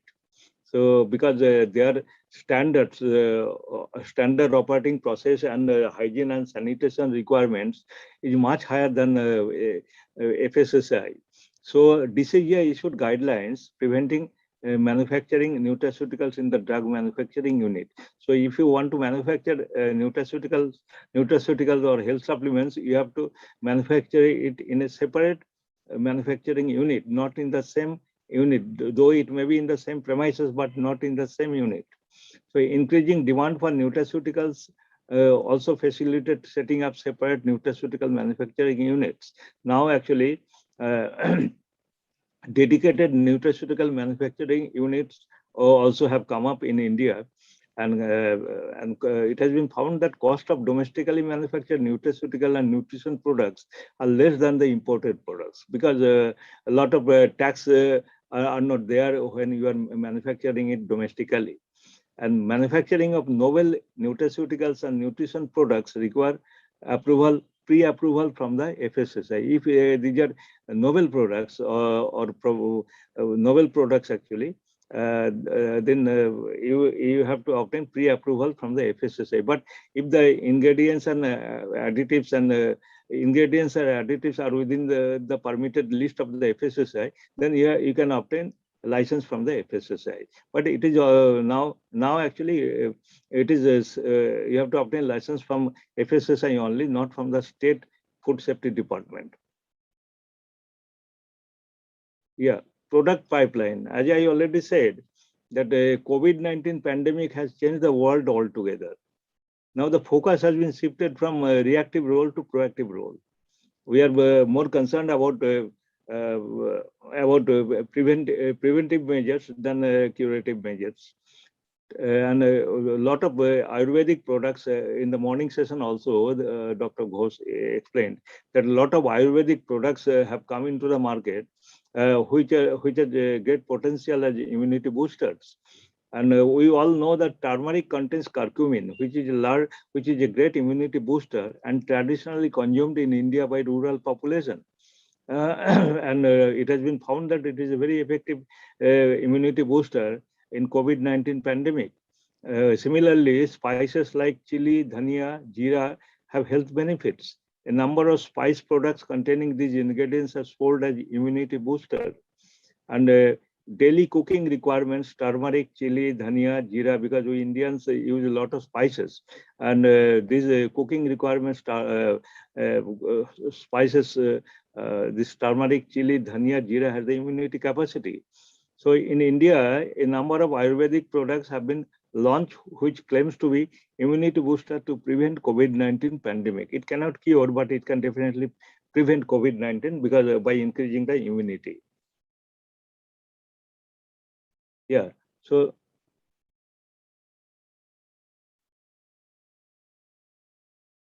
yeah. So due to COVID-19 pandemic, immunity boosters like vitamin and mineral supplements, probiotic consumption increased because US FDA also said that consumption of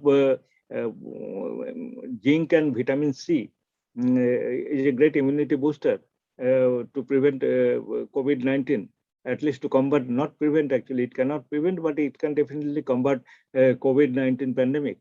So immunity boosting products containing vitamins and mineral supplements, probiotic consumption has been increased. Vitamin C and zinc found to be effective to increase immunity. And also brain health supplements. Nowadays, Alzheimer's is a very big problem all over the world, and India is no exception to that.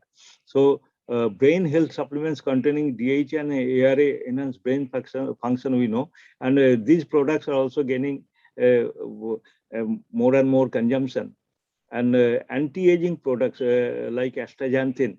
Earlier, astaxanthin was not allowed by the FSSAI, but in the regulation, actually, we have considered it as a nutraceutical.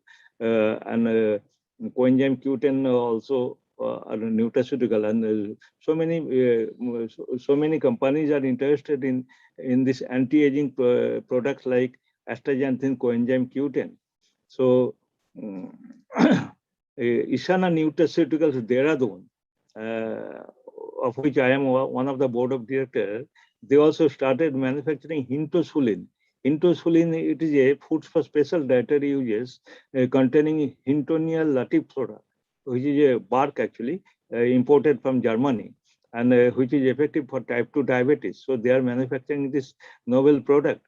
And similarly, Amway, Tirupati Life Sciences have set up dedicated manufacturing units for products which were earlier imported.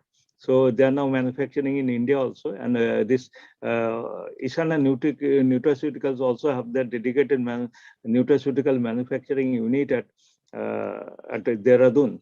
So a lot of new units are coming up also. So regulatory concern. Because as I already said that earlier we did not have regulation to regulate these products. Now actually FSSAI notified the regulations for health supplements, nutraceuticals, foods for special dietary uses, foods for special medical purpose, foods containing probiotic and prebiotic ingredients, functional food and novel food. So you can, if you comply with the regulations, actually you can manufacture or import these products into India without any hassles. And as I already said that this detailed regulation is available in the FSSAI website, which is www.fssi.gov.in. So please follow the website and you can find the regulation. It was notified on 23rd December 2016.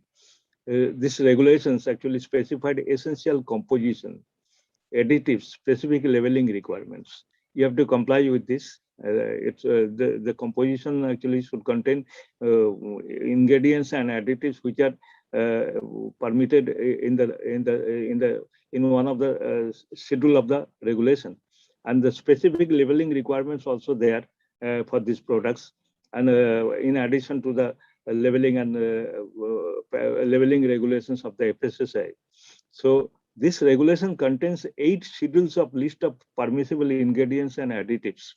And moreover, actually, we have one regulation, contaminants, toxins, residue regulations, and health claims, if any, to be complied. So if you comply all these things, then you can manufacture and import these products. And if these are novel or novel product, novel ingredient, you have to obtain pre-approval from the FSSAI. We have the regulations also for that. So for novel ingredients or products, pre-approval from the FSSAI to be obtained following the regulation, because we have the regulation approval of non-specified food and food ingredients. So you have to comply, you have to follow that regulation, and accordingly you have to obtain pre-approval for novel ingredient or product. And in these products, actually, no hormones or steroids or psychotropic ingredients shall be added. So these are prohibited in health supplements, nutraceuticals, FSD, FSMP. So you cannot use hormone or steroid or psychotropic ingredients. And Okay, tolerance all limit. right. Excuse me, sir. Sorry, we are running out of time. Thank you so much. Yes, we are running out of time. I'm so sorry for that. Yeah, I shall finish in a minute. Okay. Okay. I shall finish in a minute. So some amendments of the regulation has already been proposed. So I am not elaborating on this because unless these are finalized, there is no point discussing on this. But you can see from the slides. So this regulation for health supplements, nutraceutical, nutrition foods are different in different countries. You have to comply with FSSAI regulations while importing or manufacturing the products in India. And FSS Act, as I already said, that it is a self-compliance act and implemented in India from August 5, 2011. Amendments of some sections of the act proposed by the FSSAI. Export of food products, in the amendments, actually, export of food products and animal feed proposed to be incorporated in the amendments. So stakeholders' comments have been invited, but unless it is finalized and notified, there is no point. So at the end of the day, every FBO is also a consumer. So FSSAI intends to act as a facilitator for both the industry and the consumer. So with this, I conclude my speech because the time restraint is there. So thank you very much to everybody who has attended this program. Okay, thank you. All right. So thank you so much. Thank you so much, all of our speakers. We have the conference chair, co-chair, and organizing secretary speech, and organizing secretary speech, and the keynote, the guest speaker. Thank you so much. The plenary presentation. Thank you so much. And for now, we are going to have a lunch break, and we will be back after 30 minutes. Thank you so much. Thank you so much.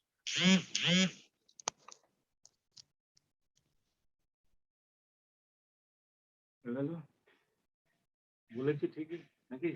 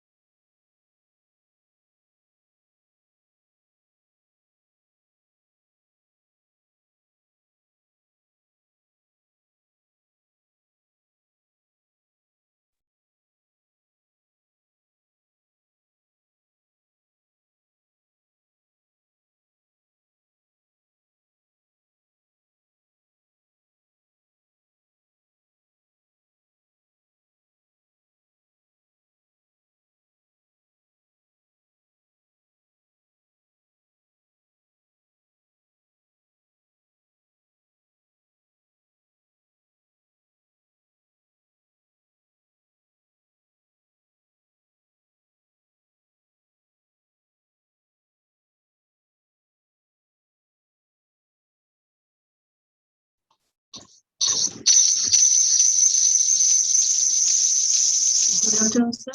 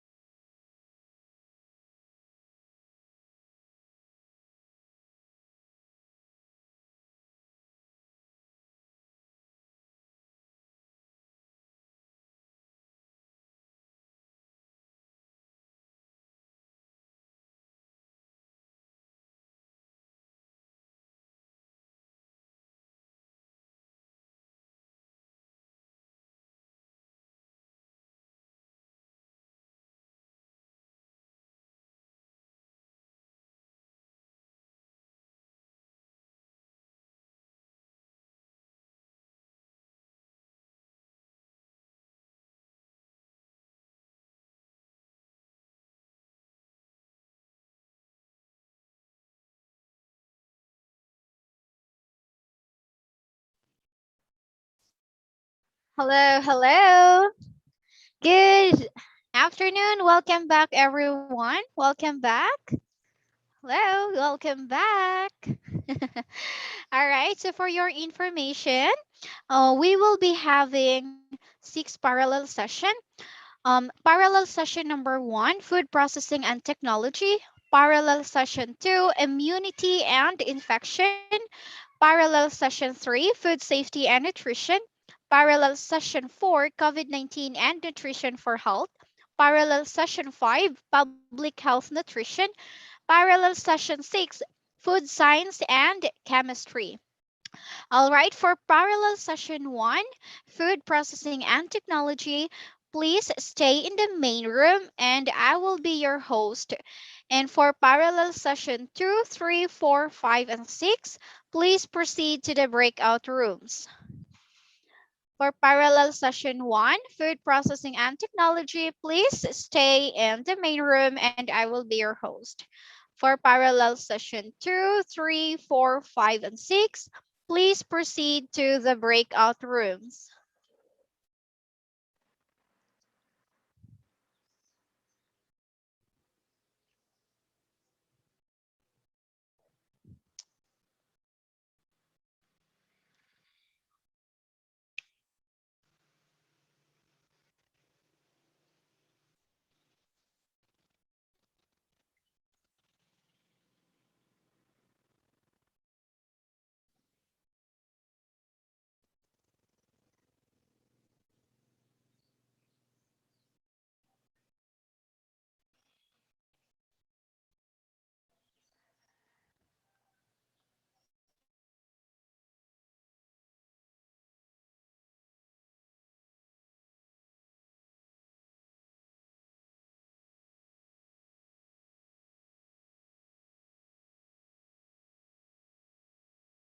Two, three, 4, and 5, and 6, please proceed to the breakout rooms.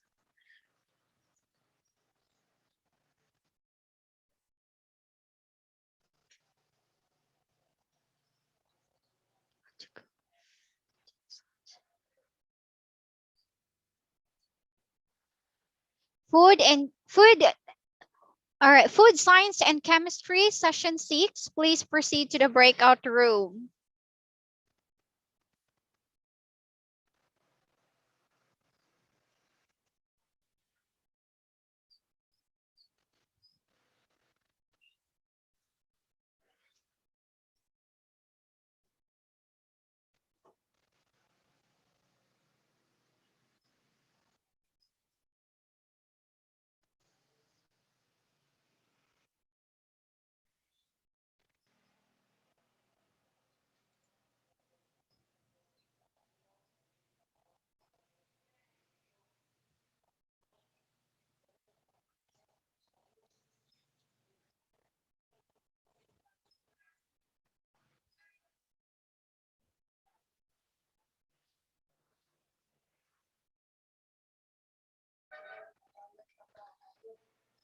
Parallel session 2, immunity and infection, please proceed to the breakout room. Parallel session 3, food safety and nutrition, please proceed to the breakout room. Parallel session 4, COVID-19 and nutrition for health, please proceed to the breakout room. Parallel session 5, public health and nutrition, please proceed to the breakout room, and including the parallel session 6, food science and chemistry, please proceed to the breakout room.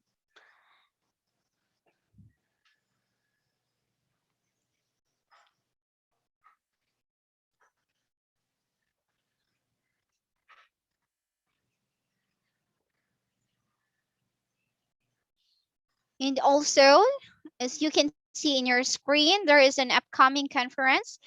Please, all right, so you are going to submit,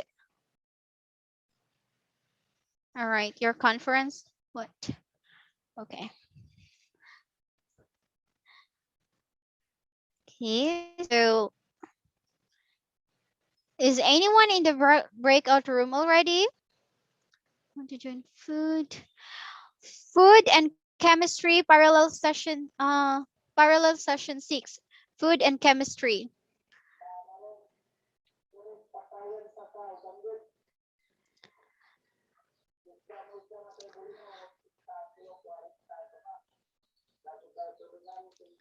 Parallel session 3, food safety and nutrition.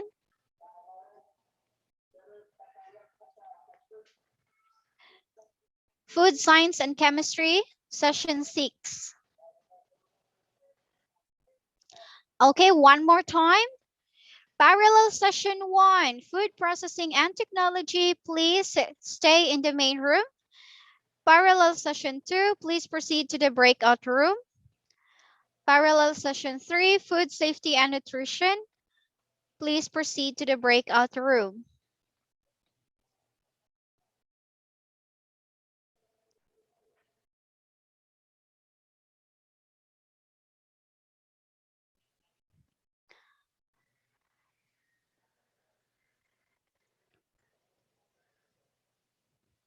You can see the breakout room below.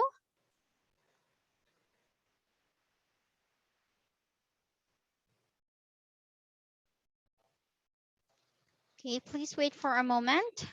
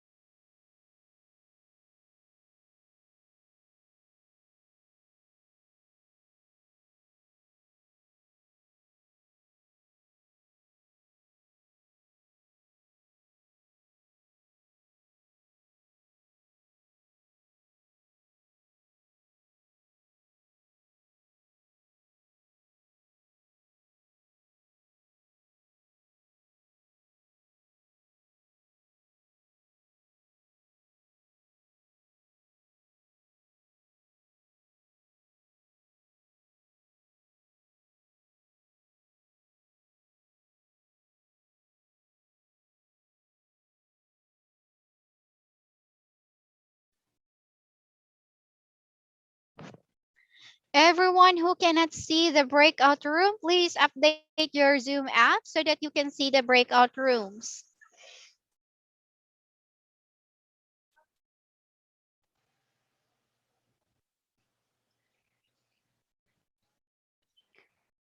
If you cannot see the breakout room, please update your Zoom app first so that you can see the breakout room.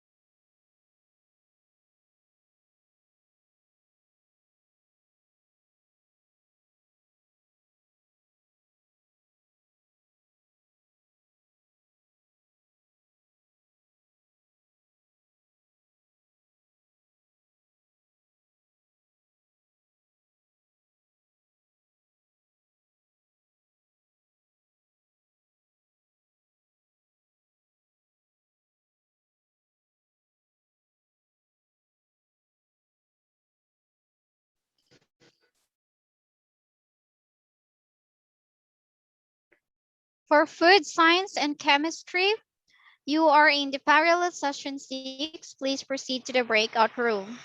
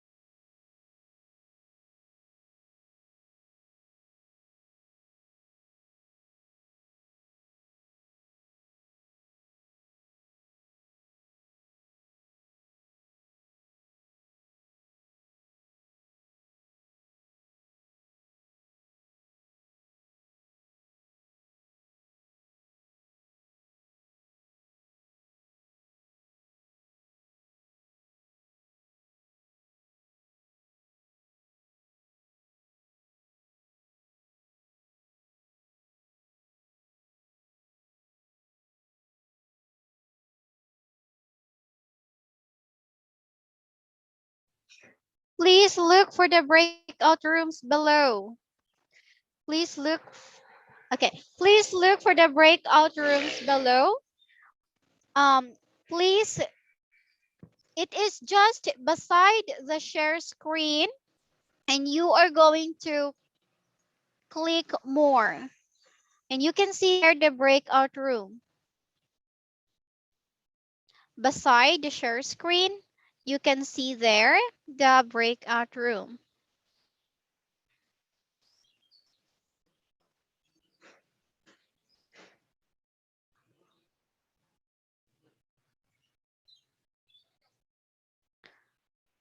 For food processing and technology, please stay in the main room and I will be your host.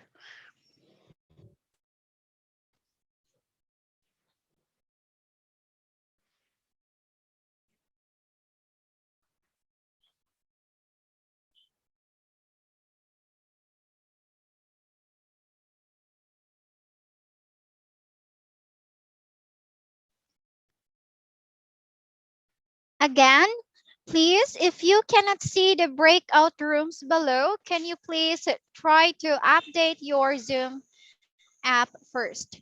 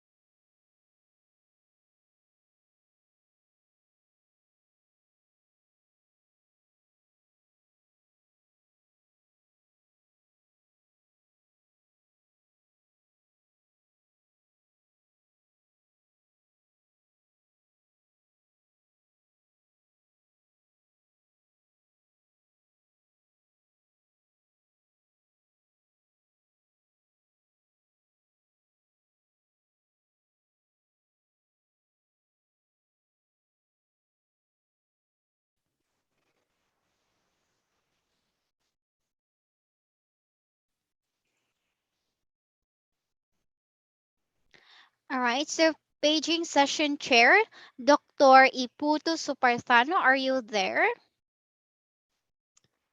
Paging our session chair, Dr. Puto Suparthano, are you here?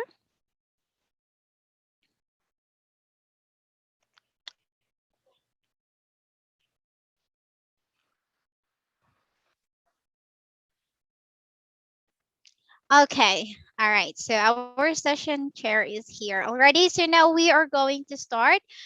Okay, so again, this is parallel session 1, food processing and technology. Now, I would like to welcome our session chair, Dr. Iputu Suparthana, Professor, Department of Food Technology, Faculty of Agricultural Technology, Udayana University, Indonesia. Now, I would like to welcome our first presenter.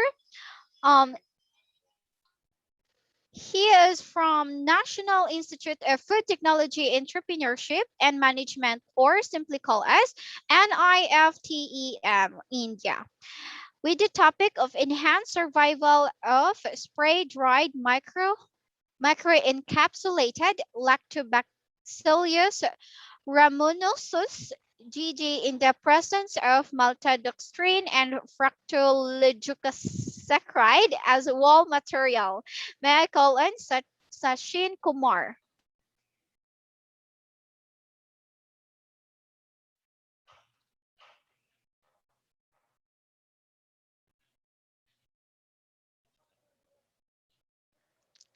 May I call in Sachin Kumar? Are you here?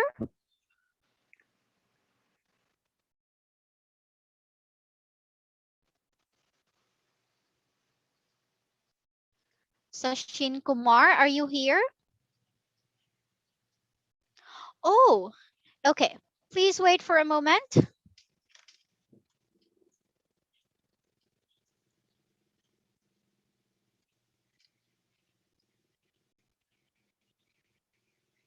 Okay, so she is here but cannot speak. Um, Please wait for a moment. Okay. Hello. Yes. Now, Hello. is it audible? Yes. Yes. Yes. Okay. So I will now share my screen.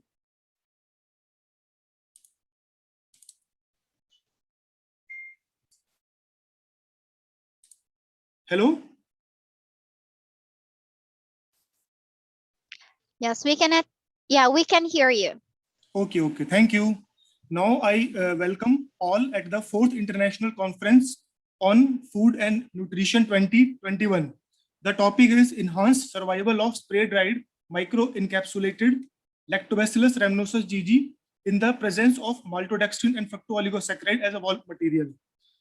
The objective of my work was microencapsulation of probiotic bacteria using spray drying. So first of all, microencapsulation is a process in which cells are retained within an encapsulating material to reduce the cell injury or cell loss in a way that result in appropriate microorganism release in the gut. Or we can say it is a technology of packaging solid, liquid, or gas material in the miniature sealed capsule that can release their content at controlled rate under the influence of specific conditions. So microcapsules are basically semi-permeable, spherical, thin and strong membrane surrounding solid or liquid core with a diameter varying from few micron to 1 millimeter. The advantage of microencapsulation is it provides a better protection, controlled release, enhanced acceptability, and improved delivery. There are various physical and chemical methods for the microencapsulation. I chose spray drying as spray drying is the most convenient method in the food industry. It is economical, flexible, and produces a good quality product. The process involves dispersion of the core material in the polymer solution, then forming an emulsion, then followed by homogenization of the liquid, then atomizing the mixture into the drying chamber. The whole process lead to an evaporation of water and hence formation of the matrix takes place. The advantage of spray drying is that it is a continuous operation. The drawback is high temperature can be lethal for the probiotic bacterial cells, but we can adjust and control the processing conditions such as inlet and outlet temperature to achieve a better viability of the bacteria. So the definition of probiotic is live microbial supplements that have beneficial effects on the consumer, whereas prebiotic are the compound in food that induce the growth or activity of beneficial microorganisms such as bacteria. So this is the selection and revival of probiotic culture. So I took Lactobacillus rhamnosus GG as a probiotic culture. Then we proceeded it. So I chose maltodextrin and fructooligosaccharides as a wall material because maltodextrin is it has a high glass transition temperature and has a protective effect on encapsulated material, whereas phos is a low molecular weight short chain carbohydrate, which though studied extensively in the food applications, but the stickiness due to phos is attributed to the low glass transition temperature. When we are binding a low glass transition temperature material with a high glass transition temperature material, the overall mixture end up with a weight fraction based glass transition temperature. In other words, high concentration of maltodextrin in the coating material will yield non-rubbery glassy amorphous state. So the micro particles are, so the microspheres are essentially spherical in shape, whereas microcapsules may be spherical or non-spherical in shape. So some authors classify microparticles as either microcapsules or microspheres. So the combination used for microencapsulation of probiotic bacteria are, we took maltodextrin 20%, whereas fructooligosaccharides was 2.5%. So the optimization, the optimized condition of spray drying were the inlet temperature was 170 degrees centigrade, the corresponding outlet temperature was 75 to 78, atomizing pressure was 2 kilogram per centimeter square, blower speed was 960. So the we can say as we increase the concentration of the wall material, the TSS will increase. The TSS was approximately 19%. And the moisture content, it was well below 4%. The moisture content is inversely proportional to spray drying inlet air temperature. When the moisture is below 4, so it is a prerequisite for commercial production of spray drying powders. the residual moisture content was 4%. It was achieved at an outlet temperature of 75 to 78 degrees centigrade. Moisture content was decreased because of the increase in the feed solid that decreased the moisture diffusion. Water activity was well below 0.25% because water activity between 0.2 to 0.6 was suggested for a better viability. When the water activity is above 0.5, it becomes detrimental for the cell due to lipid peroxidation and outgrowth of unwanted microorganisms. Log CFU. The initial CFU was 11, and after spray drying, the CFU was reduced to 9.5 log CFU. So the firm and uniform coating of bacterial cells by maltodextrin and fructooligosaccharides reduces the stress of spray drying parameters on the bacterial cell. The CHNS analysis was performed of the spray dried powder. It depends on the spray drying process parameters concentration of the carrier material used. The color had a good value of L star. It was due to the bright white color of the powder. Thank you. Hello. All right. So thank you so much. Yes, thank you so much for that. Any question from our chair? Any question from our chair? Okay, thank you very much. This is an interesting study and also the research. Yes, sir. Okay. Due to the time, so far I have no questions, so maybe we can continue, or any other participant, if there is a question, maybe one question from the participants. We still have a few times.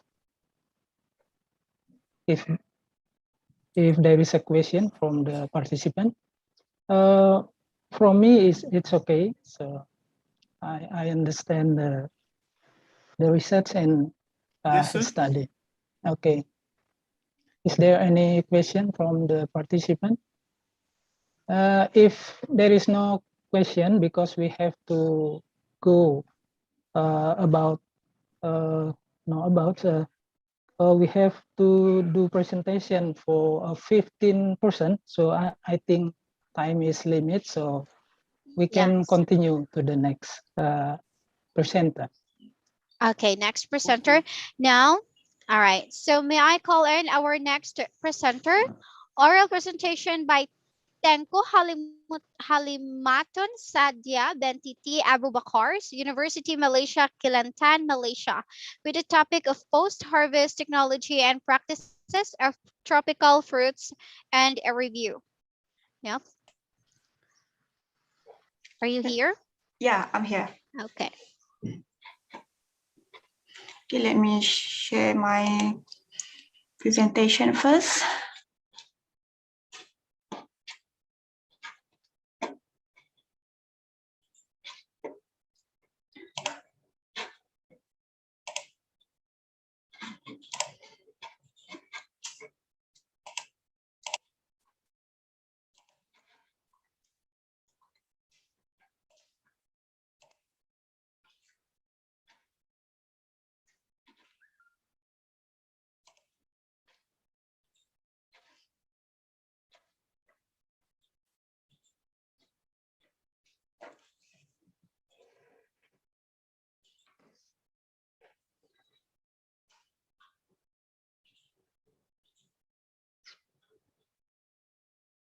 Have you seen my slide?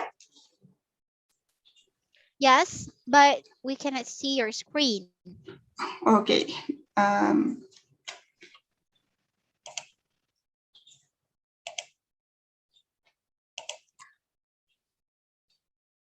We're not responding.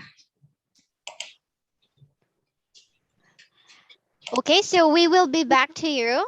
Now we are we will be back to you. Now let's proceed to the next presenter. We have the oral presentation by Hanis Nadia Haya, University Saints Islam, Malaysia, with the topic of screening of microplastic contaminants on cockles and mussels landing at West Coast Peninsular Malaysia. Are you here? Oh.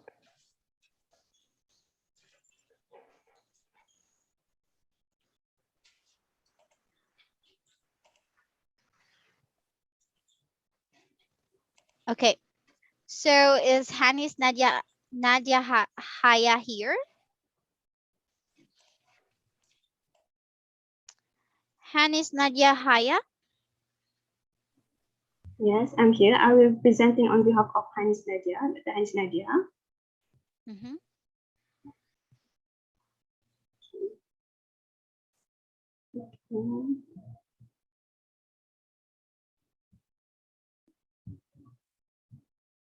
Can you see my screen? Yes, yes.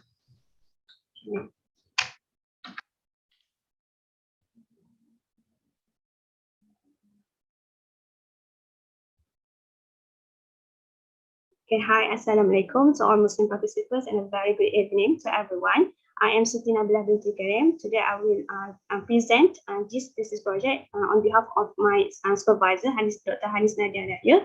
And the title of my research project, a screening of microplastic contaminants of cockles and mussels landing at West Coast Peninsula, Malaysia.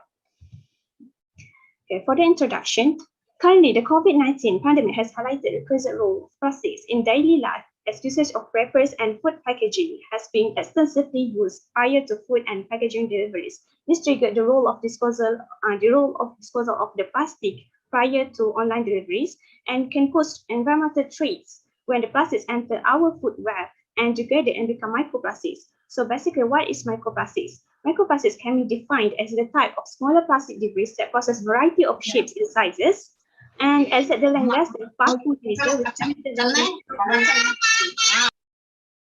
microplastics are formed and introduced to our environment by degradation of plastics through various reactions, either physically through wave, wind, and tidal abrasion, or chemically through absorption of an organic pollutant, or biologically through biofilm formation.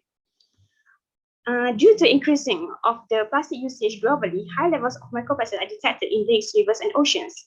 As reported by National Solid Waste Management Department 2011, Malaysia has been listed as the biggest user of plastic packaging, and in a region that is responsible for more than half of litters in the world's oceans. Malaysia also has conquered 92% of total shellfish production and is listed as one of the top producers of the cockles in Asia, where this species included more than 50% to the national aquaculture production. Basically, there are two sources of microplastics. The primary source of microplastics are originated from small scrubbers, from personal care products and plastic pellets, while secondary source of microplastics are rapidly utilized from the fragmentation or degradation of larger plastic polymers such as fibers, film, and shellfish fragments. During this COVID-19 pandemic, it triggered the use of single polymer materials such as plastic packaging materials, drinking bottles, and fast food containers are being used during COVID-19 pandemic. In addition to this global pandemic, the annual production of plastic materials currently more than 320 million tons, and this can possibly could disrupt the ecosystem if being exposed constantly in our environment. As for research purposes, at least 8 million tons of plastic end up in the oceans every year and make about 80% of marine debris from seawaters to deep sea sediments. Since microplastics are associated with chemicals from manufacturing, there is concern regarding physical and chemical toxicity, as these microplastics could enter our food supply chain and could pose environmental threats. Malaysia also is surrounded by South China Sea and Straits of Malacca, as people rely extensively on marine life for food sustenance. Previous studies on microplastics contamination on shellfish has been found, but no studies involves with cockles and mussels landings at West Coast Peninsula, Malaysia. Therefore, screening of the abundance of microplastics on mussels and cockles is necessary. So the purpose of this study is to determine the microplastics contaminant present in cockles and mussels landings at different strategic sites in West Coast Peninsula, Malaysia.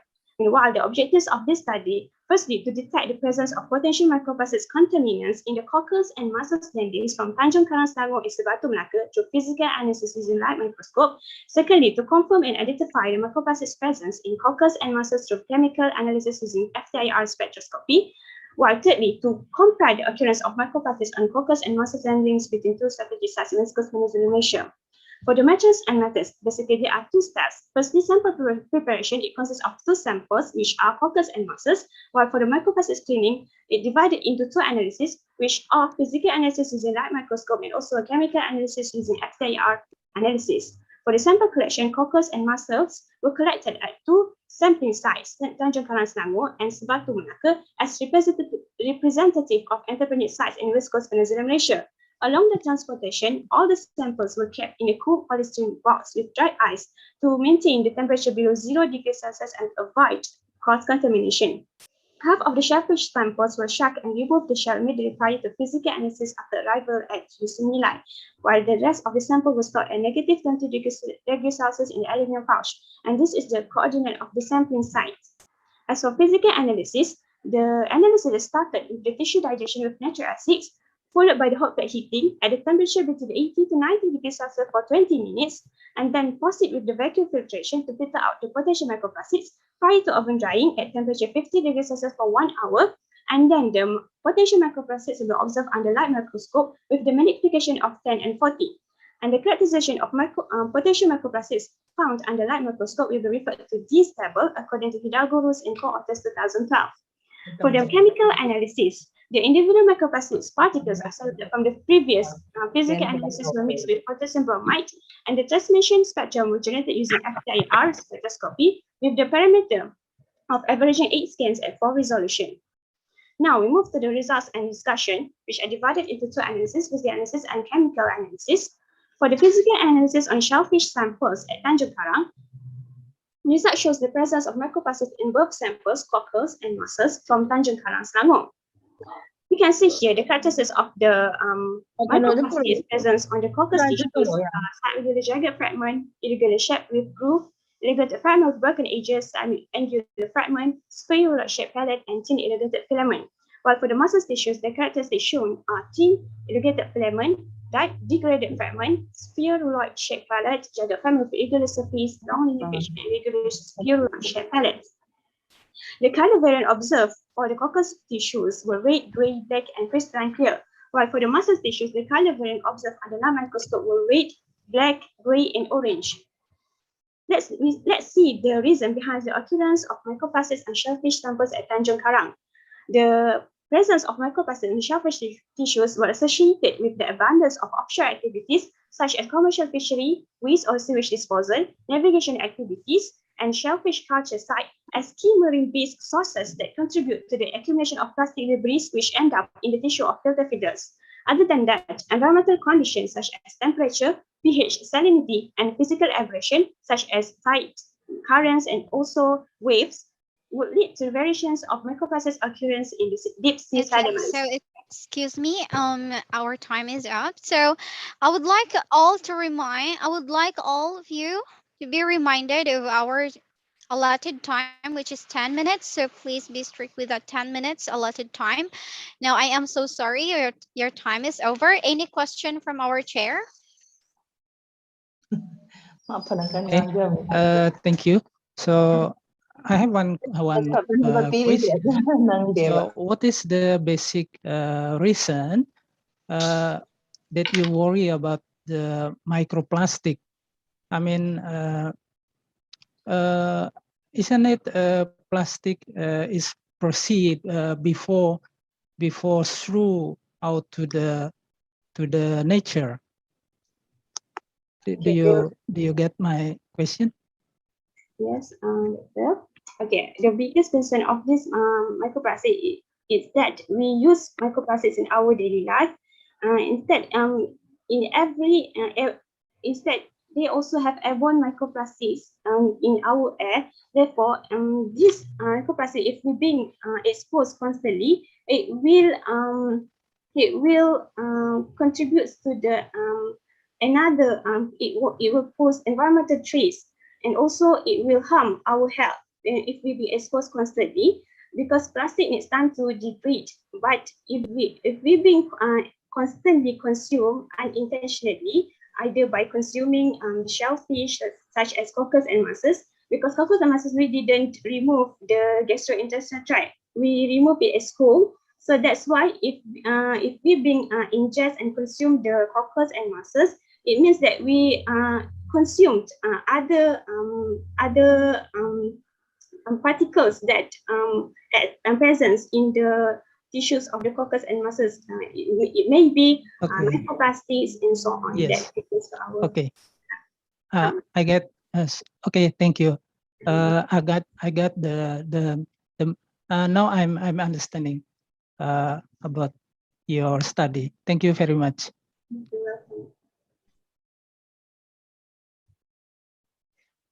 All right, so thank you so much. Any question from our participants?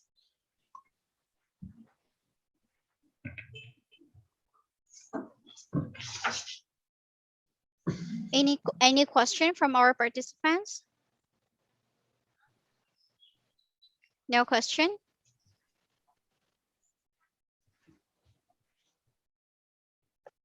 Okay. All right, please wait for a moment.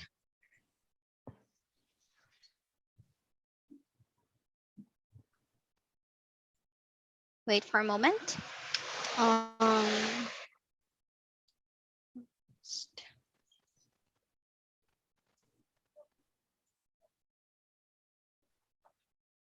Okay, I just added our co-host, Miss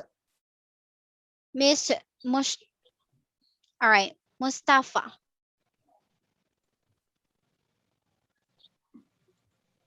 Miss Mustafa? Gretchen, can you make me the host? Yes, yes, done.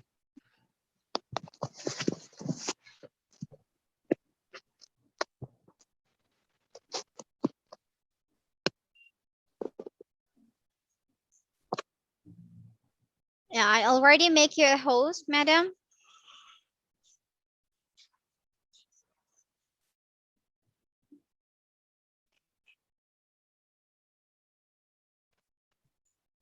Okay, so now I'd like to call in our next presenter, our oral presenter by Malvika. So Saurashtra University, India, with the topic of utilization of banana peels for production of edible antimicrobial active food packaging film. Are you here?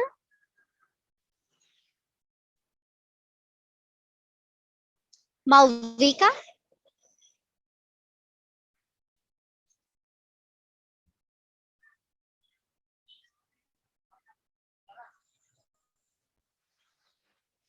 Malvika, are you here? Okay, so I would like to call on again oral presenter by Tengko Halimatun Saadia binti T. Abu Bakar, University Malaysia, Kelantan, Malaysia, with the topic of post-harvest technology and practices of tropical fruits, a review. Okay, can you see my slide? Yes. All right.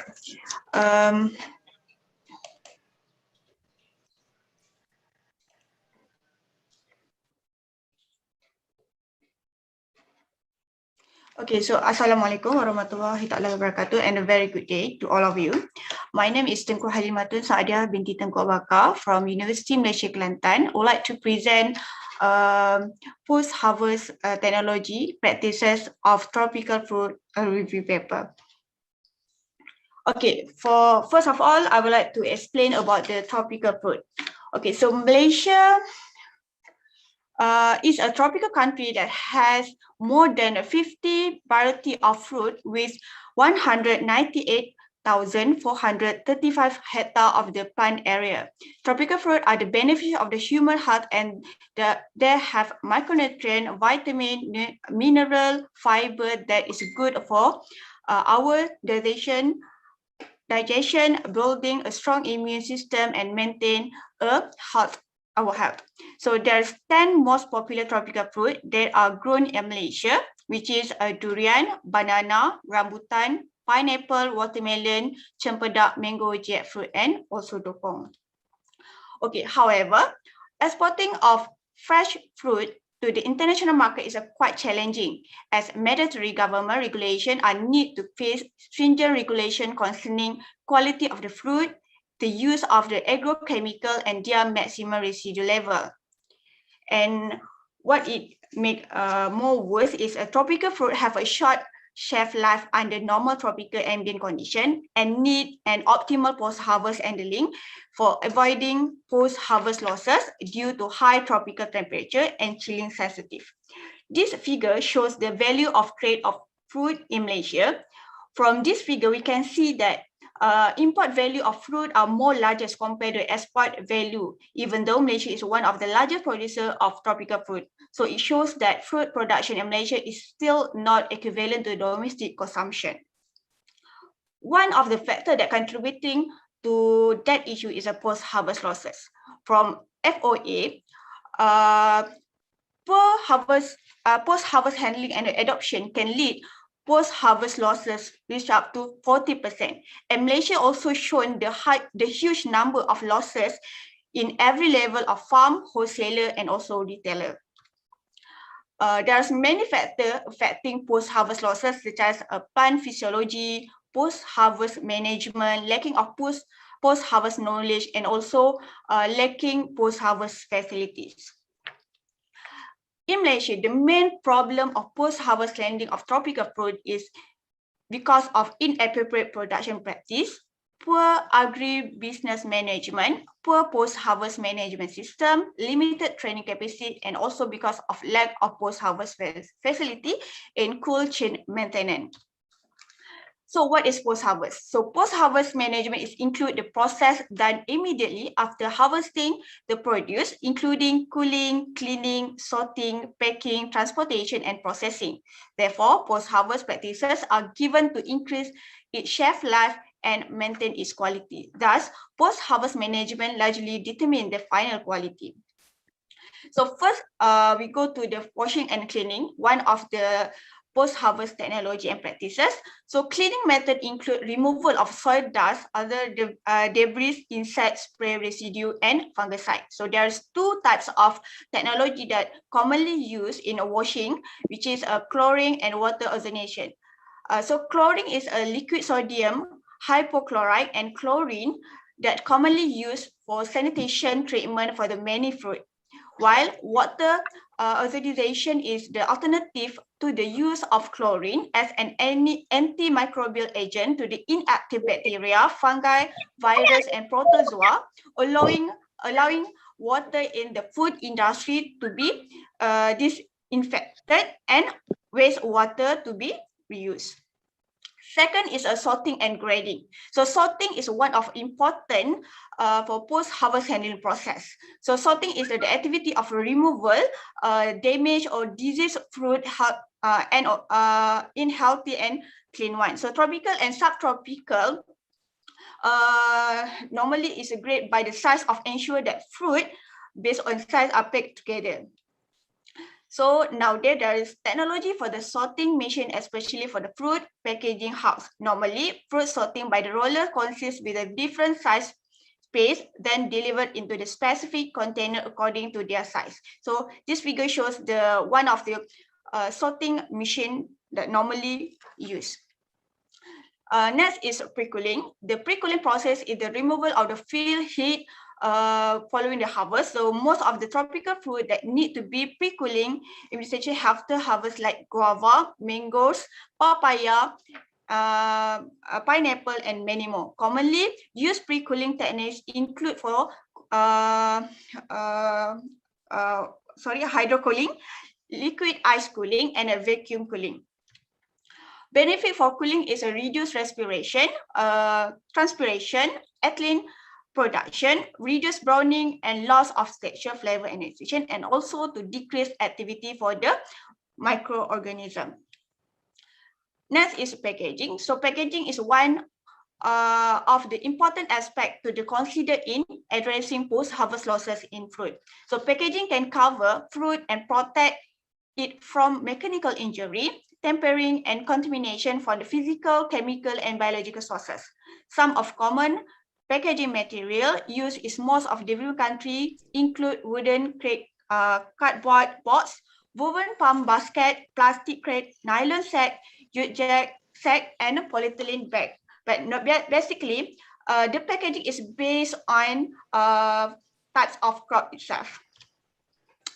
There is two types of packaging technology for the tropical fruit, which is modified atmosphere packaging and also active packaging. Okay, all right. So I am so sorry. The time is up.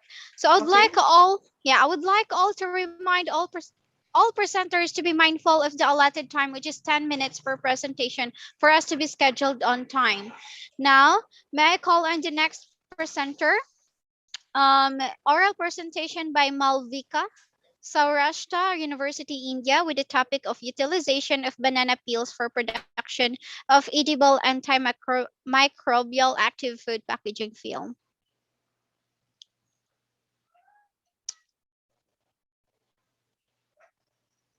Malvika, are you here? Okay, so now let's proceed to the next presenter. We have our presentation by Bhavya Mehta, Mount Carmel College Autonomous, Bengaluru, India, with the topic of development and evaluation of functional cookies with incorporation of banana peel powder rich in phytosterol. Hi, is the screen visible? Yes. Okay. So I'll start with my presentation. Hi everyone, I'll be presenting my research on development and evaluation of functional cookies with incorporation of banana peel powder rich in phytosterol. It's been seen, I'm so sorry, the screen stuck, I guess. Yeah, so it's been seen that unripe banana peel of the species Dwarf quendis has a lipophilic extract in them, and they majoritively have phytosterol in them, and major of them are 31-nor cyclotione and cyclonenone. Hence, we can say that there's a high amount of phytosterol in banana peel, and it is seen that around 36 million tons of peels of banana are produced every year. Now, let me tell you about phytosterol. Phytosterol is a plant-based sterol which actually helps to reduce the LDL level and control the blood cholesterol level of a human body. And we have seen that 33% urban and 25% rural India are hypertensive. And according to the study, it is seen that 1 in every 5 young adults in India has hypertension. That is around 80 million people. So we can say that as there is high amount of phytosterol in banana peel, therefore banana's residues can be utilized as a high value product of bioactive compound and can be commercialized. And as there is a high content of phytosterol in it, it can be used as a functional food product with the incorporation of banana peel, which will be developed and will help in reduce the LDL cholesterol level in a person and avoid the elevation or chances of other related comorbidities. The objective of the study was for the quantification and development of functional cookies from the unripe banana peel and to assess the quality characteristics of the functional cookie. Moving towards the methodology, the variety of the banana peel species was selected and the processing of the banana peel was done, in which the banana peels were chopped into fine small sizes and then were dehydrated in hot air oven and was made a powder of it. The powder was then went for a GCMS quantification for the phytosterol. After that, the control and the variant cookies were formed from them. The control cookies was almost with 100% wheat flour, and variant cookies were with 25%, 50%, 75%, and 100% banana peel powder. The sensory evaluation was done for the control and variant cookies, and for that 25 semi-trained panelists were chosen, and the scale used was Kupuswamy scale. And it was seen from the result that the control cookie and the best accepted cookie as compared to the control cookie was selected as the V2 variant, which was with 50% of banana peel cookies. After that, the physical properties were analyzed for control as well as for the selected variant cookies. The physical properties were moisture content, weight loss, thickness, diameter, spread ratio, texture, and water activity. Micronutrient analysis was done, for which carbohydrate, protein, fat, fiber, potassium, and DPPH antioxidant performance was done for all the approximate analysis, and the results were obtained. Moving towards the result and discussion, through the GCMS quantification, it was seen that banana peel powder does contain a good amount of phytosterol in it. As we can see from the graph, almost at the all peaks of the graph, we are starting from 50 to 57.84, we have the signs and good amount of phytosterol compound in it, moving from stigmasterol to beta-sitosterol to cyclosinol, with a percentage total of 20%, 10%, 30% respectively. And in the study, it's been shown that the phytosterols, 2 grams of phytosterol help in reduce the 30 to 40% of absorption of cholesterol, and 2 grams of phytosterol daily can help in reducing around 10% of cholesterol from hypertensive patients. As the result obtained from the GCMS chromatogram of unripe banana peel powder showed that there is a huge amount of presence of phytosterol in it, and science and studies have claimed that phytosterols help in lowering the low density blood pressure and reduces the cholesterol level. Moving towards the physical properties, it's seen that the diameter of V2 was higher than the control. It was due to the presence of high fiber in the powder of banana peel powder. Thickness and diameter is actually directly proportional to each other, and hence the thickness of the V2 variant was more. Moving towards the water absorption, as we can see that there is high content of fiber in the V2 variants, and hence the water absorption was more for that. And we can see that thickness and spread ratio in the graph would be negatively correlated, which means if the thickness of the cookies will increase, the spread ratios of the cookies will definitely decrease. The moisture and water activity is directly proportional to it, and hence the water activity had due to high dietary fiber was increased, leading to the more absorption of water and less of free water. Moving towards the approximate analysis, that is the macronutrient analysis, we can see that energy for the control cookies was little more than the variant. It was due to the less amount of carbohydrate in banana peel powder as compared to the more amount of carbohydrate in the wheat flour. Moving towards the carbohydrate thing, it's been seen that wheat flour has 72 grams of carbohydrate content in it, whereas almost the half is present in the banana peel powder. So hence we can see there's a high range of carbohydrate in the control variant. Moving towards the protein, as per the IFCT, banana peel powder just contains 7 grams of protein in it, whereas wheat flour contains 12 grams of protein into it. Moving towards the oil extracted from banana peels in the studies have shown that it has good amount of linoleic and linoleic acid, which is a good unsaturated components and are key fatty acids for human health. The high fiber content in the cookies might be due to the incorporation of the banana peel. As we can see, and the studies been shown that fruit fiber in banana peel powder is 31%. Moving towards the potassium analysis shows that there is almost double potassium in the banana peel cookies as compared to the control. This is because the highest amount of micronutrient present in banana peel is potassium. So this is the reason there's a high amount of potassium. Studies have shown that potassium plays a very strong role in reducing the cholesterol level. So the combination of potassium and phytosterols plays a good role in helping to reduce the LDL level, and hence the cookies would be a very good mode of plan to have a control LDL pressure of the person. Moving towards the antioxidant activity, it has seen that banana peel powder has a good antioxidant property into it as compared to the control cookies, and this shows that banana peel have lipid peroxidation inhibition capability, as they can scavenge the DPPH and APTS radicals. So the free radicals can be actually fought by them. Giving the conclusion to it, as there is a less amount of carbohydrate and less amount of fat in the banana peel cookies, so these cookies can also be a good mode of snacks for the people with type 2 diabetes, as we can see that blood glucose level would also be decreased if there's a good less amount of carbohydrate in it, and it's a good amount of fiber consumed by a person. And obviously fiber also plays a good role for their gut issues also. So banana peel cooking can actually be a good combination for all other comorbidities, along with the phytosterol content and potassium content, which can help them for the reduction of LDL cholesterol. The limitation of the study was that phenolic content and shell study was not studied. The impact of consumption of peel incorporated cookies on the health was not carried out. The recommendation would be the peel incorporated can be individually studied for their nutritional profile, and the anti-hypertensive property of the cookies can be studied individually. Thank you. You only have 2 minutes. Oh, yes. So thank you so much for that. All right, I was supposed to say you only have 2 minutes. Thank you so much. Now, may I call on the next presenter? We have poster presentation by Dr. Jay Garcia, the American College, Madurai Kamaraj University in India, with the topic of formulation of Vitex Negondo-based pasta.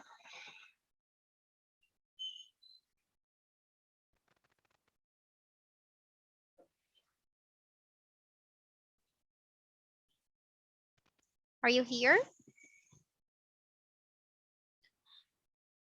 May I call in again Dr. Jay Garcia, the American College, Madurai Kamaraj University in India,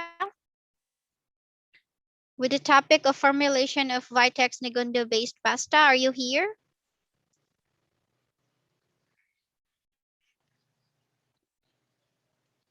Are you here?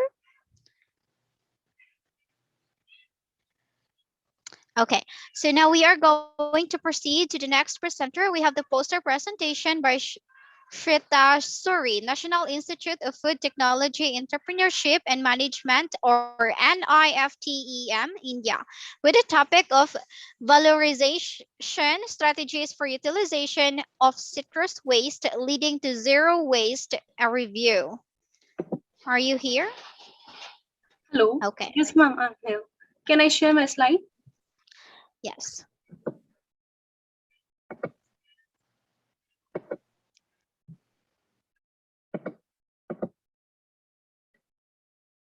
Is my slide visible to you? Yes. Good afternoon to you all. The topic of my presentation is valorization strategies for utilization of citrus waste leading to zero wastage. So the citrus fruits such as orange, grapefruit, mandarin, lemon, lime, these are the largest class of fruits. Its global production is around 158 million tons in 2019 as per FAO data. These fruits are not only utilized for in the fresh form, but these are also consumed in the processed form such as juice, jam, jellies. The processing of these fruits leads to generation of lot of waste, which causes the environmental pollution. This waste constitutes of peels, pomace, and seeds. However, this citrus processing waste contain a potent family of bioactive compounds such as phenols, flavonoids, some sugars, dietary fiber, carotenoids, pectin, natural pigments, and essential oils. These can be utilized in various ways in the food sector and cosmetics and the pharma sectors. The citrus pectin, which is obtained from the peels of citrus fruit, can be used as a thickener, emulsifier, stabilizer, fat replacer, and the gelling agent in the food industry. Also, the essential oil, which is obtained from the citrus peel and the seeds, can be used for production of biofuels such as bioethanol, biodiesel, and the biogas. Because these fruit have a high fermentable sugar content and low lignin content, these can be utilized for biofuel generation. The citrus essential oil contain a good amount of D-limonene content, which has enormous market demand because it can be used in the perfumery industry, cosmetics, and also in the flavoring. These citrus essential oil possess good antimicrobial and antioxidant property. Therefore, it can be used as a preservative also in the food industry. Apart from this, the bioactive compounds such as polyphenols, carotenoids, these are present in the citrus peel, which can be utilized in various purposes. The major flavonoids present in the citrus peel are naringin, hesperidin, iriocitrin, and nererutin. These flavonoids can also be used in various purposes. The carotenoids such as xanthophylls and the hydrocarbon carotenoids are also used, and they reduces the risk of breast and colon cancers. Apart from these bioactive compounds, so the purpose is how we obtain these bioactive compounds from the citrus waste. There are various extraction techniques which are used traditionally. Used techniques are solvent extraction, hot air extraction, and alkaline extraction. So these techniques have high solvent consumption, and energy requirement is high, and they are time consuming. So these days, because of the advent of green chemistry, certain green extraction, eco-friendly extraction techniques are used. These are like microwave extraction technology. In the microwave extraction technology, microwaves are used, and because of the high heat and pressure created under the cell wall, it leads to rupture of the cell wall and bioactive compounds are released, and this lead to high extract yield.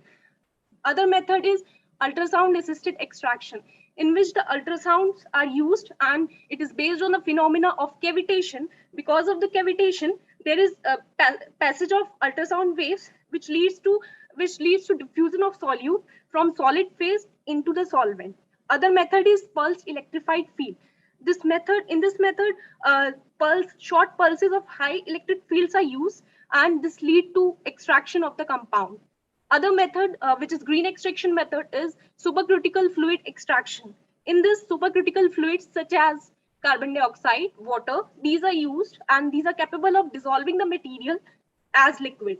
So these techniques are green extraction techniques, which take less time and reduces the energy consumption, and also uses the alternative solvents, such as we can use solvents also and can be solvent free also.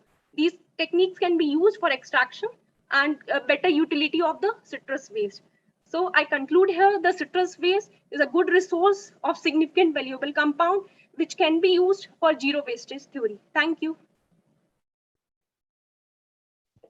All right, thank you so much for that. Any question from our chair? Okay, that's an very interesting study. So, so far, no question for me. All right. Thank you. Okay, so thank you. Now we are going to proceed to our next presenter. Okay, so may I call in our poster? All right, our oral presentation by Rashida Vapiwala, SNTD Women's University, Mumbai, India, with the topic of Indian ultra-processed pre-packaged snacks, a comparison of energy, fat, sugar, and sodium content to global nutrient profiling models. Good afternoon, everyone. I'll just quickly share my screen.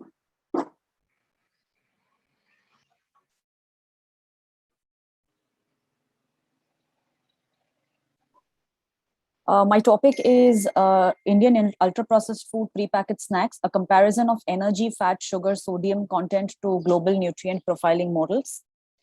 We have over the years seen the consumption of ultra-processed food consumption in India. We've seen the packaged food consumption rise in the last 2 decades. We've seen that almost 10% of an average caloric intake across both rural and urban India comes from processed food. The region with the highest consumption is South India. We've also a recent report by ICMR NIN found that 11% of the daily caloric intake of urban adults comes from packaged food, especially chips, biscuits, sweets, juices. In fact, in high-income urban households, we've seen almost 30% of consumers' daily calories coming from processed food. Food labeling, on the other hand, laws evolving all across the world, especially in India. Food labeling is nothing but a direct mean of communication between the producer and a seller. It's a tool that is used to protect consumer health. Globally, all countries have certain minimal requirements of food labeling to ensure that every customer, every consumer has a clear, non-misleading information about the products. It helps consumers with the information that is required to make a healthy food choice. Across the world, we are seeing a number of front-of-pack labeling models coming up, which are nothing but nutrition labeling systems, nutrition summarization models, which tell you about the nutrition quality of a product that is displayed. It's usually in the form of multiple models like a summarization label or a traffic signal labeling or a score. We are seeing various models on the slide here, like the warning symbols by Chile, the traffic signal labeling by UK, the Nutri-Score adopted across Europe, and the Australian, New Zealand adopting the Health Star rating. India, in its draft of Food Safety and Standards Authority of India, which is the apex regulatory body in India, has issued a draft regulation in 2019 on front-of-pack labeling.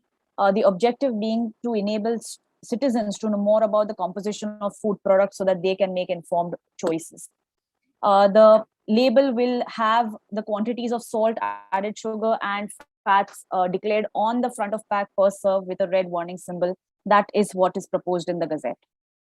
Now, the aim of our study was to look at food labels of over 434 savory snack products and compare the calorie, fat, sugar, and sodium levels to Indian and global nutrient profiling models.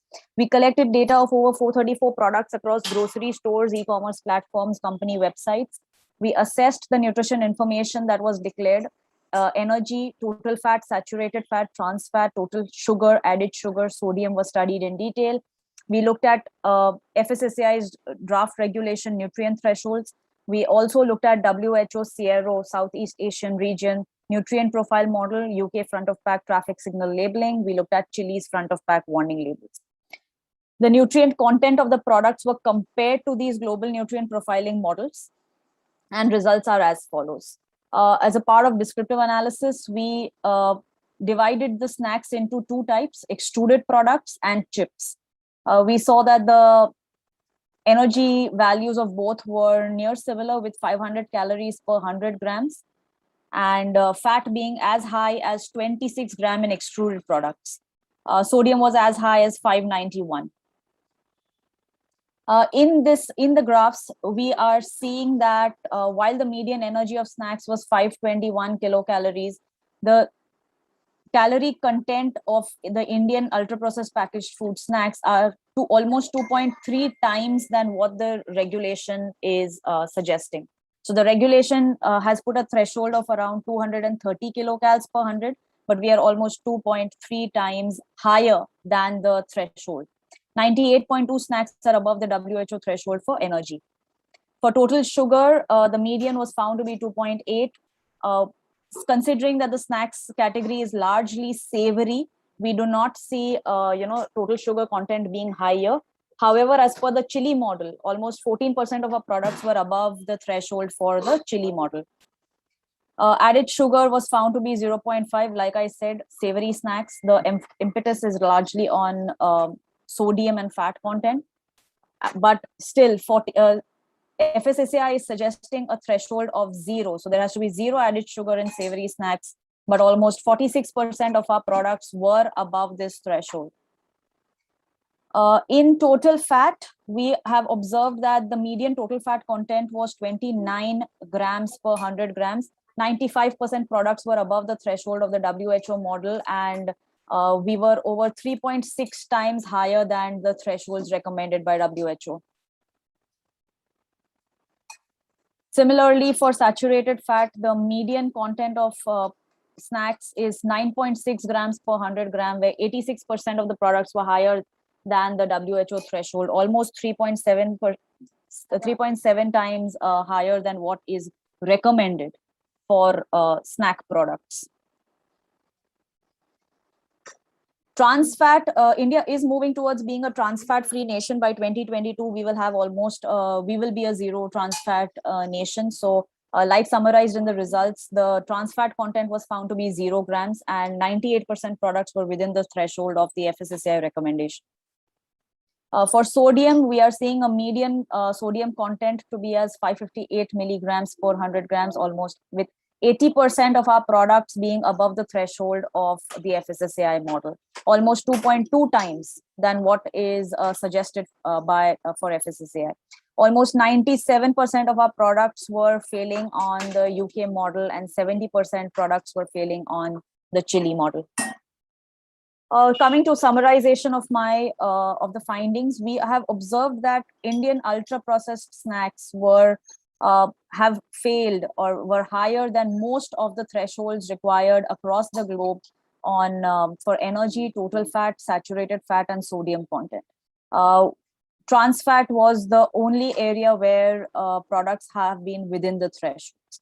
Now we are seeing a significant impact of such a nutrient composition of packaged foods on young children, and directly correlating it to rising obesity levels in India. We therefore recommend that nutrition education be included right from school level. The healthfulness of the Indian snacks need a definite attention and we have the following recommendations to make. We need strict reformulation guidelines to be set by FSSAI. A front of labeling regulation will enable consumers to make healthier food choices, but also serve as a good yardstick for companies to reformulate products. Companies need to self-regulate fat, sugar, salt levels, and best practices in the industry must be highlighted. Companies must be incentivized to create products that are nutrition positive. Tax benefits to companies could also be recommended for formulating healthier food products. With this, we rest our study. Thank you very much. Opening the floor for any questions. Okay, so any question from our chair? Okay, thank you. So this is the good study. So because we are all aware for the health. So and I think I don't have a question. Okay, all right. But So yeah, it's a good data suggested for the government. Yeah, okay. thank you. All right, so thank you so much. Now, next presenter, I call on poster presentation by Shresti Shitranshi, Amity University, Uttar Pradesh, India, with the topic of effect of storage conditions and packaging on Indian beet spinach leaves in retaining the quality and its functional properties. Good day, everyone. I'm sharing my slide.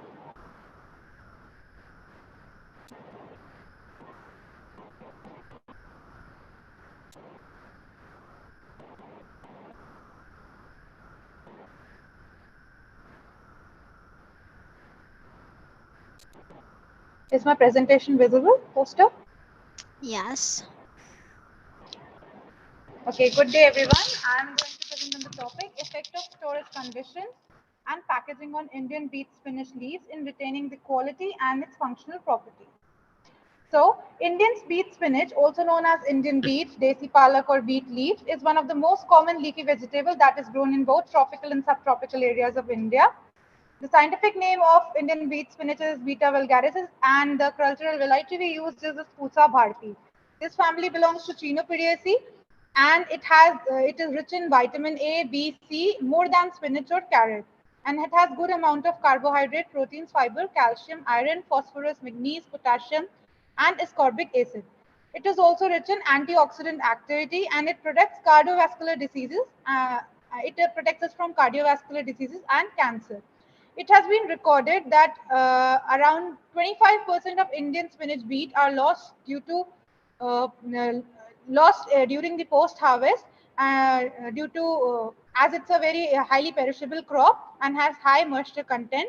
Leafy vegetables have high respiration and metabolic process that continues after harvesting. Therefore, it starts deteriorating after harvesting is being done.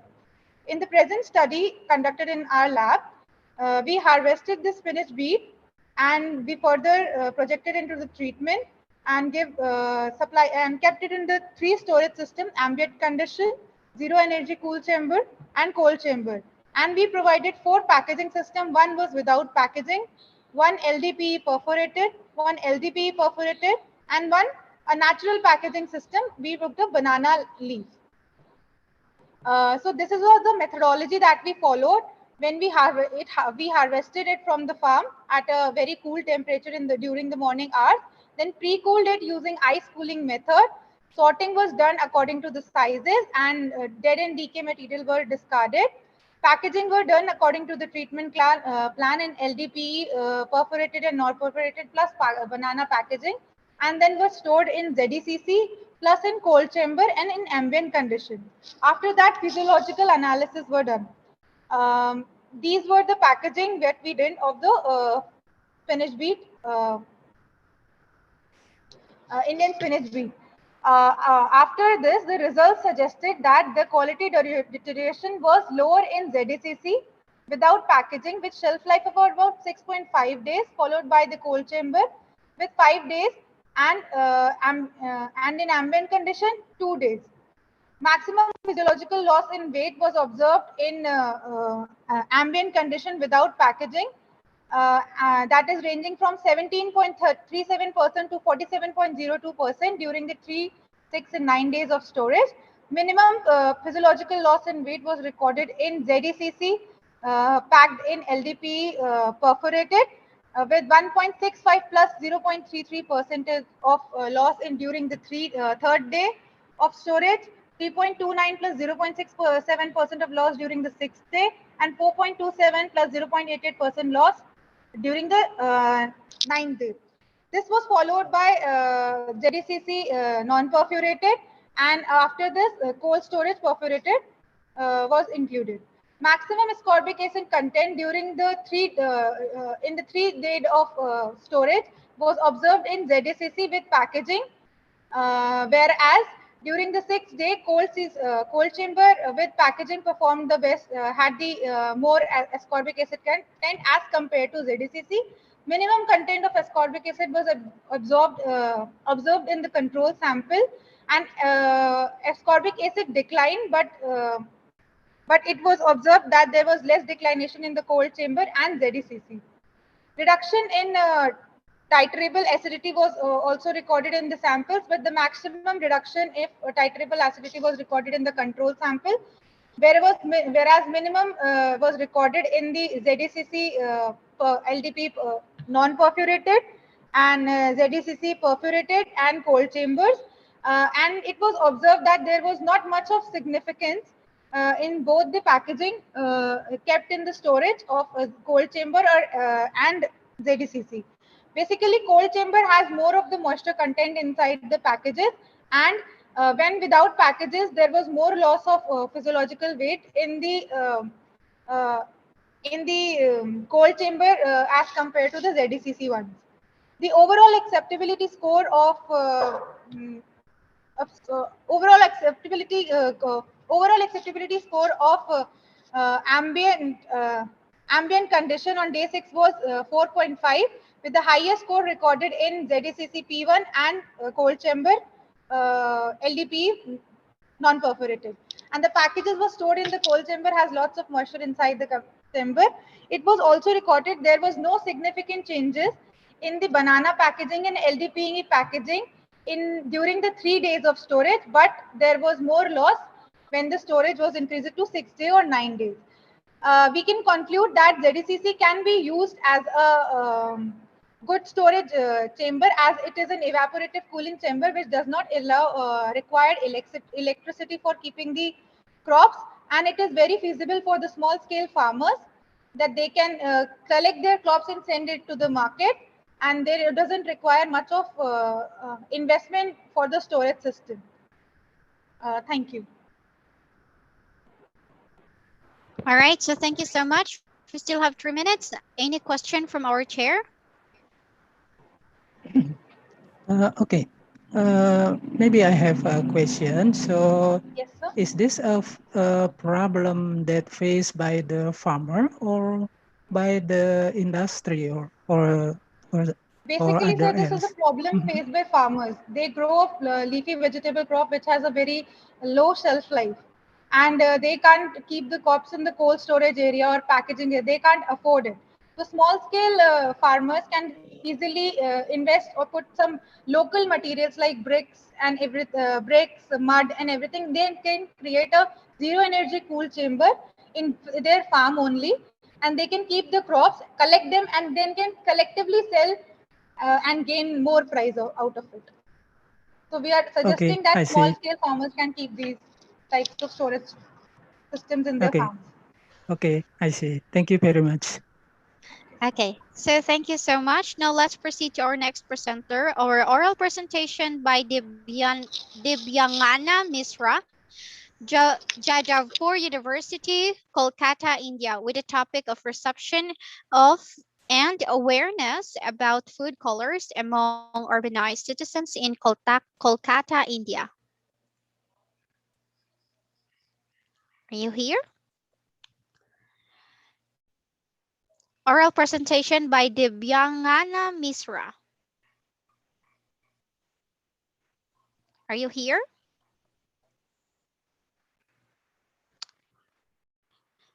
Okay, now may I call in the next oral presentation by Vijaya Jetta, National Diary Research Center, India, with the topic of comparison of individual quick frozen or IQF and conventional freezing of paper. Yes, I'm here. I'm just sharing my.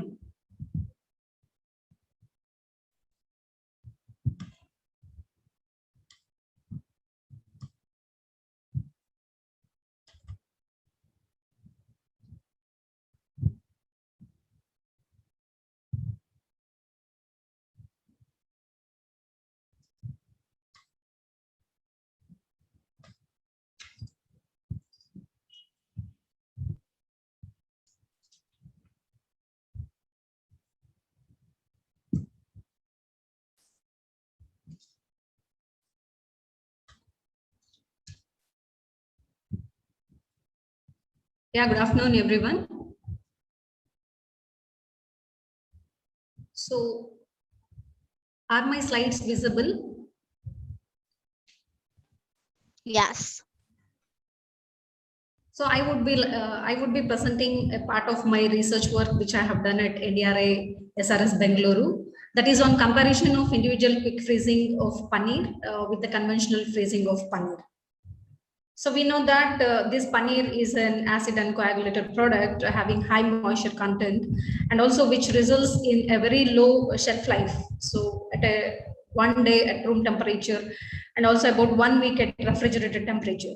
So this is a product which is widely consumed in Asian subcontinents, and also there is a huge demand for this, and also the demand is increasing steadily.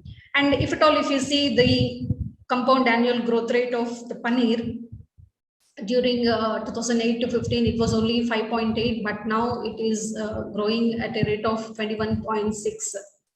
So from this we can tell that this paneer has got a lot of demand.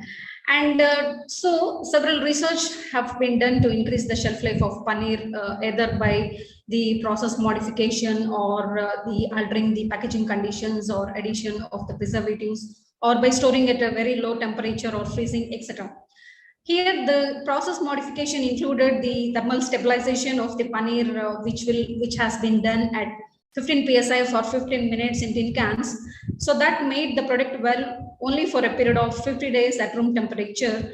But there we can observe slight browning and kuntu flavor. So whenever we pack the paneer in MAP, so that has increased its shelf life to 30 days when stored below 5 degrees. And also we have tried several methods like adding additives like sorbic acid solution, which has increased the shelf life to 6 weeks. So to overcome all of these, we felt that IQF will be a better solution for increasing the shelf life. So the present project was taken to verify the claims of IQF and also to see how this liquid nitrogen we have used for freezing. So it was better when compared to the conventional freezing. So as we know that the individual IQF, so this was originally developed by the Frigo Scandinavia equipment. And also, if you see the market of IQF nowadays, it is nearly 14.56 billion in 2017, and it is predicted to extend up to 21.02 billion by the end of 2023. And also, if you see the CAGR, it is growing at a rate of 6.67. So since this quick freezing is the only process where you can store all the properties of the food products, and main advantage is that it takes only a few minutes when compared to the normal conventional freezing. And also there won't be any large size crystal formation which will destroy the product at a molecular level. And also you can see that the texture as well as its shape, color, smell, and also, so they will be kept at a very far extent. And if you see the time also, it will be taking a very less than 10 to 12 minutes when compared to the conventional freezing, which will be around 3 to 4 hours. And also we can see that there will be much dehydration loss in the conventional freezing. And in IQF, it is comparatively less. So here, the methods which we have followed is the standard method for the preparation of paneer. So by standardizing the milk to 4 and 8.5%, we have standardized the milk, and we have coagulated the milk at 80 degrees centigrade by using 1% of the citric acid. And after we have prepared the paneer, and we have cut the paneer into different sizes. So different types of paneer have been taken, and these paneer cubes were further frozen by using the 3 different processes, namely the conventional liquid nitrogen vapors and directly dipping into the liquid nitrogen. So for this, we have designed a cryogenic container which to handle our experiments. And this is how we have taken the trials, and the parameters which we have studied here are the freezing time, the thawing time, as well as the thawing loss, and also the microstructure we have seen. So coming to the results, as I have projected, usually the conventional freezing one, it has taken a lot of time when compared to the normal IQF. So it was within 2 minutes, and whereas this conventional process, it has taken nearly 300 minutes, nearly 5 hours. And if you see the freezing methods and also the thawing time of these paneer cubes, so they were done, the thawing was done by using the microwave. And the cubes frozen with the liquid nitrogen vapors showed the minimum time in both the paneers. And from the statistical data, it showed that the different freezing process had no significant effect on the microwave thawing. However, the time taken was increased with the size of the paneer. And similarly here, if at all, if you see the thawing loss of the paneer cubes, here also we have seen that the thaw loss by the microwave thawing, as the size increased, the losses were also more.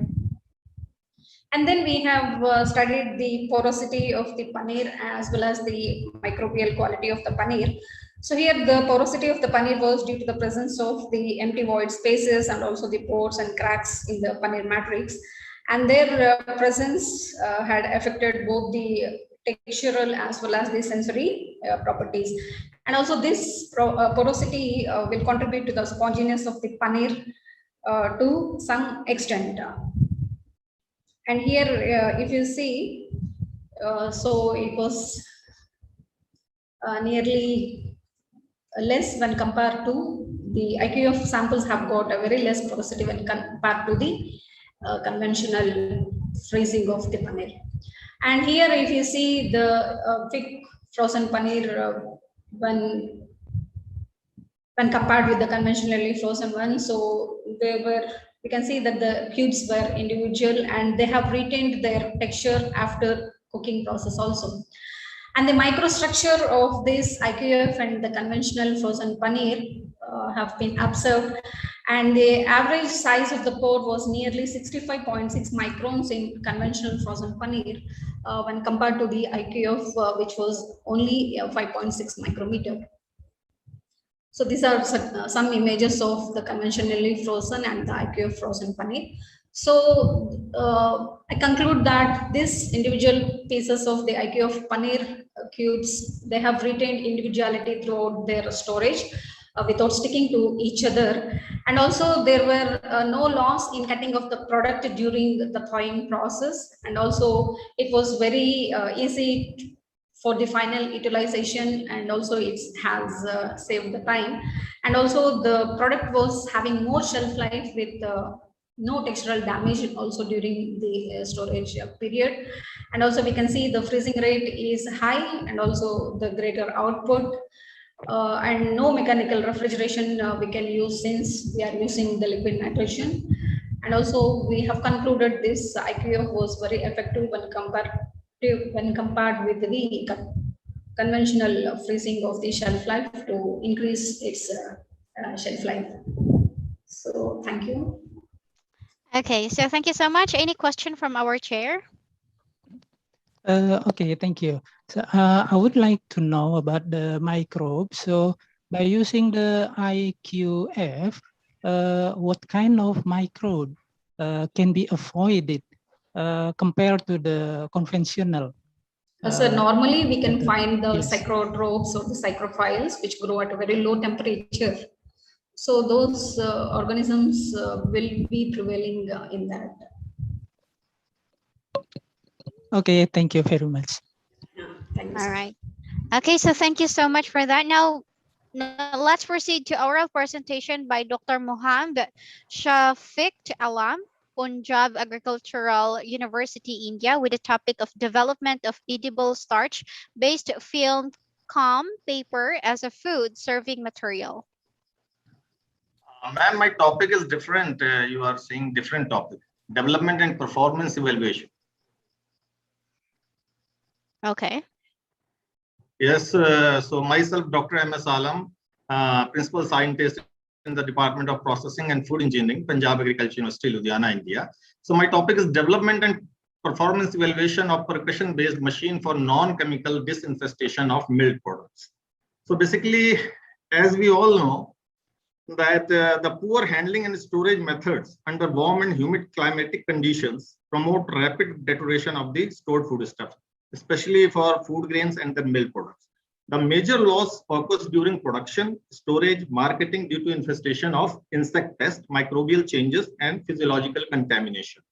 So as far as chemical insecticides are concerned, they are extensively used in grain storage facilities to control stored product insect pests. Some of the chemical fumigants such as methyl bromide, phosphine, or sulfuryl fluoride rapidly kill all life stages of a stored product insect in a commodity. Some of the contact insecticides such as malathion, chloropyrifos, methyl, deltamethrin are sprayed directly on grain or structures and provide protection from infestation for several months. So some of these contact insecticides have become ineffective because of widespread resistance in the insect population. There is a problem of worker safety is also growing concern for many companies, and ensuring that the workers are not exposed to chemical insecticides. And the consumers are demanding finished products that are free of synthetic insecticides. So the consumption of organic products increasing each year. So the goal of non-chemical control is to render the habitat unsuitable for the growth and reproduction of stored product insects. So red floor beetle, that is a major stored insect inflows, Tribolium castinium, that was the target for our problem. So that has been seen that this with the concern about this health hazards of chemical pesticide and their resulting environmental pollution, there was a need of developing alternate that should use non-chemical process to control insect pests in food grain for retaining acceptable food quality. So it is a known fact that the physical method of controlling insect pests in stored food stuff, other product is effective as no residual toxicity or hazards are introduced, and the insects are unlikely to develop any significant resistance to such methods. So some of the most physical agent or methods are used like heat, light, sound, as well as irradiation by gamma rays. But most of these methods have so far proved ineffective and impracticable. So it has been seen that physical methods in the form of centrifugal force and percussion method readily acceptable by the industries manufacturing granular and powder products such as flour. Their acceptance will be based on their effectiveness, reliability, and simplicity of operation. They require no chemicals or supervision, need only to be switched on, and are continuous flow devices, thereby fitting in readily with flour production methods in flour mills. So these advantages would equally apply to the grain handling industries, which at present have to rely on chemical control methods. So basically, the physical control method in the form of centrifugal force has the possibility to come into existence, and it is the need of the hour. So keeping this point in view, the problem has been different objectives to develop and fabricate percussion-based machine for non-chemical disinfestations of stored grains and their mill product, to evaluate and optimize the machine process parameters for wheat flour, maida, and besan, 3 mill products, to study the effect of mechanical agitation and packaging material on keeping quality of mill products. So this was the conceptual design, that this is the complete flow of making flour, and here the percussion machine should be kept so that we should get the insect-free flour throughout the storage period. So this was the development of percussion-based machine. Basically, it was having three different sections: percussion section, aspirator section, and airlock section. In this, rotor, cyclone, and shafts were designed. Rotor was designed on the basis of impact force, cyclone on the basis of pressure drop, and shaft on the basis of adequate bending moment and torsional movement. So it was having three sections: percussion section, aspirator section, and airlock section. So you can see this, that these are the parameters which has to be designed, different components. And under this design part, this machine was designed on the principle of physical disturbance using SolidWorks software. So the main components of percussion machine were shaft, coupling, gearbox, motor, airlock, rotor, cyclone, blower, and delivery pipe. So various components are made by different types of materials, such as mild steel for solid parts and cast iron for cyclone parts. So these, you can see, these are the different components which have been designed. First is the rotor part. This was designed, and the rotor diameter of 38 centimeter was used, assembled in closed covering made of mild steel. And it is having a bar pins. Number of bars outside the rotor, they are around 24, and inner side are 60. So then rotor motor is designed, that is AC motor 2 HP, having maximum speed variation of 0 to 200 RPM. Then grain outlet pipe is there. Then you can see grain outlet pipe. I mean, this is the complete picture of the system which we have developed for giving the treatment to the grains as well as to the flow. So this was the evaluation part.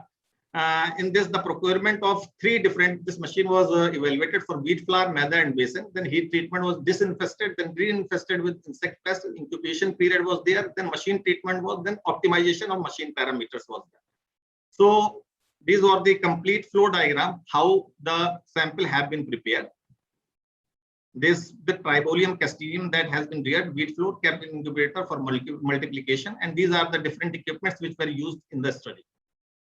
So the problem was fixed by using Box and Benken design of response surface methodology for optimization of machine process parameters. Two input independent variables were used: operational speed and number of passes for wheat flour, maida, and basin, and 2000 to 2800 RPM was used, and number of passes 1 to 3. And the objective was to maximum mortality and minimum change in color, moisture content, and particle size for all the three commodities for which the machine has been tested.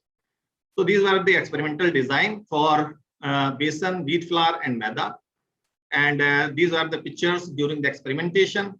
And these were the results, that the mortality percentage, moisture content, particle size, moisture content, and particle change during the process for different experimental combinations. And this is the change in color, and the color was evaluated on the basis of LAB, color change, chroma, and hue angle. Similarly, that was tested for, this is the experimental statistically analyzed data. It was found that all the parameters were statistically affected by all the input parameters like speed of rotation as well as number of passes. So these are the model equations which have been developed in order to evaluate the process parameters and quality parameters based on the input parameters. Similarly, it was evaluated for maida, different parameters. Then it was statistically analyzed for particle size, color, hue angle, and chroma. Then model equations were also developed for insect mortality, moisture content, particle size, color change, hue angle, and chroma.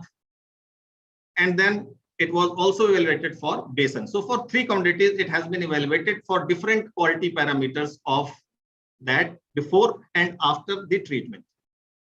And it was seen for basin that you can see that the variation in color, L value 81.4 to 82.3, like that, all the parameters have different variation based on the different experimental combination of operational speed and number of passes. And these are the model equations are there, having very best fit, giving R square value of more than 0.99. So these are the model equations which were fitted for different parameters.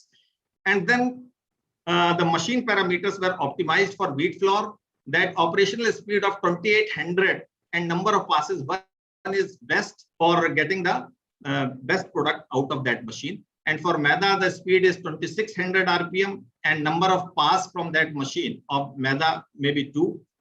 And for basin, it is speed is 22,650 with only 1 passes. So mortality percentage of the insect was around 97 to 100%, and all the parameters which were selected for this study were up to the mark, giving the desirability of more than around 0.6%. So after that, the best product which we got from that machine that were stored in different packaging materials, steel PET containers and PP bags, and stored under ambient condition, and was evaluated for physical, chemical, and microbial parameters. And it was found that the physical parameters for wheat flour, it varied from 6.24 to 11.56, for maida 8.69 to 12.7, base at 6.65 to 11.8, depending upon the experimental combinations. And these are the different quality parameters of physical, chemical, and microbiological. So all the parameters were up to the mark which are required for safe storage of the milled products. So finally, it was found that the machine treated samples packed in steel containers, out of 3 packaging materials, steel container was found to be the best in retaining the quality of the wheat flour, maida, and besan, which were machine treated. And finally, we can conclude this, or we can summarize that the developed percussion-based machine for non-chemical disinfestation was found to be highly effective in controlling the stored milled product insect pest. The optimized machine process parameters obtained for disinfestation of wheat flour and maida was around, speed was 2800 RPM with single pass and 2600 RPM with 2 pass respectively. And for besan, the optimized was 2650 RPM with single pass. And for storage purpose, steel containers were adjusted to be the best for storing machine treated samples up to 6 months. Thank you very much. All right, so thank you so much for that. Now let's proceed to our next oral presentation by Dr. Preeti Barwal, Punjab Agricultural University, India, with the topic of development of edible starch-based film com paper as all right. I think we're paper as food serving material. Yeah, I think we're done. Oh, yes. Sir, Dr. Preeti Barwal.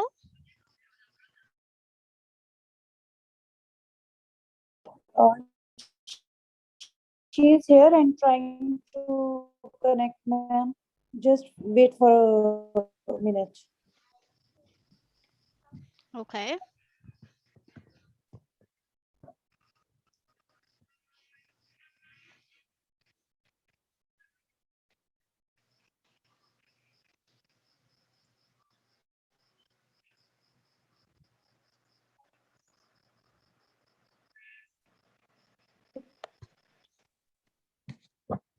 Hello, good afternoon. You can start with the candidate after me. I will join after that. I'm trying to connect. Okay. So now next I will call our next presenter, poster presentation by Ms. Kaitradeepa G. Mistry, MS Ramaya, University of Applied Sciences, India, with the topic of scope of edible starch-based paper in food industry.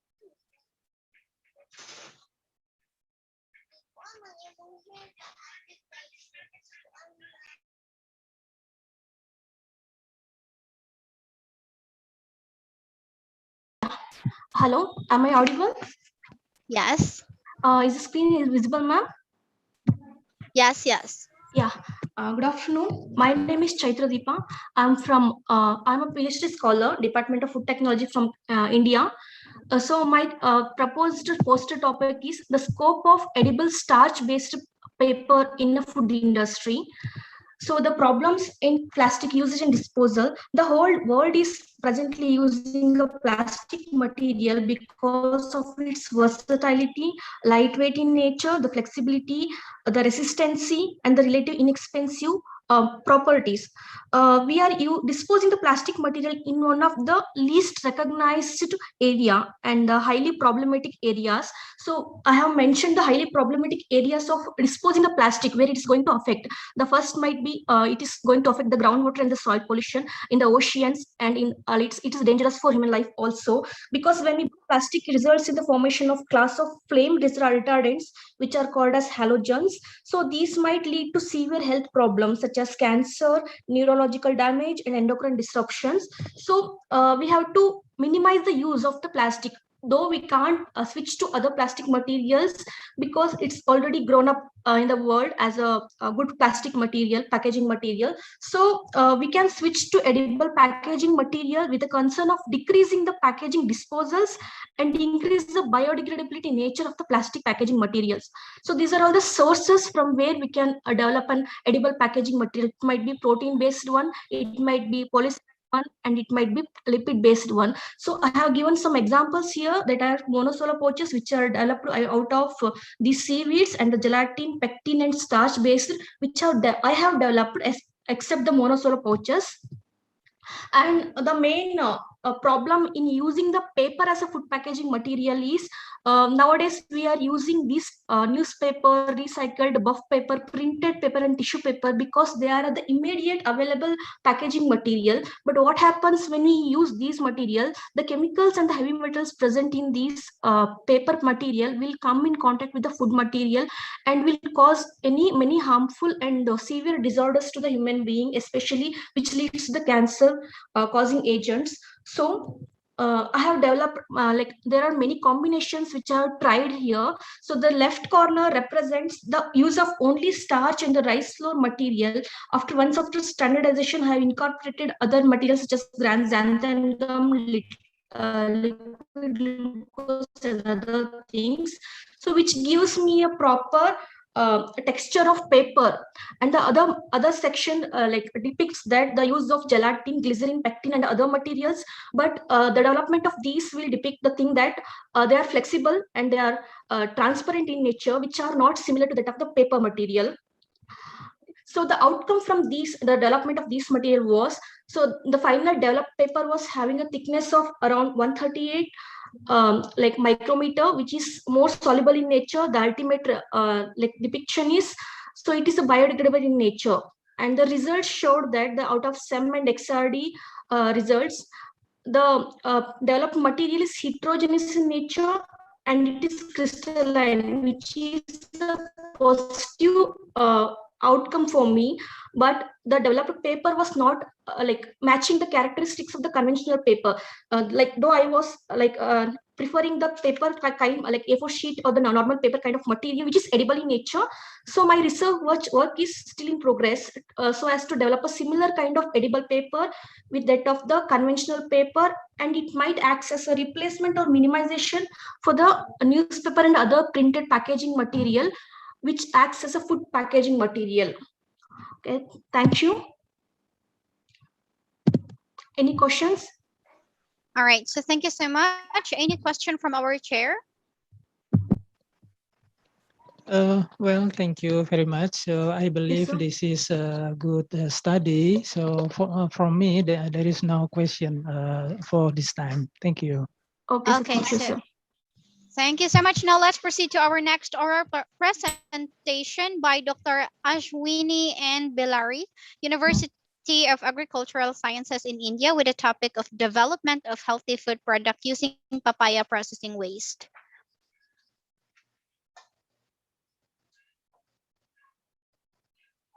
May I call on Dr. Ashwini and Bellary with the topic of development of healthy food product using papaya processing waste. Are you here? Hello. Oh, yes. Yes.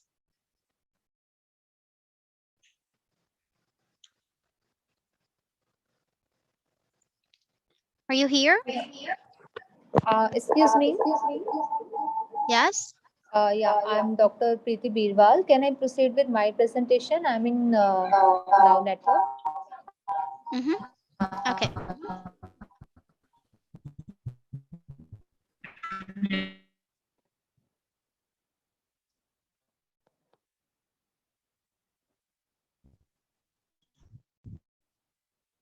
My presentation is visible? No, ma'am. Can you please share your screen? Okay. No, I'm sharing only. I have a network issue here.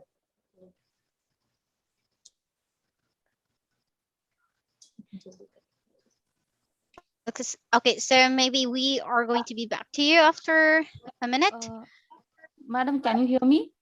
Yes, I can, but it's not clear. Is it clear now? Oh, yes. Yes, it's clear now. Can I present? Yes. Okay.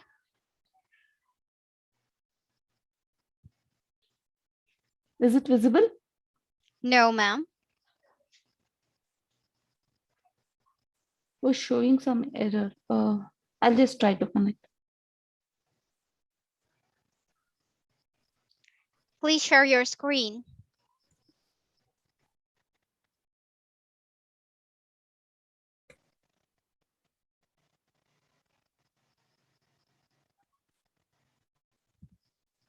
Is it visible? Still not, mom. But okay, yes, it's okay now. Okay. Shall I start? Hello? Okay, but yes, but we cannot see the Now? screen again. Now? Yeah, we cannot see it. Oh.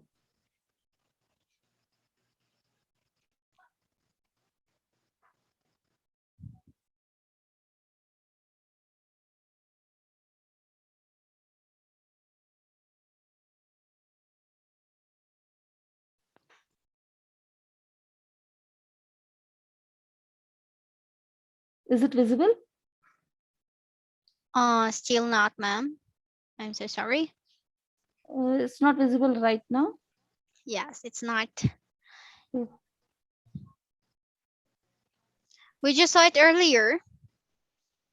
Oh yeah. Oh. Oh yes, yes. You can see it now. Yeah, I'm Dr. Preeti Birwal. Is my presentation visible? Yes, madam. Yes. Can I start before Ashwini PC? Yes. Okay.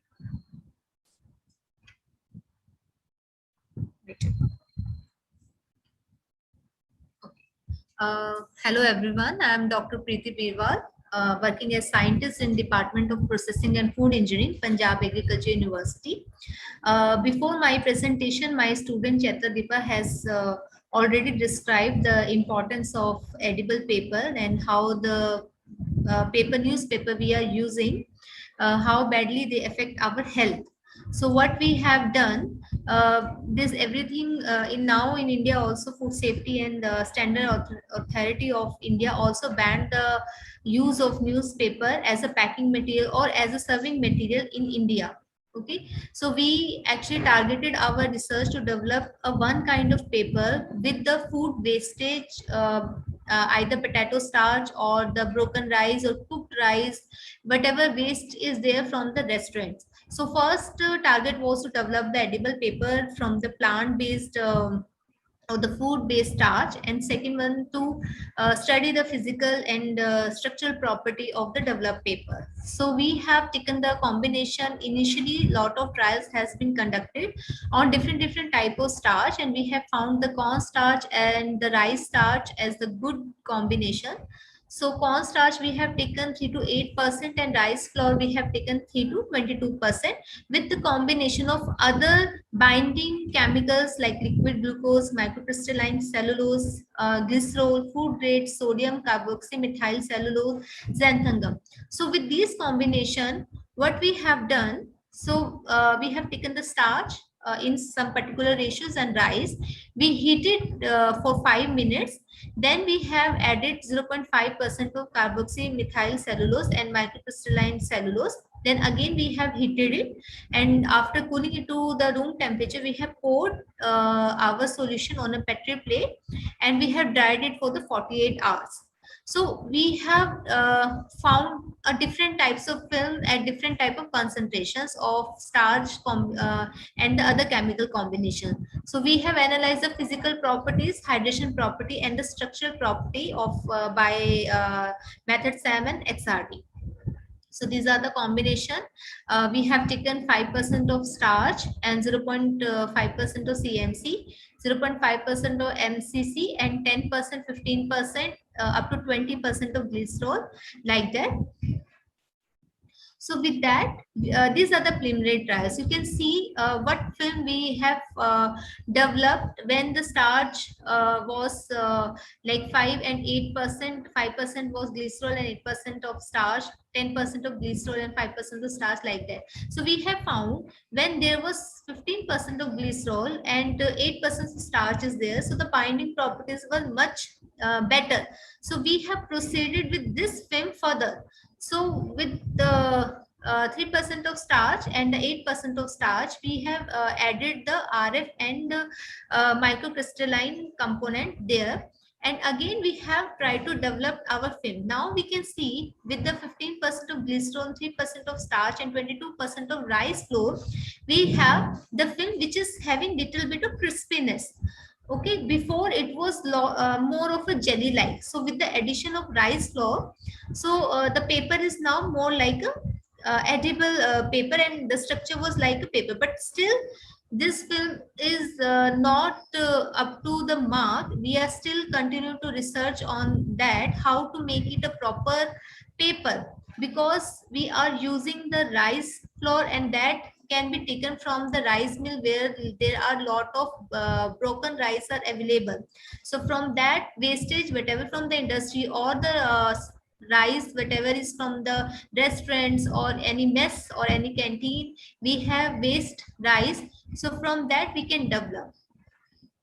So we have checked the thickness and hydration property up to 90%. This film what we have developed was having the solubility in the water.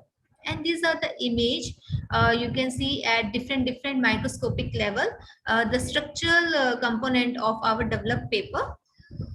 And these are the XRD diffraction graphs. We can see the starch and rice flour alone was having more of a amorphous property. When we have combined both starch and rice flour together, they have given a property of crystality. That was our requirement.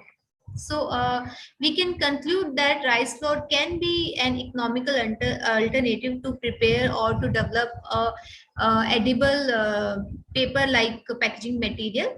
And the broken rice also can be used from the industry and from any restaurants, from wherever there is cooked rice is also present. From there also we can extract the starch and develop our paper. We have a future scope also on this, to develop a paper with better strength, different thickness, and we need to study more of antioxidant properties also. If we can add some essential oil into that, that will be good. These are our future scope for our this present study. Thank you. All right. Okay, so thank you so much for that. Now may I call on again oral presentation by Dr. Ashwini and Bellary University of Agricultural Sciences in India with the topic of development of healthy food product using papaya processing waste. Thank you, madam. I'll try to share my screen.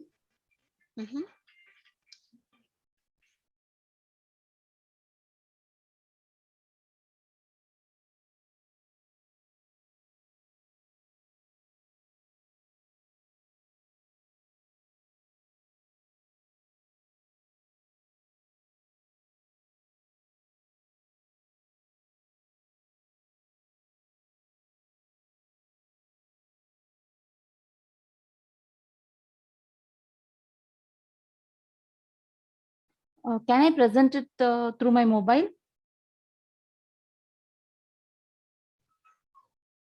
Okay, so yeah, can you just prepare that one and we will be back to you in our next presenter. Okay. All right.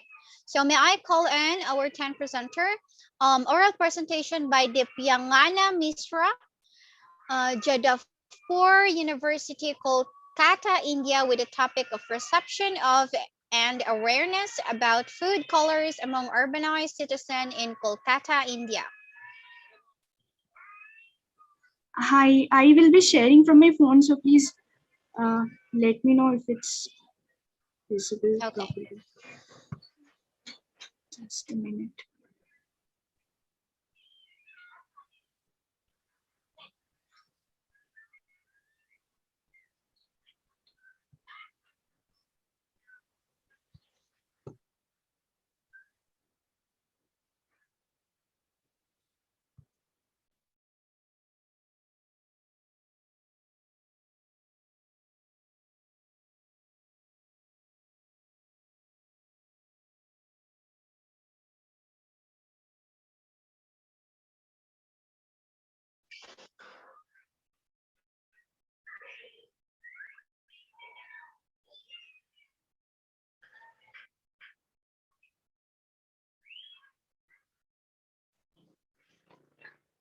Okay, so Ashwini and Bilari, can you present using your phone now?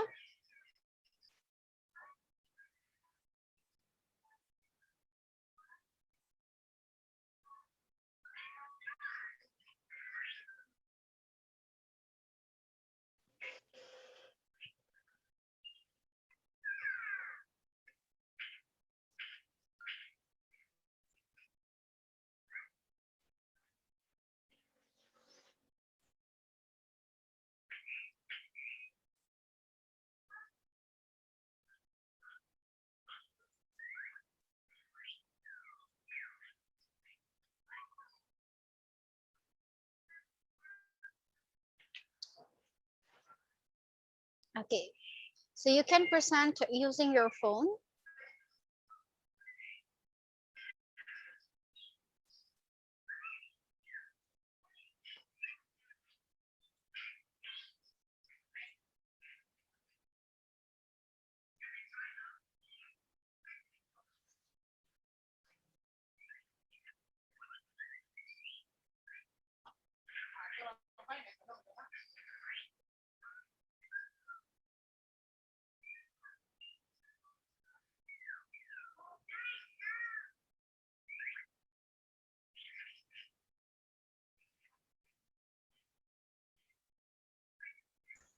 Hi, I think I'll be able to present. Just give me 2 more minutes. Okay, all right. So the one who will be presenting is I'm oral Divyangana. presentation by Divyangana. Okay.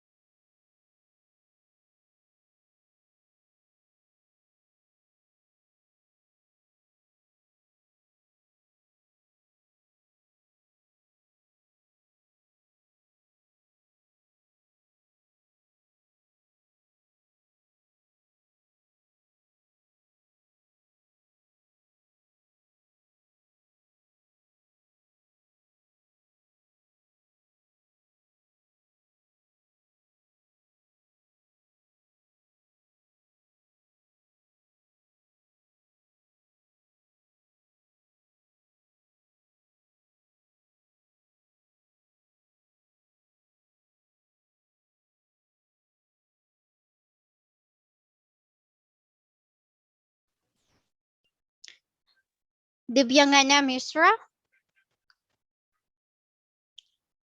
Yes, just a second. I'm really sorry. Facing problem with sharing the screen. Ashwini, you can try to use your phone. Yeah, I'm trying that.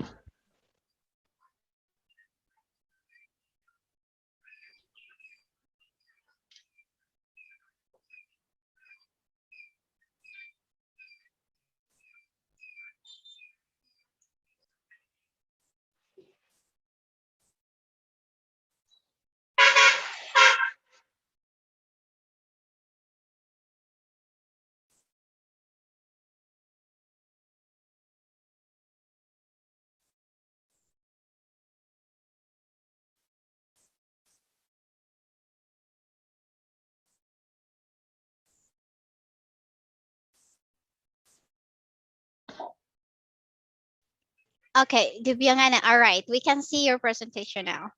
You can start. Okay. So hello, good evening everyone. I'm Divyangana Misra. I'm a third year undergraduate student of food technology and biochemical engineering from Jadavpur University, India. So before I begin, I just want to give a very small background story. Before a few days, like not few days, before around 3-4 months, I found an article on the internet which said how food colors were FDA approved food colors were being used as aerosol sprays to potentially neutralize the viruses that, like the COVID-19 virus that persists in the air. So while I found the article interesting, what also reminded me was that always I had this curiosity as a child, that are food colors really that acceptable to the people around us? Now, why I'm saying as a child is because when I used to go to the melas and there were cotton candies available, my father always used to ask me not to have them because they had colors. So as a food tech student myself now, I'm learning more about colors, but I really wanted to know what the perception about food colors is, which is why I kind of researched, and this is my work I'll be presenting here right now. So moving on, this is basically the abstract. We can just go for the literature review. So previous works have been done. The very first was kind of similar to the work that I have done, but then it was based in Swiss German population. So we cannot really infer things from there. And next, the second research kind of said that the concept of food safety and artificial food colors were related, which is kind of true even today. I mean, even here in this case, because we always have this stigma that food colors are not regulated properly, so maybe they are not as good for our health. Next, the other one was that most people were aware about the harmful effects of artificial synthetic colors. So moving on, these were the hypotheses that I had for my project. So first was that awareness about regulations, about like the regulations in general did not affect the consumer's acceptance of food products by local brands as well as leading brands. Leading brands is meant, I mean, the FMCG companies that are there, which, you know, we feel more comfortable to buy things from them. The next one was that permissible limits, awareness about permissible limits did not affect the risk and benefit perception. What kind of risk or what kind of benefit do we have from food colors of consumers? The next one was the risk or benefit perception also did not affect the general reception that people had toward food colors.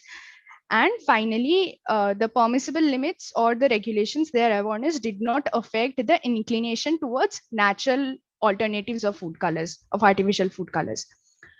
So for the methodology, I had made, since right now offline serving is not possible, I had made a Google form, which I had circulated in my network on WhatsApp. There were responses from outside Kolkata, but I had only considered the ones from Kolkata. Candidates were asked to share their views about food colors on a Likert scale. The Likert scale had internal values which range from -2, meaning strongly disagree, and +2 for strongly agree. And the reverse coded questions had opposite internal values. And finally, the conclusions and like for the general viewpoints, I had taken the mean values for age group, gender, and occupation. And to find the correlation between the different parameters, I had used the Pearson's correlation test. So these are basically, this is basically a summary of what findings did I actually do, which I'll be discussing subsequently.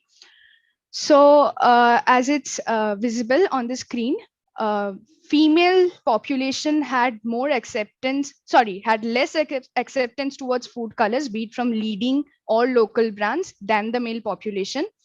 For the risk and benefits perception also, we can see that the female had quantitatively more risk or benefit perception than males.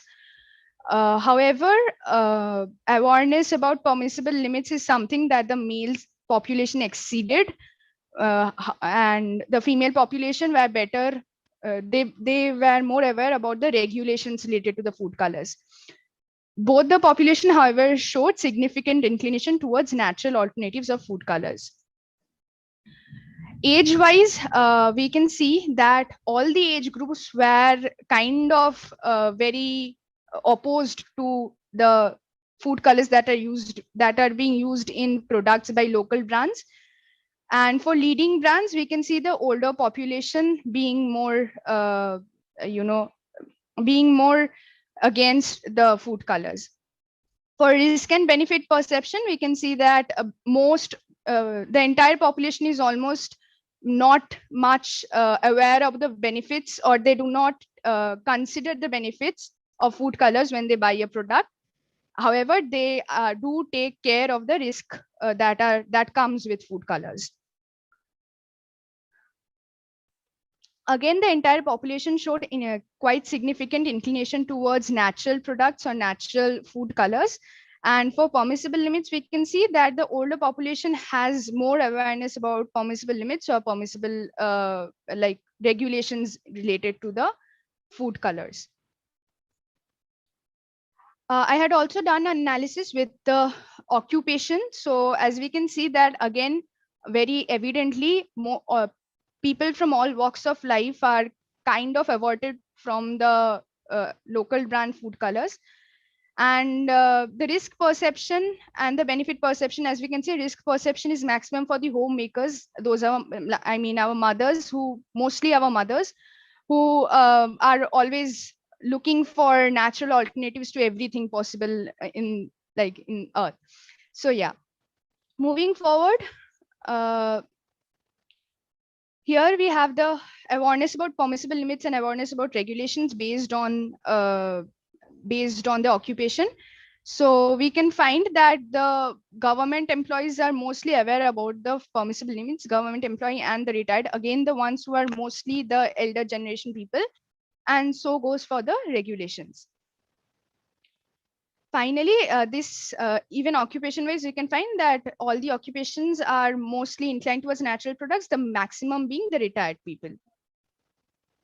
This is an interesting question, which I thought I would present separately. The question was, I do not think food colors used by local brands or shops are regulated properly. So as we can see, 60.6%, a majority of the population actually agreed to the fact that local brands were not regulated. These are the inferential statistics. I'll go over them quickly. So these are the Pearson coefficient and the p-values that we found. So as we can see that although these hypothesis 1 and hypothesis 2, they have significant Pearson's coefficient, but since their p-value, I mean, they have Pearson coefficient positive relation, but since their p-value is actually greater, so the correlation is not significant. Even for these, awareness about permissible limits of food colors do not affect the risk or benefit perception of consumers. We can find that the correlation is not very significant, so the null hypothesis can be considered to be true. Moving on, here the risk or benefit perception is not related. Sorry, risk and benefit perception is not related to the consumer's general reception. We can find that there is significant relation between risk and benefit perception. So we can say that we need to work on that direction. Moving on, awareness about permissible limits again is something that affected inclination towards natural alternatives, but benefit, okay, I think there's a mistake over here. So here is a conclusion. Acceptance of food colors used in leading. These are some other observations that I found. So I can just, since these are not in the scope of the paper, I'm just going over them. Okay, I'm very sorry.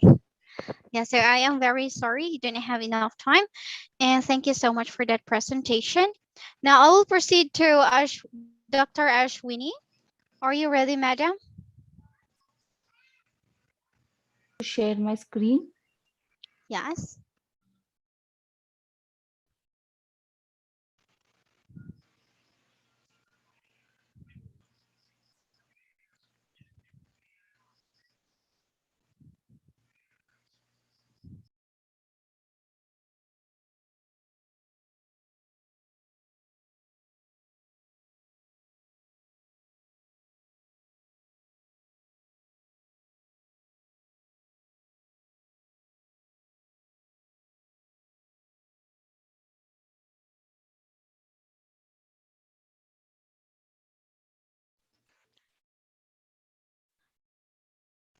Okay, so we can see your screen now, madam. Okay. All right, you can start.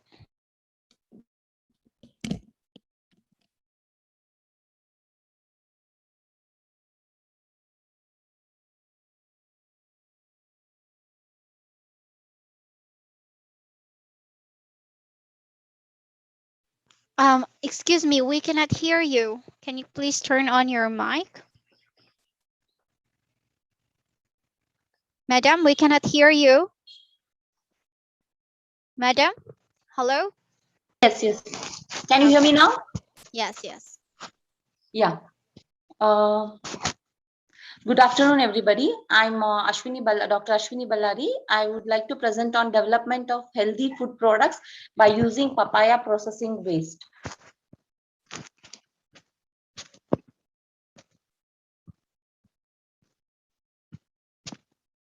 So papaya is known for its nutrition, phytochemical and nutraceutical properties. It is a easily consumed and easily available fruit because of its, and it's also been used in traditional medicines. And papaya is a rich source of antioxidants, vitamin C, vitamin A, vitamin E. In addition to this, it also contains good source of papain, a digestive enzyme, and beta carotene, a colorant which is responsible for a red bright color in a papaya fruit. So papaya in a raw or ripe form is widely used in cosmetic, textile, pharmacological, and food processing industry. Worldwide production of papaya is around more than 12.6 million tons, and Brazil being a lead in production, and India contributes to about 10%. So papaya produced has an estimated of 30 to 50% of cull rate, and the waste generated from papaya processing is like 30 to 35%, and generally the waste is like outgraded, overripe papaya is skin, seeds, and dices are generally the common waste produced during the processing. So when it comes to the dicing, papaya, mainly the dices, the rejected dices are from the canning industry, and the papaya produces around the production of papaya produces around 8.5% of its peel waste, 6.5% of seeds, and 32% of unusable pulp. So keeping into view of this much amount of waste produced by papaya processing industry and its high nutritive value, the present work was being planned to utilize this papaya processing waste for food product development. So when it comes to preservation of fruits and vegetables, dehydration is an ideal technology to increase the shelf life of fruits and vegetables. So among all the dehydration techniques used, spray drying is like extensively used to increase the shelf life of fruits and vegetables. Basically, in spray drying involves atomization, contact between droplets and hot gas, water evaporation, and gas powder separation to obtain a free-flowing dry powder of self-stable. So with this background, the present work was being planned to utilize the papaya industry waste obtained from a local canning industry. The waste was being treated and pulped, and using an optimized condition, enzymatically the juice was extracted, and using suitable carrier material, it was spray dried, and studying the physicochemical properties and proximate principles of the spray dried powder, it was being added into the food product as value addition. This was one stage of product development, and the other one was like after extraction of juice, the pomace which was being remaining and high in fiber and beta carotene was also used for food product development. So the results of the study indicated that among all the 20% maltodextrin as a carrier material had a significant effect on the physical parameters of the spray dried powder. And when it comes to the chemical parameters, the 20% maltodextrin proved to have a higher encapsulation efficiency of the spray of total carotene content than compared to that of other concentrations of maltodextrin. So the SEM pictures exhibited well-formed, small and spherical-shaped microparticle of the spray-dried powder, and most of the particles did not present a significant incidence of any cracks or fissures in the outer surface, indicating a resistant external physical structure. So the proximate analysis of the spray dried powder revealed that it provided around 300 326 kilocalories and a total ash content of 13 gram per 100 gram and a moisture of 5.49 gram per 100 gram. So this is an overview of the spray drying of papaya processing waste carried out in the present work, wherein the waste was being collected, mainly the dices and unused pulp and the slices, which was enzymatically treated, mixed with that of suitable carrier material and then spray dried, and final spray dried papaya powder was being obtained, which was further incorporated into an health mix known as poshak, which gave around 600 kilocalories and 22 grams of protein, having a moisture content of 3.4 gram per 100 gram. So this powder can be eaten as such, or it can be used as a supplement in the milk, and sensory wise the product was highly acceptable. So now the pomace, which was remaining after the extraction of juice, was also used for preparation of barfi, an Indian sweet, which was an intermediate moisture product, gave around 400 kilocalories, and this product was also a highly acceptable sensory wise. So in conclusion, spray drying as a technology can be employed for effective utilization of industry waste, and maltodextrin as a carrier material can be employed for spray drying of enzymatically liquefied papaya juice, and the obtained spray dried powder with 20% of maltodextrin had a significant physical and chemical properties. The SEM images revealed the spherical shape of a spray dried papaya powder. The obtained powder gave a calories of 326 kilocalories and 5.4 with a moisture content of 5.49 grams. So extraction and utilization of industry waste can be employed for food product development like health mix and barfi with a value addition. So I would like to acknowledge SCRB DST for giving NPDF fellowship for conducting this part of work, and even Department of Food Science and Nutrition, GKVK, University of Agriculture Sciences, Bangalore, for providing an opportunity to work on this project. Thank you. All right, so thank you so much. Any question from our chair? Yes, thank you. So I want to know the material. Is it all material convert into juice or selected material of the papaya waste? Sir, it was basically a selected material, like, outgraded papaya, then unused dices and pulp. This was the basic material which was being pulped and then enzymatically treated. Oh, okay. Thank you very much. Thank you. Okay, so Mr. Chair, one of the presenter just asked for your opinion about her presentation entitled "Reception of and Awareness about Food Colors Among Urbanized Citizens in Kolkata, India." Do you have any comment about her presentation? Okay, sorry. Presenter number 10. Center number 10.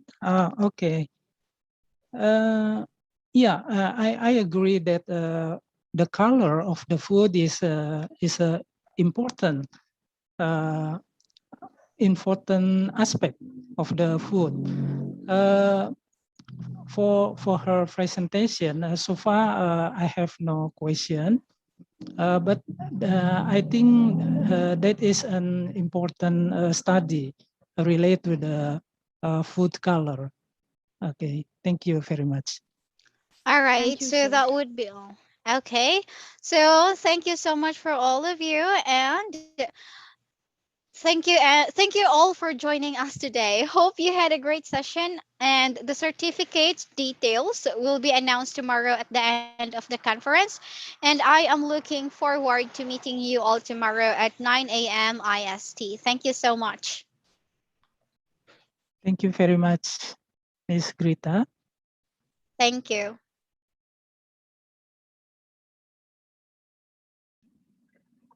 Thank you.